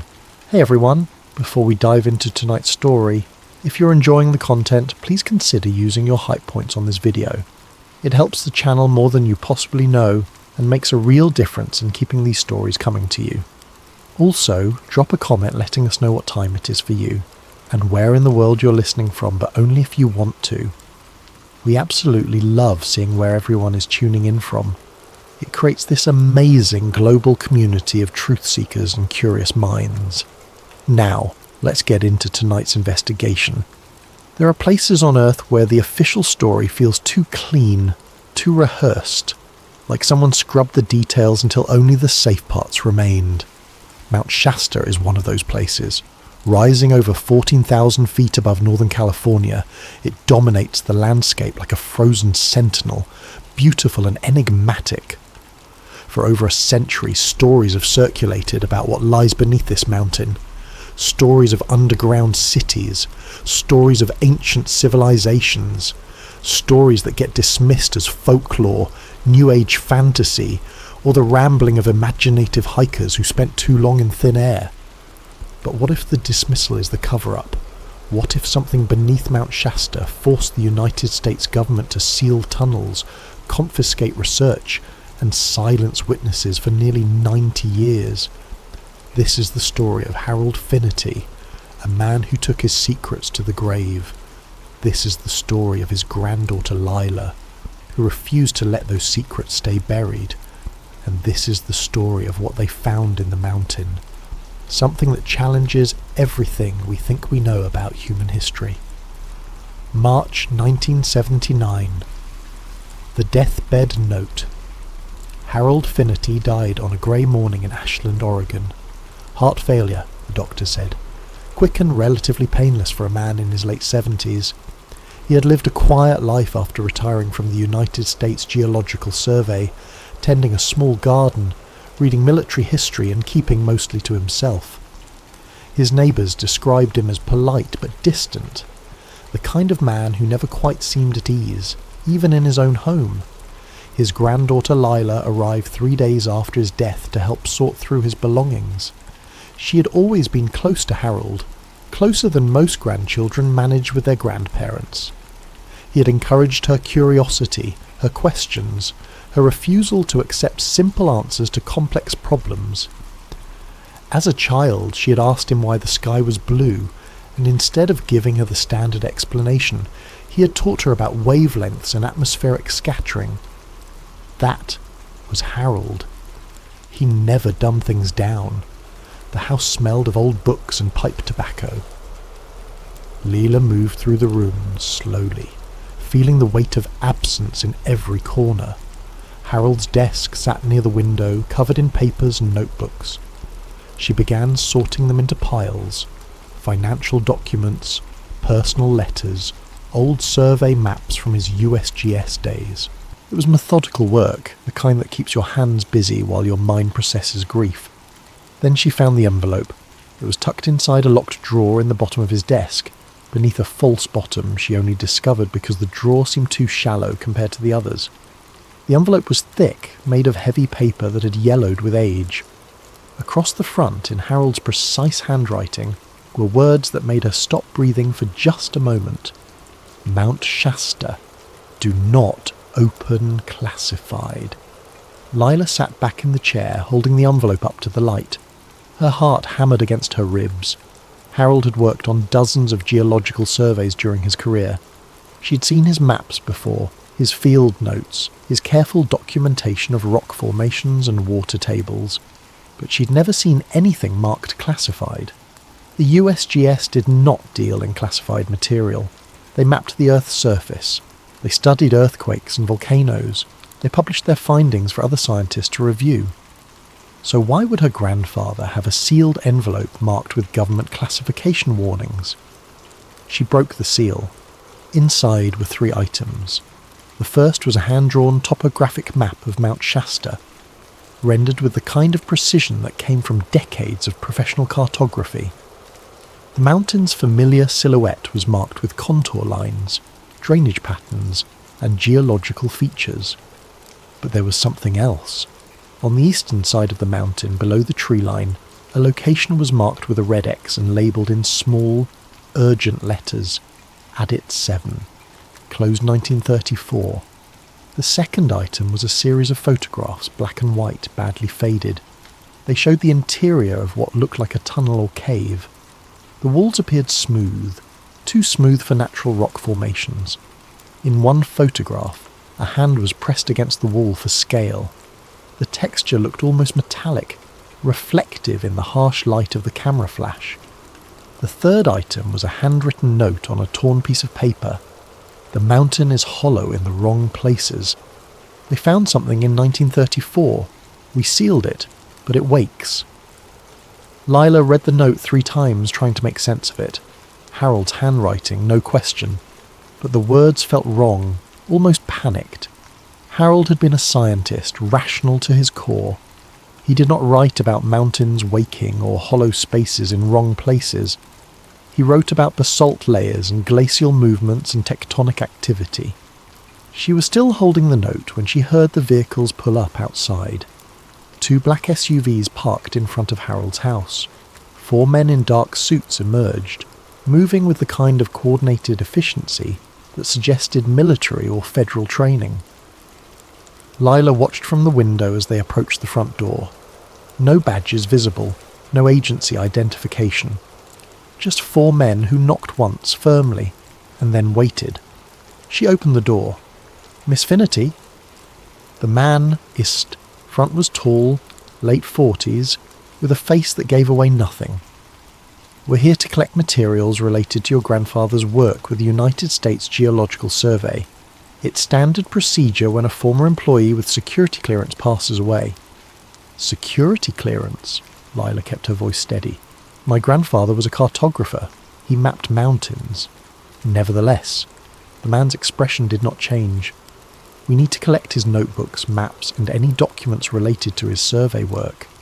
It will only take a few minutes." They were inside before she could protest. They moved through Harold's house like they had done this before, opening drawers, checking shelves, moving with practiced efficiency.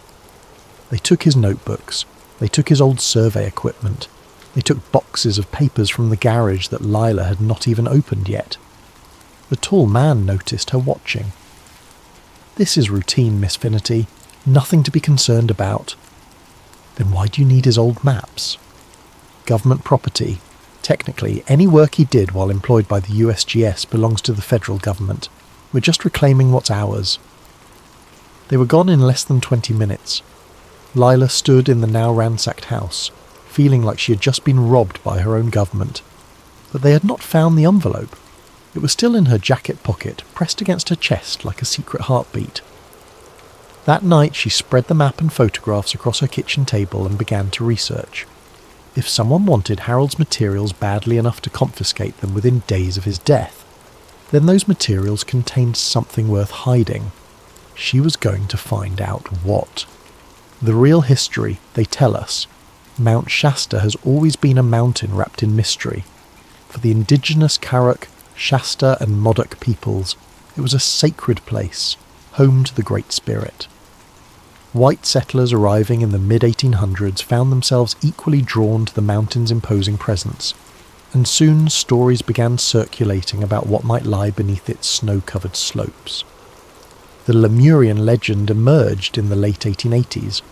According to the story, survivors of a lost continent called Lemuria, similar to Atlantis, had fled to Mount Shasta and established an underground city called Telos. These tall, white-robed figures would occasionally emerge to purchase supplies in nearby towns, paying with gold nuggets of unusual purity.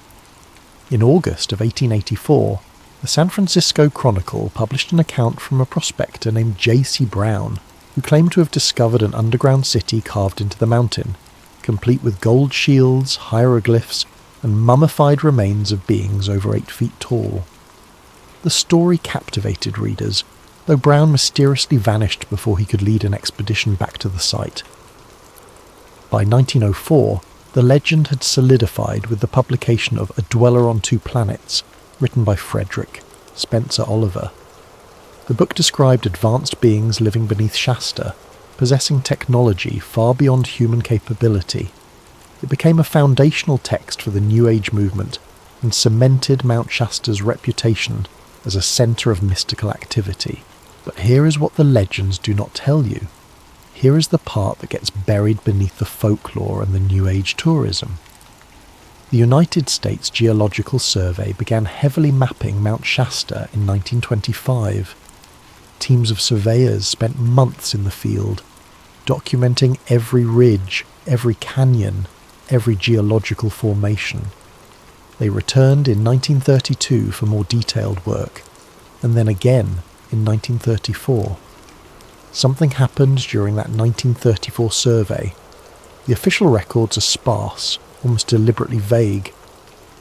A USGS team led by a geologist named Thomas Eldridge was conducting cave surveys on the eastern face of the mountain when they disappeared for 48 hours. When they finally emerged, their report mentioned disorientation and strange acoustics inside the cavern system. They noted that sounds echoed in ways that seemed impossible given the cave's dimensions, and they experienced unusual equipment malfunctions that they could not explain. The report was filed and then seemingly forgotten, except the surveying tunnels, designated Adit 1 through Adit 9, were all quietly sealed within months. The official reason given was structural instability and risk of collapse. No further surveys were conducted in that region for over 20 years. Then there was the aerial incident of 1945. During post-war mapping missions, United States Army Air Force pilots were conducting photographic surveys of the West Coast. One pilot, Lieutenant Marcus Webb, documented an unusual observation in his flight log. While circling the south face of Mount Shasta, he noted what appeared to be an opening in the rock face that reflected light in a metallic manner. He circled back for a second pass and took additional photographs. The photographs exist. They are part of the official military archive. But the official explanation given was ice reflection, a play of light on glacial formations. The opening Lieutenant Webb documented does not appear on any current geological survey. When Lila Finnerty began researching these incidents, she was not looking for proof of underground cities or lost civilizations.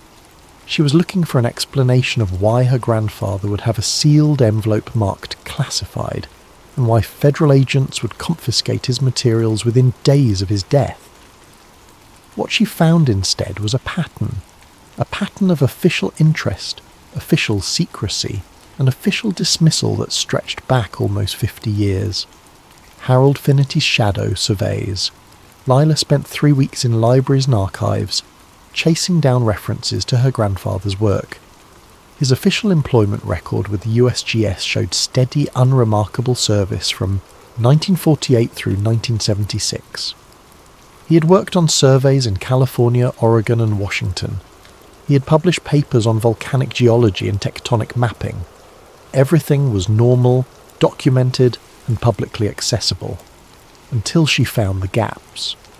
Between 1956 and 1959, Harold's official work record showed him assigned to routine topographic surveys in the Cascade Range.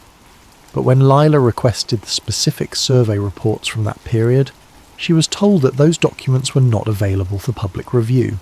When she asked why, she was informed that they had been reclassified by the Department of Defense as part of Cold War security protocols.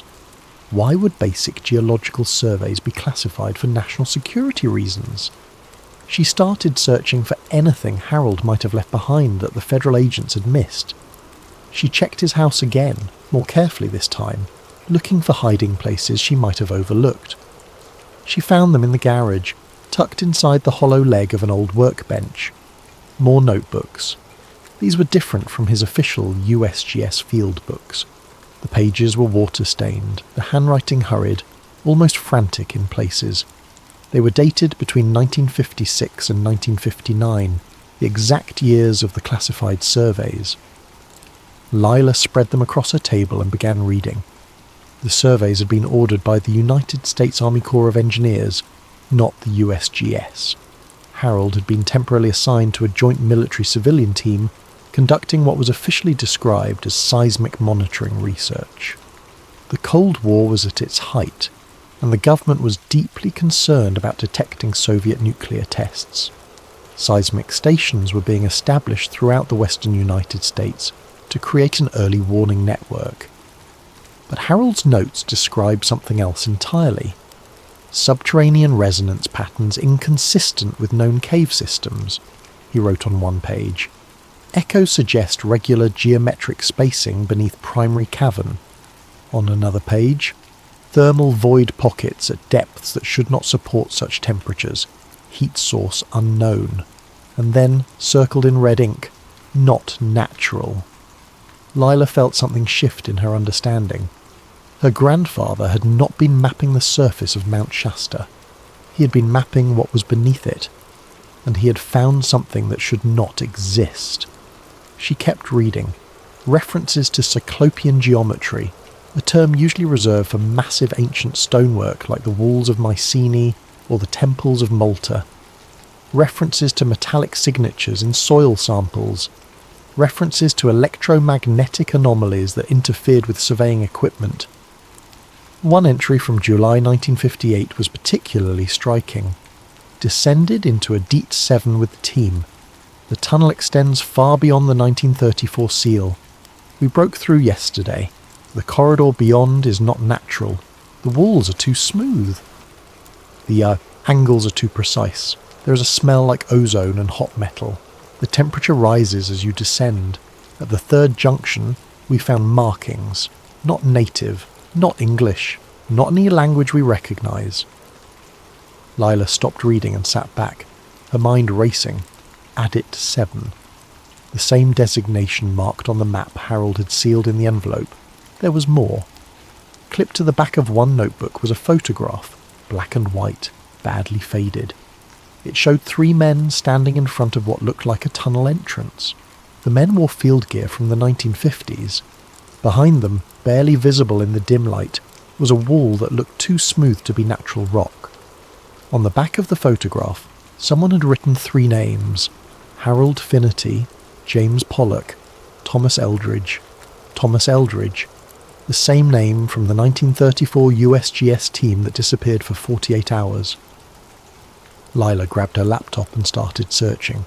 Thomas Eldridge had led the 1934 survey. According to newspaper archives, he had gone missing 3 months after returning from Mount Shasta. His body was never found. The official report called it a hiking accident, though no evidence of such an accident was ever documented. All of his maps and field notes had been seized by the Department of the Interior in October 1934. 24 years later, Harold Finnerty was working with a team that included Thomas Eldridge's name on the back of a photograph. Either the man had not died in 1934, or Harold had been studying Eldridge's original work. There was one more item in the notebooks that made Lila's hands tremble as she held it. A letter Harold had written, but apparently never sent, dated June 1952. The tunnels extend far beneath the volcanic shelf. Eldridge was right. The structure is artificial. The metal is older than the strata. I do not know what we have found, but I know it should not be here. I know that every instinct in me says we should seal this and walk away. But they will not stop. They need to know what it is, and I fear what will happen when they find out. Project Chasse 2, the Cold War connection. It took Lila another month to find the binder. She discovered it in a storage unit Harold had rented under a false name, a detail she only uncovered because he had kept the key taped under the drawer of an old filing cabinet. The storage unit was in Reading, nearly 2 hours south of where Harold had lived. Inside were boxes of materials that the federal agents had missed, things Harold had clearly hidden away deliberately. The binder was labelled Chasse 2, Cold War Seismic Anomaly Study, 1957. This was not folklore. This was not conspiracy theory. This was a real government document stamped with Department of Defense insignia, complete with project codes and authorization signatures. During the 1950s, the United States government genuinely did conduct extensive seismic and geological studies on West Coast volcanoes. The official purpose was monitoring for nuclear tests, creating a network of sensors that could detect underground explosions anywhere on the planet. Mount Shasta, as one of the tallest and most geologically active peaks in the Cascades, was a natural choice for such monitoring. But the Chasse 2 binder contained information that went far beyond seismic monitoring. The first section documented equipment malfunctions in the Shasta region. Magnetometers going haywire, seismographs recording vibrations that did not match any known geological activity, radio interference so severe that teams had to communicate using written notes because their walkie-talkies produced only static. The second section was titled Structural Analysis. Here, the language became more technical and more disturbing. Engineers described finding echo patterns that suggested large hollow spaces deep beneath the mountain, spaces that did not match known cave systems. The geometry was wrong. Natural caves form along fracture lines and water channels, creating irregular organic patterns. The spaces beneath Shasta formed regular geometric shapes. One page was marked with a red stamp, structural echoes unlike caves. Another page, metallic signature below basalt layers, and then, circled in black ink, do not breach. Layer 5, Layer 5. Lila flipped through the binder, looking for any reference to what Layer 5 might be. She found it near the back, in a section marked Recommendations. The language was bureaucratic, carefully neutral, but the message was clear. Further excavation beyond Layer 4 is not recommended. Preliminary analysis suggests that Layer 5 contains the primary anomaly source. Equipment failures increase significantly at depths below 1,200 meters. Structural integrity of surrounding rock questionable. Team safety cannot be guaranteed. Translation. They found something deep in the mountain, and they were afraid to dig any deeper. The final item in the binder made Lila question everything she thought she understood about her government's relationship with the truth. It was a transcript, dated March 1971. The header read, Remote Viewing Session, Subject, Anomalous Geological Formation. Location, Northern California. Remote viewing. The CIA program that trained psychics to spy on Soviet installations by projecting their consciousness across space. Lila knew about Project Stargate. It had been declassified in the mid-1990s, revealed to the public as one of the strange artifacts of Cold War paranoia. The program officially began in 1972, but this transcript was dated 1971, a year before Stargate supposedly started.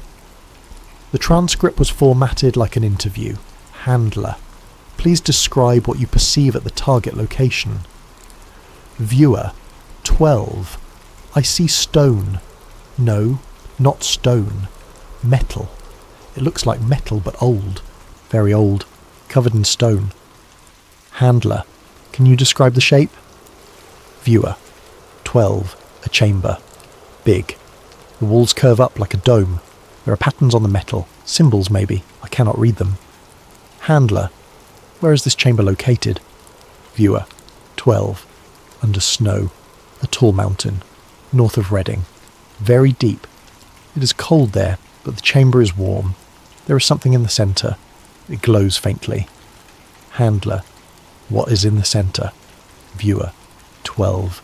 I do not want to look at it. It feels wrong, like it is watching me even though I am not really there. Handler: please continue. Viewer: 12. A sphere. Silver or grey. It sits on a pedestal. The pedestal is not human. The proportions are wrong. Everything about this place feels wrong. Whoever built this was not human. Handler: you're safe. The target cannot harm you. Continue. Viewer: 12. There are handprints on the wall near the entrance, pressed into the metal when it was soft. 5 fingers on the left hand, 6 fingers on the right. They are not human hands. The transcript ended there, stamped with a code. Session terminated. Viewer distress. Lila sat in the storage unit for a long time, holding the transcript in her hands. This was not legend. This was not folklore passed down through generations of New Age believers. This was a classified government document describing something beneath Mount Shasta that should not exist. Her grandfather had been part of the team that found it, and now she needed to find it herself. Finding Adit 7. Lila spent 2 months preparing. She was not a mountaineer, not a splunker, not trained for underground exploration. But she was Harold Finnerty's granddaughter, and she inherited his stubbornness along with his curiosity. She bought equipment, she studied maps, she read everything she could find about the eastern face of Mount Shasta, the McLeod region, the Mud Creek drainage area, and Dilla Canyon. Adit 7 had been sealed in 1934. According to mining records, it was one of 9 exploratory tunnels dug during a brief period when prospectors believed there might be valuable mineral deposits in the volcanic rock. The tunnels had been abandoned when no significant ore was found, and most had collapsed or been deliberately sealed due to safety concerns.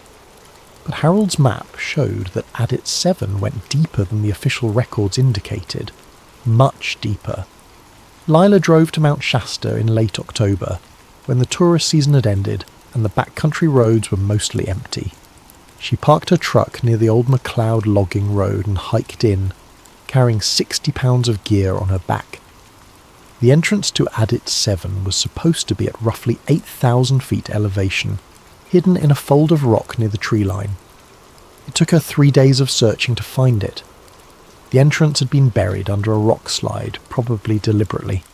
Someone had piled stones across the opening and planted brush to hide it from casual hikers, but erosion had created a small gap at the top, just wide enough for a person to squeeze through if they were determined enough. Lila was determined enough. She wriggled through the gap, her headlamp cutting a narrow beam into the darkness beyond. The air inside was cold and dry, smelling of dust and stone. The tunnel stretched ahead, carved through volcanic rock, the walls rough and irregular.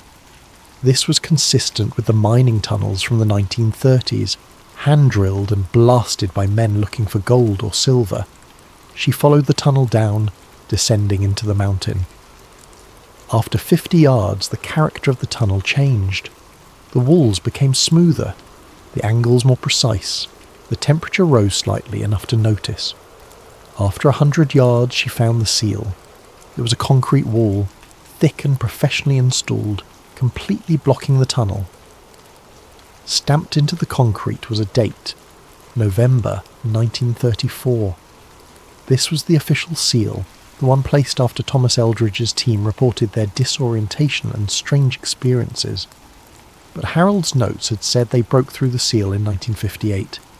She examined the concrete wall carefully, running her hands over the surface, and then she found it.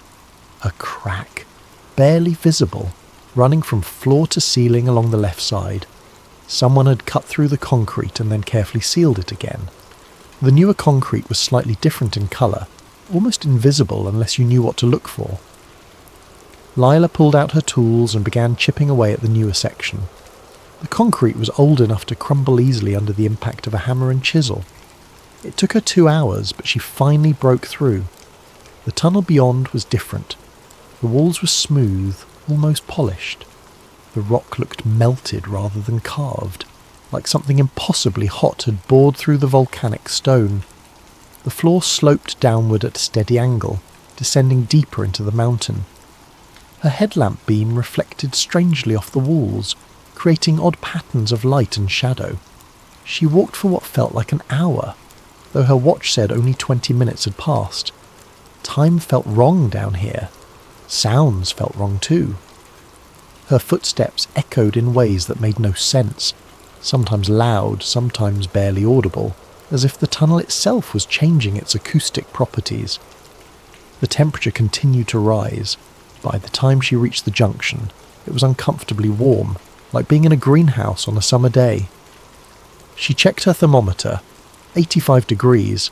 That made no sense. She was deep inside a mountain that had snow on its peaks. It should be near freezing, not warm enough to make her sweat.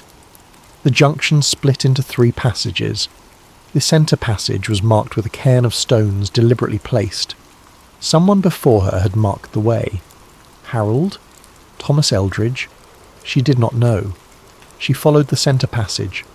The walls here were not stone. They were metal.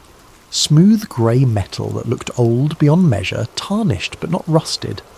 She reached out to touch it, and the surface was warm, almost body temperature.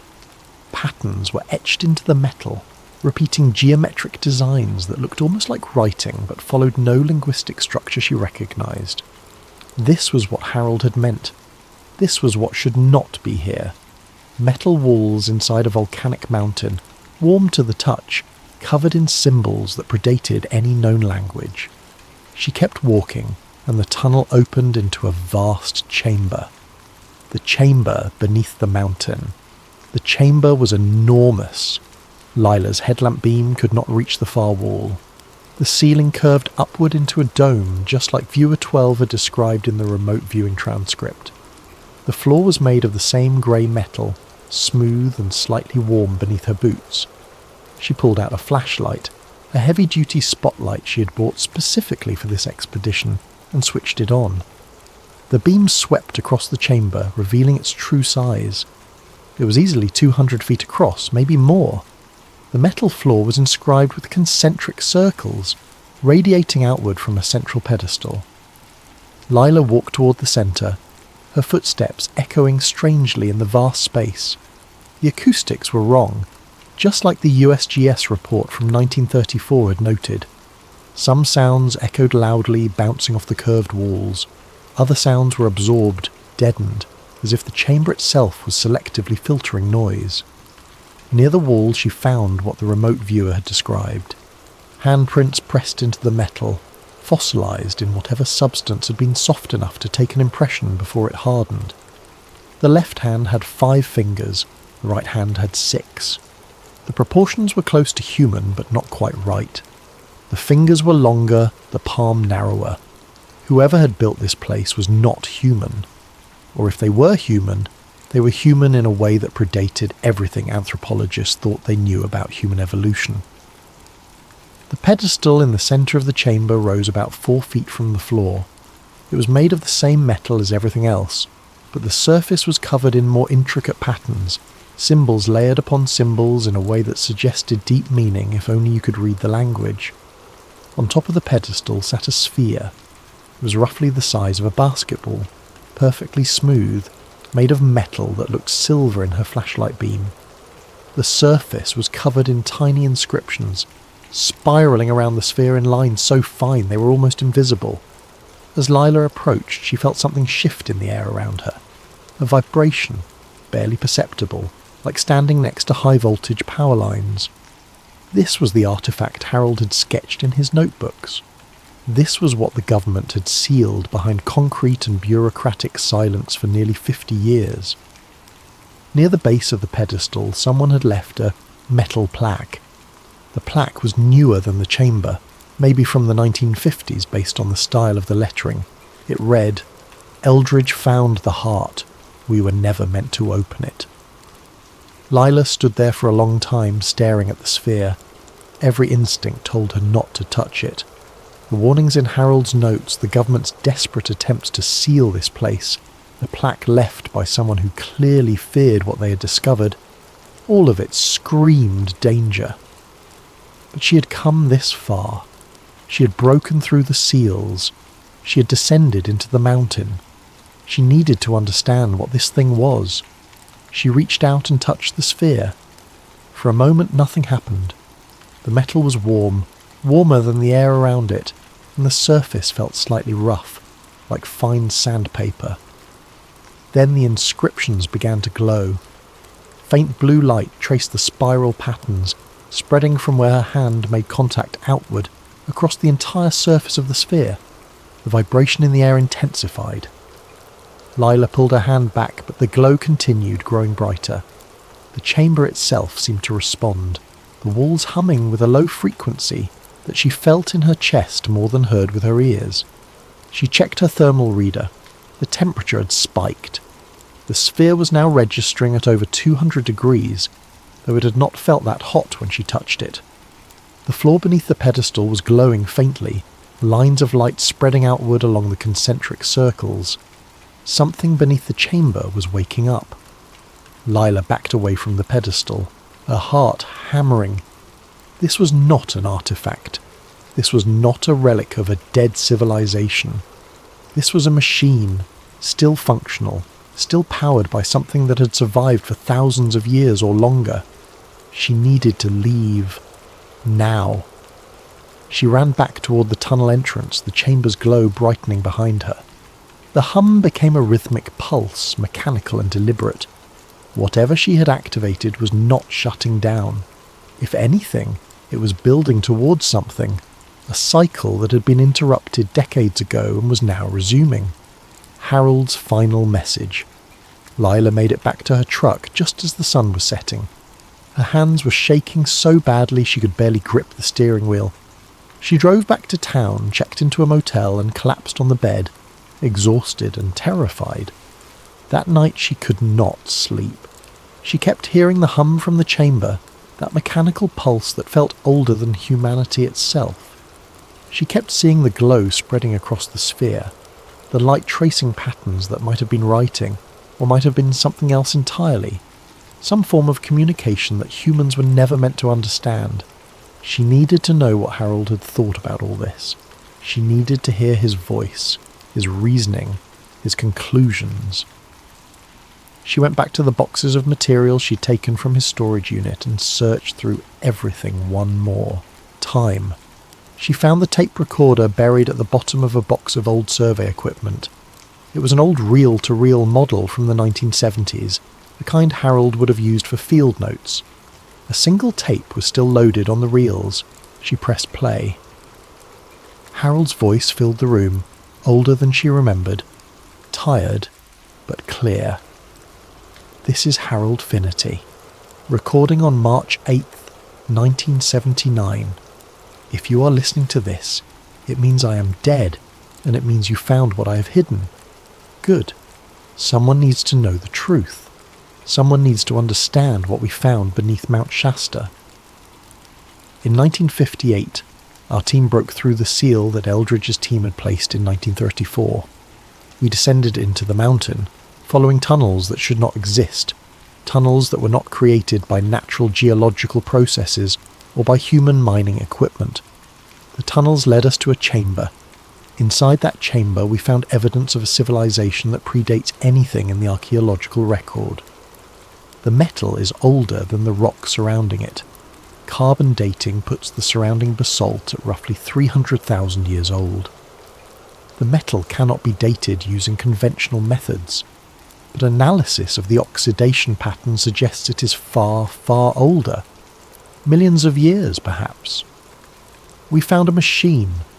Not ruins, not artifacts. An active, functional machine built by intelligences we cannot comprehend.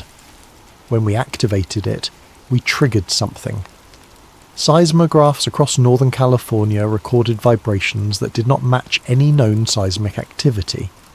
The vibrations came from beneath Mount Shasta, rhythmic and mechanical, like something vast was coming back to life after sleeping for eons. We sealed it again. We had to. The government ordered us to bury everything we found, to seal the chamber, and never speak of it.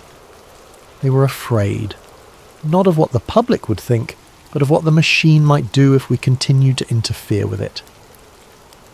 But here is what they did not understand. Here is what I did not understand until years later. The machine does not need us to activate it. It wakes on its own. Every few decades, seismographs pick up those same vibrations. They are always attributed to minor earthquakes, tectonic adjustments, volcanic activity. But I know better. The machine beneath Mount Shasta is not from a lost human civilization. It is older, it is alien, and it is waiting. I do not know what it is waiting for. I do not know what it will do when it fully awakens. I only know that we were never meant to find it, and we were certainly never meant to activate it. If you have listened to this tape, if you have found my notes and my maps, please understand the weight of what I am telling you. The truth is not what you think. The mountain is not what you think, and we are not alone in our history. The tape ended with a click, and the room fell silent. Lila sat there for a long time, processing what she had heard. Harold had known. He had known for over 20 years that something was beneath the mountain, something that challenged everything humanity believed about its place in the universe and its timeline on Earth. And now she had activated it again. The cover-up arrives. Lila checked out of the motel the next morning and started driving south. She planned to go to Sacramento, maybe find a journalist or a researcher who would take her evidence seriously. She had photographs. She had Harold's notes. She had the tape recording. Someone needed to know what was beneath Mount Shasta. She made it 20 miles before she noticed the black SUVs. There were 3 of them, travelling in formation, keeping a steady distance behind her. When she sped up, they sped up. When she slowed down, they matched her pace. They were not even trying to hide their presence. Lila pulled off the highway at a rest stop. The SUVs pulled in behind her. 6 men emerged, wearing the same dark suits and expressionless faces she'd seen at Harold's house. The man in front was tall, late 40s, with cold eyes that suggested he had done this many times before. He walked up to her truck window. "Miss Finnerty, we need you to come with us." "Who are you?" "That is not relevant. What is relevant is that you entered a restricted area yesterday. You accessed classified materials. You activated equipment that poses a significant security risk." "I do not know what you're talking about." The man smiled, but there was no warmth in it. "You saw the interior. That means you know too much. We can do this easily, or we can do this the hard way. Your choice." Lila looked at the 6 men surrounding her truck. She looked at the empty rest stop, no other vehicles in sight. She looked at the man's cold eyes and understood that she was not going to talk her way out of this. She needed to run. She started the truck, gunned the engine, and drove straight at the man in front of her. He dove aside and she swerved around the SUVs, accelerating back onto the highway. Behind her, The SUVs scrambled to follow. She drove fast, faster than she'd ever driven, weaving through traffic, taking exits at random, trying to lose them in the maze of back roads. But they stayed with her, coordinated and relentless. These were professionals. They had resources she could not match. She remembered the side tunnels. When she had explored Adit 7, she had seen other passages branching off from the main corridor. Some led deeper into the mountain. Some led back toward the surface. If she could get back to the mountain, she could lose them in the tunnels. She turned north, heading back toward Mount Shasta. The SUVs followed. She drove up the old logging road, her truck bouncing over ruts and rocks, pushing the vehicle far beyond what it was designed for. She reached the area near Adit 7 just as the sun was setting. She abandoned the truck and ran into the forest, carrying only a small backpack, with her flashlight and Harold's most important notes. Behind her she heard doors slamming, men shouting, engines revving. They were coming. She made it to the rock slide covering Adit 7 and squeezed through the gap. Her flashlight beam cut through the darkness as she ran down the tunnel, descending into the mountain. She heard voices behind her, echoing strangely in the confined space. She ran past the broken seal, past the junction, into the smooth metal corridors that should not exist. The men were still following, but they were slowing down, cautious now. They knew what was down here. They knew it was dangerous. Lila found one of the side passages and ducked into it, switching off her flashlight. She crouched in the darkness, listening. Footsteps echoed past her hiding spot, moving toward the central chamber. Radio static crackled, voices speaking in clipped military jargon. She waited in the darkness for what felt like hours. Eventually the footsteps retreated. The voices faded. She was alone again, deep inside Mount Shasta, surrounded by metal walls that hummed with ancient power. She found another passage that led upward, following the natural slope of the mountain. It took her 3 hours of climbing through narrow tunnels, but eventually she emerged on the northern face of the mountain, miles from where she'd entered. Behind her she heard helicopters. She looked back and saw lights converging on the Adit 7 region. Heavy machinery was being brought in. They were sealing it again, just like they had in 1934 and again in 1958. But this time they were not taking any chances. She heard explosions echoing across the mountain. They were collapsing the tunnels completely. The final revelation. 3 months later, Layla received a small package at a post office box she had rented under a false name. There was no return address. Inside was a fragment of metal, grey and smooth, warm to the touch even though it had been sitting in a cold mail facility. The metal was identical to the walls of the chamber beneath Mount Shasta. Wrapped around the metal was a note written in Harold's handwriting. The machine inside Shasta is not from a lost human civilization. It is older. It is waiting. Do not let them bury the truth again. But this made no sense. Harold had died before Lila ever entered the mountain.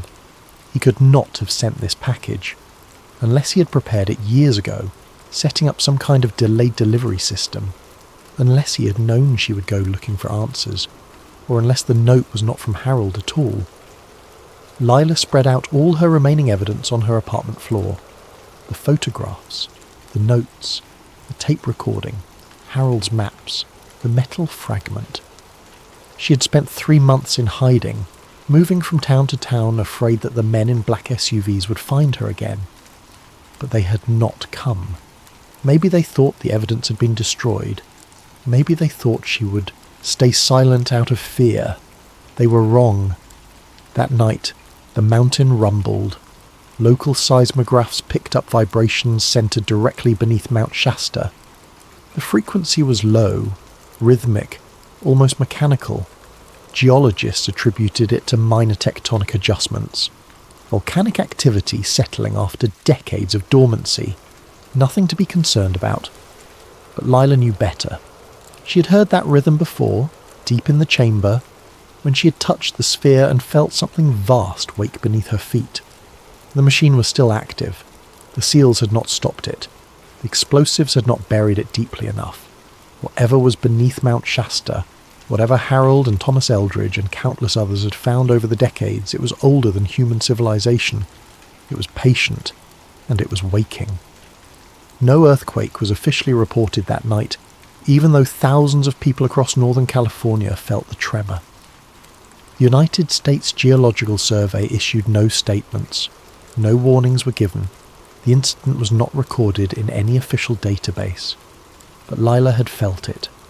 She had felt the pulse of something ancient stirring beneath the mountain, counting down to a moment when it would fully awaken. And when that moment came, the government's carefully maintained silence would no longer matter. The truth beneath Mount Shasta would reveal itself, whether humanity was ready for it or not. Some mountains hold secrets in their stone. Some mountains hold mysteries in their caves. But Mount Shasta holds something else entirely. It holds evidence of intelligences that walked this earth long before we did, and it holds machines that still function after millions of years of silence. Harold Finnerty died trying to warn us. Thomas Eldridge vanished trying to understand it. Lila Finnerty risked everything to uncover it. The question is not whether the truth will come out. The question is what will happen when it does. The mountain remembers. The machine remembers. And deep beneath the snow and stone and ancient metal, something is waking. Something is waiting. Something is counting down the years until it emerges from the darkness and shows humanity just how small and young we really are in the vast timeline of this planet. Mount Shasta stands silent against the sky, beautiful and enigmatic. But if you listen carefully, if you place your hand against the stone and feel for vibrations that should not be there, you might just sense it. The rhythm, the pulse, the heartbeat of something older than human memory. And you might realize, as Harold did, as Lila did, that we were never alone on this earth. We just forgot to look beneath the mountains.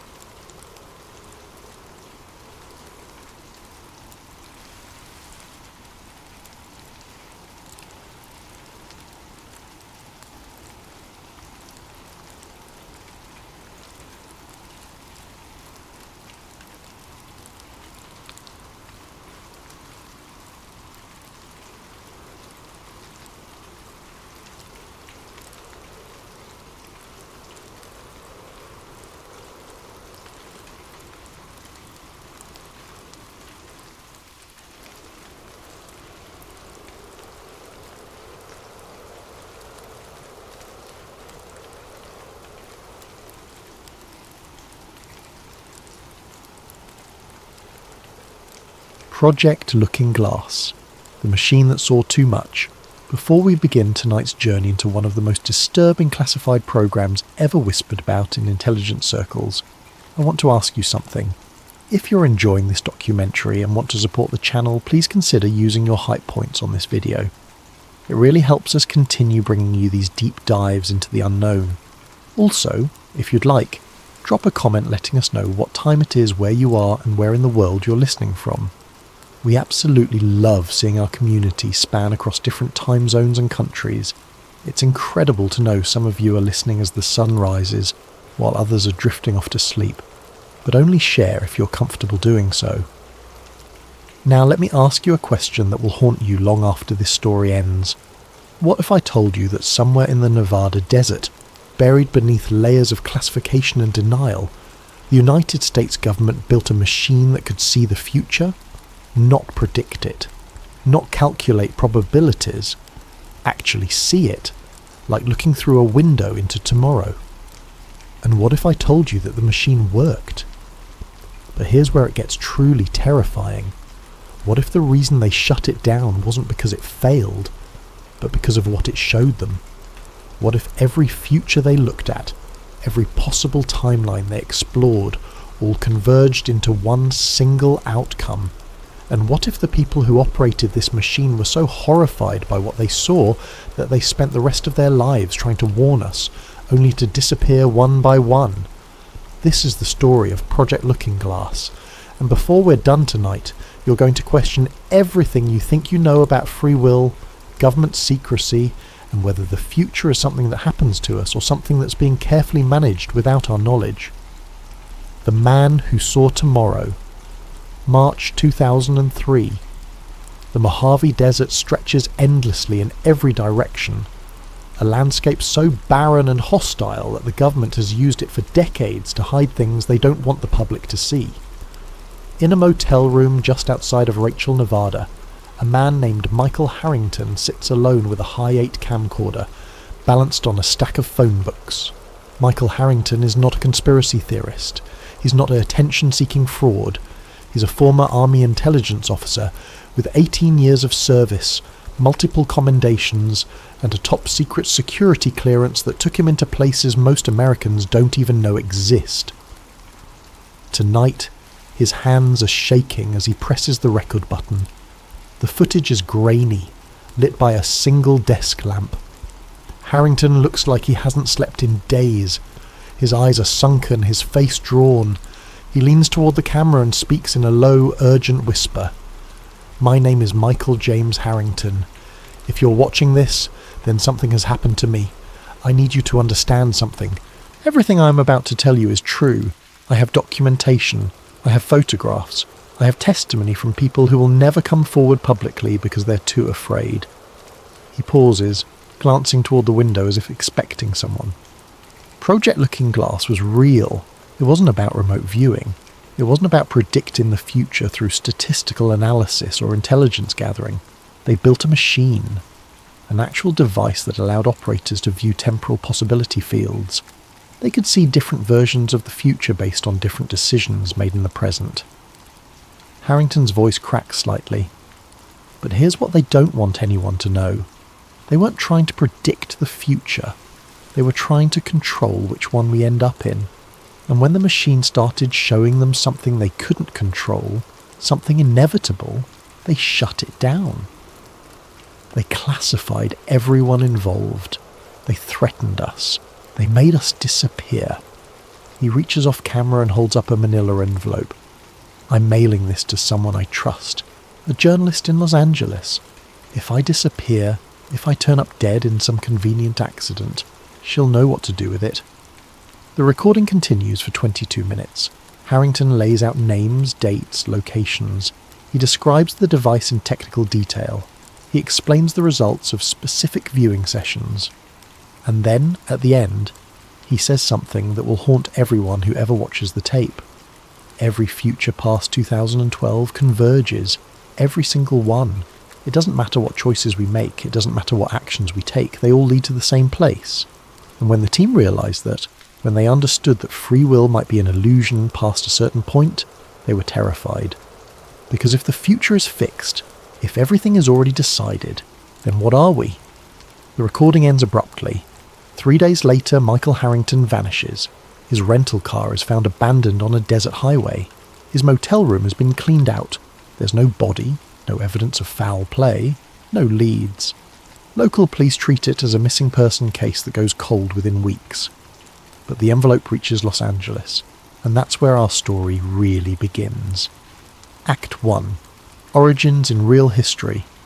To understand Project Looking Glass, you first need to understand that the United States government has been obsessed with psychic phenomena and consciousness research for more than half a century.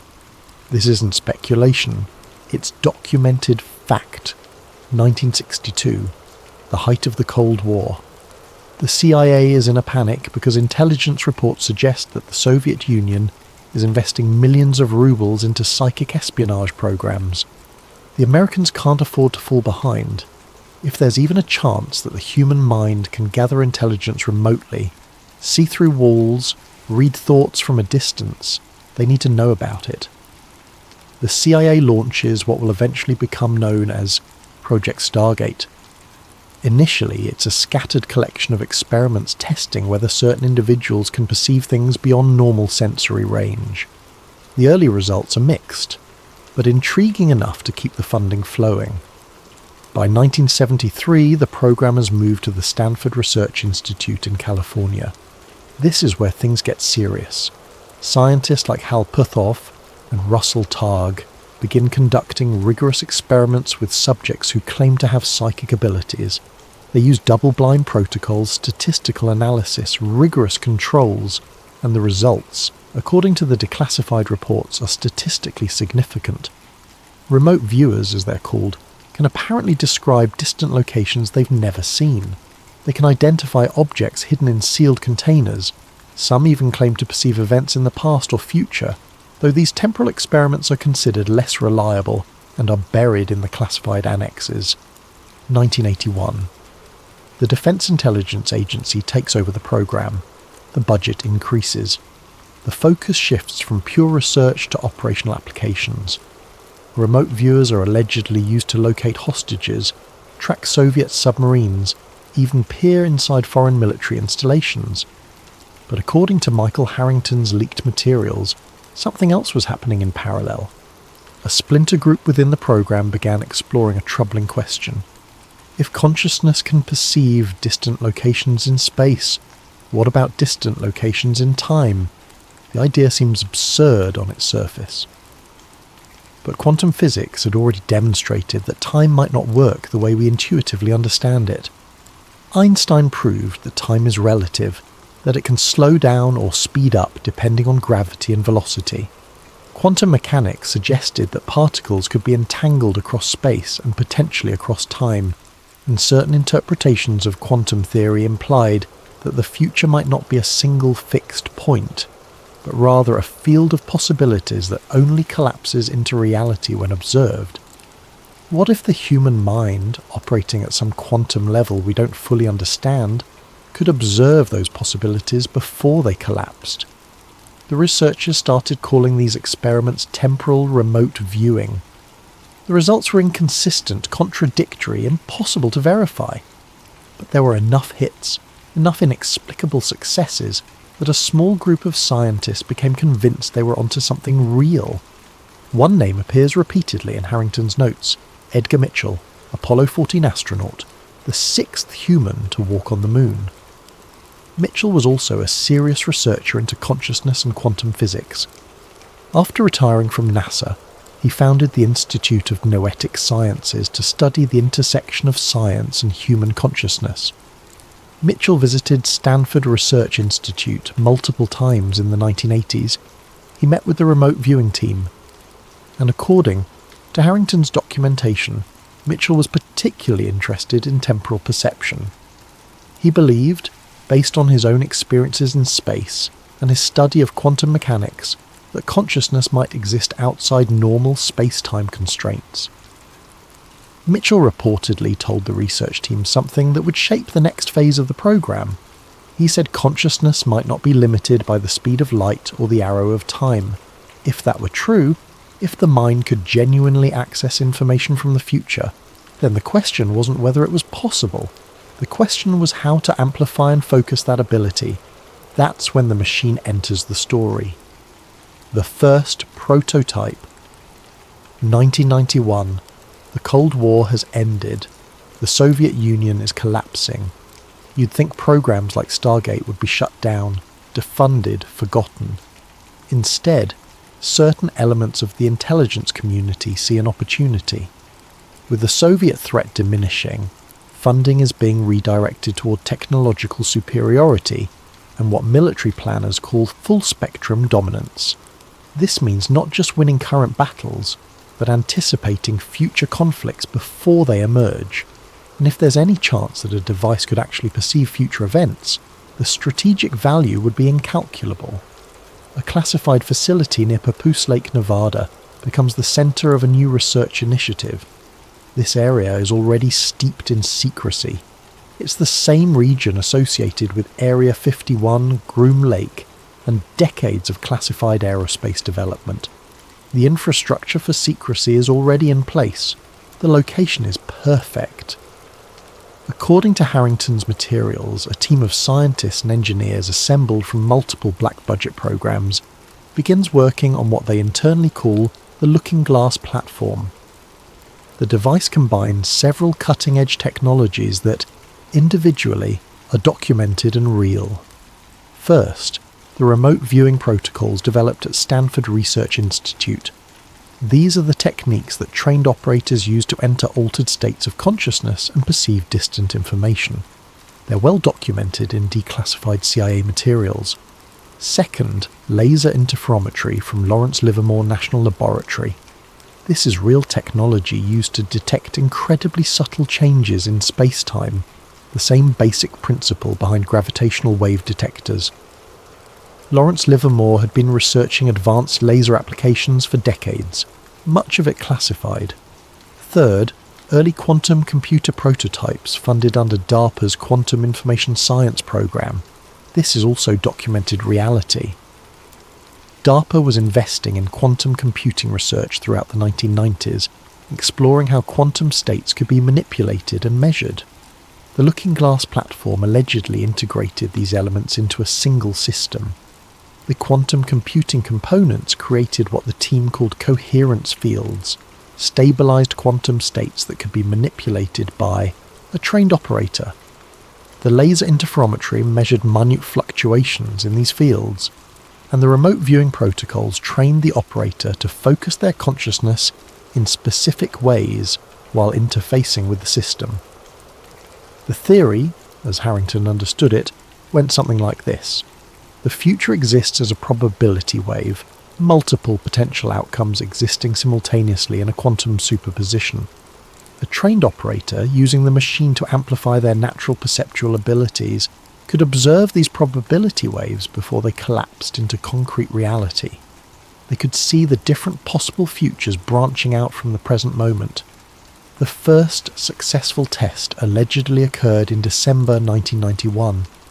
An operator sat in the device's chamber, a magnetically shielded room lined with sensors and equipment. They were given a target, a specific question about a future event. According to the session logs that Harrington leaked, the operator described seeing multiple overlapping images, different versions of the same event playing out in slightly different ways. The descriptions were fragmentary, often symbolic rather than literal.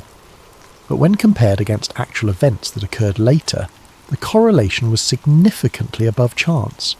The team was electrified.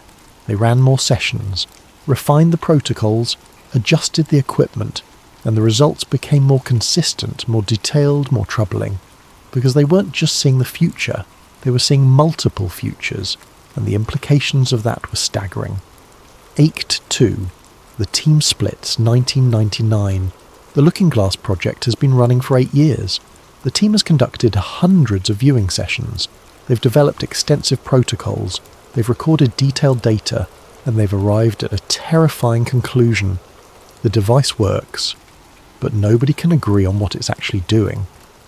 The team splits into two factions. and the division threatens to tear the entire project apart. The first faction believes the machine is genuinely perceiving multiple branching timelines, a real manifestation of the many worlds interpretation of quantum mechanics. In this view, every decision point creates a branching of reality into multiple parallel timelines, and the looking glass allows operators to perceive these branches before they fully separate. The future isn't fixed, it's a garden of forking paths, and different choices lead to genuinely different outcomes. The second faction has a darker interpretation. They believe the machine is only showing them the future we're being steered toward. In this view, there's only one actual timeline, one future that's going to happen, and the appearance of multiple possibilities is an illusion created by incomplete information. The machine, in their interpretation, is revealing the inevitable outcome of forces already in motion. Free will is an illusion. The future is already written. The debate becomes heated, philosophical, almost religious in its intensity. Because at stake isn't just the interpretation of experimental data. At stake is the fundamental nature of reality and human agency. The government nickname for the device, looking glass, takes on an ironic weight. Are they looking through the glass at real alternate futures?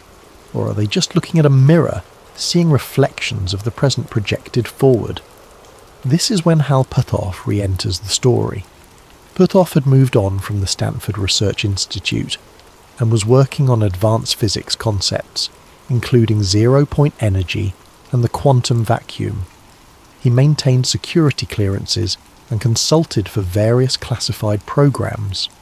In 1999, Puthoff visits the Nevada facility at the invitation of the project director. He spends 3 days reviewing their data, observing sessions, examining the equipment, and at the end of his visit he delivers a warning that will haunt the team.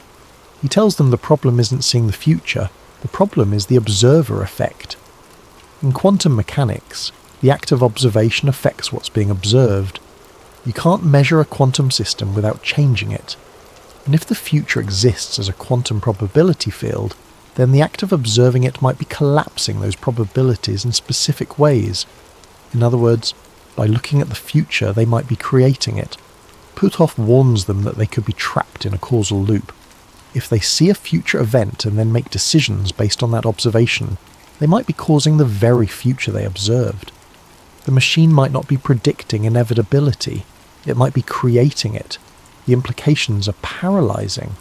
If he's right, then the more they use the device, the more they're eliminating alternate possibilities and steering reality toward whatever outcomes they happen to observe. They're not passive viewers of time, they're active participants in shaping it, and they have no idea what they're actually creating. September 2001. The team continues operating despite the philosophical uncertainties. The intelligence value is too high to shut down. The Department of Defense wants answers. They want to know about future conflicts, terrorist threats, geopolitical shifts. The pressure to produce actionable intelligence is immense. In the summer of 2001, multiple viewing sessions begin producing similar images.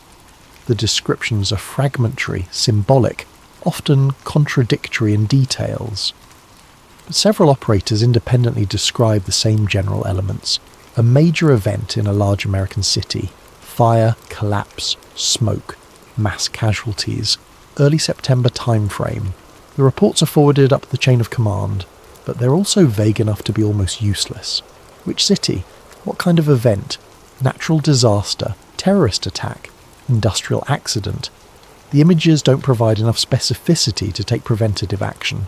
And then September 11th happens. The immediate aftermath within the Looking Glass team is devastating. They saw something. Multiple operators perceived elements of the attack. But the information was too fragmentary, too symbolic, too unreliable to prevent it. Or was it? Some team members begin asking a more disturbing question. What if they didn't just fail to prevent the attack? What if the act of viewing the future event somehow made it more likely to occur? What if their observations collapsed the probability wave toward that specific outcome? This is when Harrington claims the team became genuinely afraid of their own work. They started questioning whether they were intelligence gatherers or unwitting architects of catastrophe.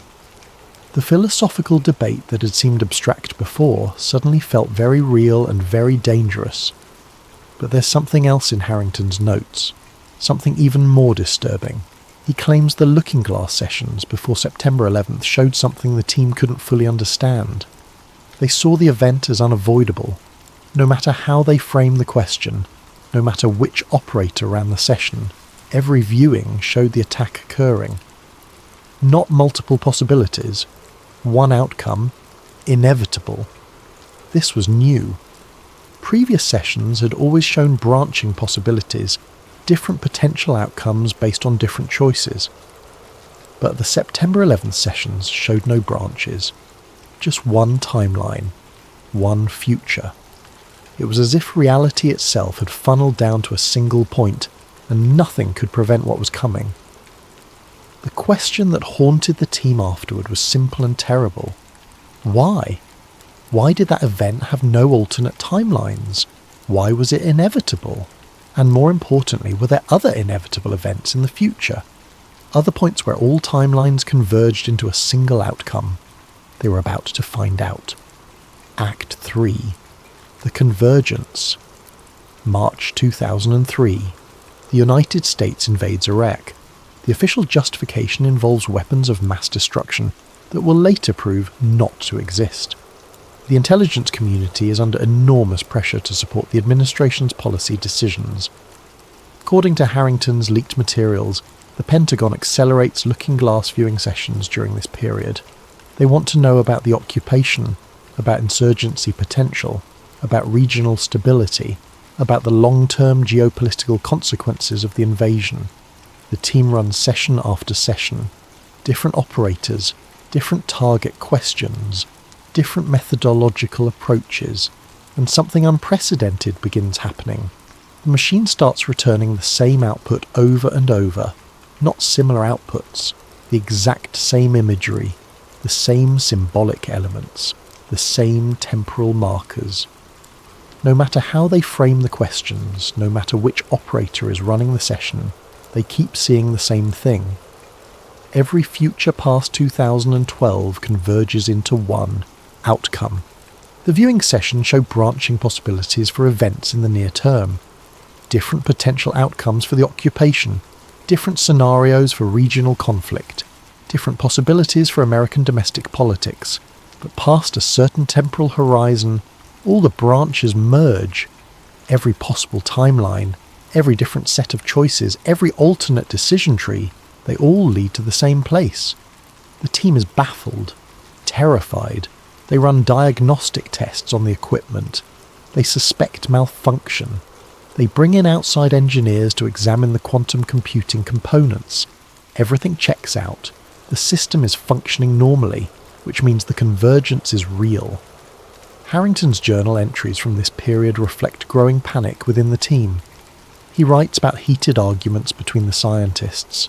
Some believe the convergence represents a limitation of the technology, that they're simply reaching the edge of what the device can perceive. Others believe it's real, that the future genuinely locks into a single timeline at some point. And if it's real, what does it mean? One physicist on the team proposes a theory. She suggests that the convergence might represent a critical event, a moment so significant, with such far-reaching consequences, that it eliminates all other possibilities. Like a boulder dropped into a stream, forcing all the water to flow around it in a specific way. But if that's true, what is the event? The viewing sessions can perceive the convergence point, but they can't see past it. It's like a wall in time, a horizon beyond which the machine cannot penetrate. Is it a catastrophic event? Nuclear war? Environmental collapse? Economic implosion? Or is it something else entirely? A technological singularity? First contact? A breakthrough that fundamentally changes the nature of human civilization? The team doesn't know, and the uncertainty is maddening. There's another possibility that Harrington mentions in his notes, one that the team finds even more disturbing. What if the convergence isn't about a specific event at all? What if it represents the point at which human free will effectively ends? The moment when the accumulated weight of all previous decisions, all previous choices, all previous actions becomes so great that only one outcome remains possible. If that's true, then the looking glass isn't showing them the future being controlled by some external force. It's showing them the future being controlled by us, by the inevitable consequences of our collective choices, by a trap we're building for ourselves without even realising it. The shutdown, late 2003. The decision comes down from somewhere high in the chain of command. Project Looking Glass is being terminated. The equipment is to be dismantled. The data is to be archived under the highest classification levels. The personnel are to be reassigned and subjected to new non-disclosure agreements. The official explanation, according to Harrington, is that the program has failed to produce actionable intelligence. The viewing sessions are too unreliable, too symbolic, too subject to interpretation. The cost cannot be justified. But Harrington and others on the team believe the real reason is the convergence. The people making decisions at the highest levels are terrified by what the machine is showing. A future that cannot be changed, a timeline that cannot be avoided, an outcome that renders all their planning and manipulation meaningless. If the future is fixed, if everything converges to a single point regardless of what actions they take, then what's the point of intelligence gathering? What's the point of strategic planning? What's the point of anything? Several team members resign before they can be reassigned. A few speak quietly to their colleagues about going public. Most are too afraid of the consequences. The classification levels on the project are extreme. The penalties for disclosure could include decades in federal prison. Michael Harrington is one of the few who decides the public has a right to know. He begins secretly copying documents. He photographs the equipment before it's dismantled. He records conversations with other team members who share his concerns, and he starts preparing his insurance policy, the tape, the envelope, the journalist in Los Angeles. In March 2003, shortly after recording his confession, Harrington vanishes. His disappearance is convenient for some, tragic for others, and terrifying for the remaining team members who know what he was planning to do. But the envelope has already been mailed. The evidence is already in motion. And the story is about to enter a new phase. Act 4. The Journalist. Erin Malone is an investigative journalist at the Los Angeles Times. She's 34 years old, ambitious, respected by her colleagues for her meticulous research and unwillingness to run stories that aren't airtight. She's broken stories about police corruption, corporate fraud, environmental violations. She's good at her job. In early April 2004, a package arrives at her office. There's no return address. The postmark is from Nevada. Inside is a Hi-8 videotape, several dozen pages of handwritten notes, photographs of equipment she doesn't recognise, and what appear to be classified documents with heavy redactions. She watches the tape. Michael Harrington's confession. 22 minutes of the most extraordinary claims she's ever heard.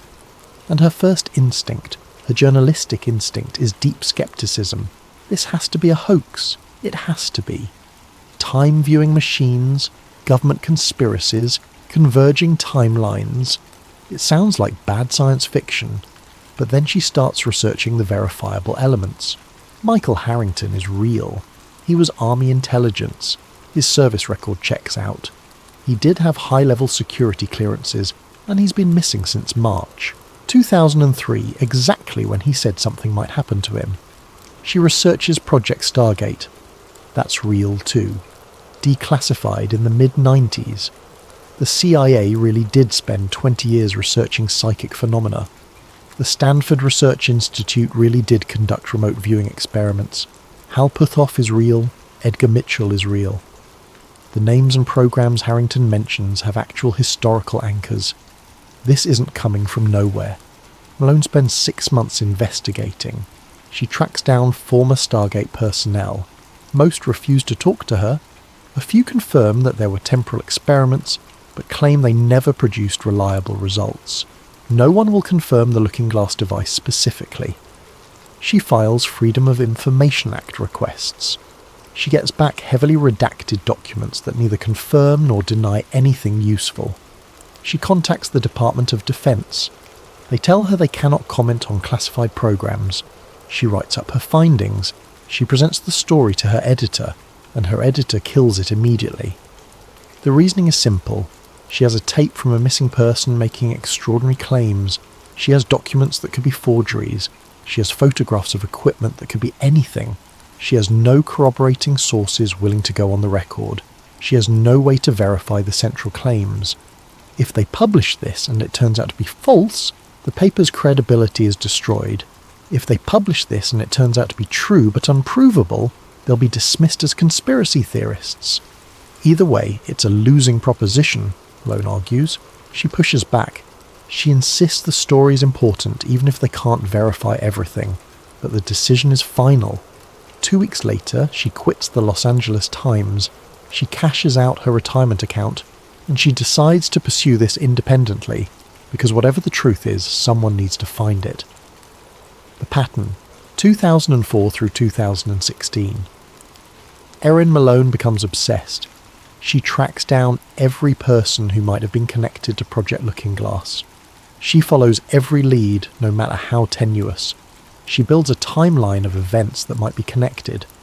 And slowly, a pattern begins to emerge. The Large Hadron Collider at CERN activates in 2008, the world's most powerful particle accelerator, capable of probing the fundamental structure of space-time. Malone finds references in physics journals to experiments involving quantum entanglement and retrocausality, the idea that quantum effects might propagate backward in time. The National Security Agency massively expands its surveillance capabilities under programs like Stellar Wind. Malone wonders if there's a connection. If you could see the future, wouldn't the next logical step be trying to control the present to steer toward specific outcomes? And wouldn't that require total information awareness, the ability to track and influence everyone? The 2008 financial crash. Malone interviews economists who describe the crisis as almost inevitable, the result of systemic forces that had been building for years. She wonders about convergence, about timelines narrowing, about outcomes that become unavoidable. The 2013 Snowden leaks reveal the extent of NSA surveillance. Malone sees the confirmation of what she suspected. The intelligence community has access to nearly everything: communications, financial transactions, travel patterns, social connections. If you wanted to manage the future, this is the infrastructure you'd need. The rise of predictive policing algorithms throughout the 2010s, software that claims to predict where crimes will occur before they happen. Malone sees echoes of Looking Glass. Not psychic prediction, but algorithmic prediction. A different method toward the same end. DARPA funding bursts in quantum computing between 2010 and 2013. Public programs receiving hundreds of millions in funding. Malone wonders what the classified budget looks like. What are they building that we don't know about? She finds 3 separate former contractors over the years. Each worked on different classified programs. None will confirm Project Looking Glass specifically, but each, independently, describes the same philosophy that seems to permeate certain black-budget programs. The future isn't predicted anymore, it's managed. One of them, a retired engineer who worked at Sandia National Laboratories, tells her something chilling over drinks in a bar in Albuquerque. He says the intelligence community has moved beyond trying to see the future. They're trying to create it. Every surveillance program, every data collection initiative, every predictive algorithm, it's all part of a larger architecture designed to eliminate uncertainty. If you have enough data, if you have enough computing power, if you have enough control over information and communication, you can effectively collapse the future into a limited set of outcomes. You can engineer convergence. Maybe Project Looking Glass was shut down not because it failed, but because they found a better method. Not a machine that lets you see the future, but a system that lets you build it. Act 5. The Discovery. 2017. something changes. Erin Malone has been pursuing this story for 13 years. She's spent her savings. She's lost relationships. She's developed a reputation among mainstream journalists as someone who went off the deep end chasing ghosts. But she's never stopped believing that Michael Harrington was telling the truth. Then, in late 2017, the CIA releases a massive tranche of declassified documents as part of the CREST database project. Millions of pages of previously classified material from the 50s through the early 2000s made available to researchers and the public. Malone spends weeks combing through the files. Most are mundane. Intelligence assessments, memos, reports. But buried among unrelated material, she finds something that makes her hands shake. A partially redacted reference to something called QGS, Quantum Guidance System, Nevada Test Range, dated 1998. The author is listed as a Department of Energy physicist, name redacted. The document is only 3 pages, most of it is blacked out, but what remains describes equipment specifications for a device that matches elements of what Harrington described: laser interferometry, quantum coherence fields, shielded chamber, trained operator interface. The program name is different, but the description is too close to be coincidental. This is the first piece of documentary evidence from an official government source that corroborates Harrington's claims. It's not proof of everything he said, but it's proof he didn't make the whole thing up. Malone tries to follow the trail. She files new FOIA requests referencing the QGS program specifically. She gets back nothing useful, just the same non-denial denials. But she knows now that she's onto something real. The machine turns back on 2019. The Pentagon launches the Joint Artificial Intelligence Center. The public explanation is that it's designed to coordinate military artificial intelligence programs and accelerate adoption of AI technology across the Department of Defense. Malone's anonymous sources tell her something different. They say the AI Center is being fed historical data from legacy programs, including, possibly, looking glass session logs. Think about it. If you have years of data from future viewing experiments, successful or not, you could train neural networks to look for patterns. You could use machine learning to refine predictive capabilities. You could merge psychic research with algorithmic analysis and create something entirely new. 2020. The United States Space Force is officially established. Among its responsibilities is something called space domain awareness. The public explanation involves tracking satellites and space debris. But Malone finds references in military journals to quantum sensing technologies, advanced detection systems, possible applications for temporal anomaly detection. She starts receiving encrypted messages from a new source, someone who claims to have current knowledge of classified programs. The source is careful, paranoid, probably breaking multiple laws by communicating with her. They tell her the device was reactivated. Not the original looking glass hardware, but a next-generation system incorporating quantum computing advances from the past 2 decades. It's housed in a new facility, location unknown, probably underground. But the new system isn't showing branching futures anymore. According to the source, every session returns the same result. One timeline, one outcome, and nothing past a certain point. The convergence that terrified the original team hasn't changed. If anything, it's clearer now, more defined, closer. Whatever the convergence point is, we're approaching it, and there's nothing anyone can do to change it. Act 6. The Final Revelation, 2021. Erin Malone has been chasing this story for 17 years. She's followed every lead. She's accumulated boxes of documentation. She's interviewed dozens of people. And she's exhausted. She's also running out of money. The independent journalism outlets that might have supported her work in the past are struggling themselves. The information ecosystem is fragmented, polluted with misinformation, hostile to complex investigative work that can't be summarized in a headline. She decides to make one more attempt. She's going to find someone from the original Looking Glass team willing to talk on the record. regardless of the consequences. It takes her 6 months, but she finally locates Charles Dunning, retired engineer from Sandia National Laboratories, 78 years old, living in a modest house in Tucson, Arizona.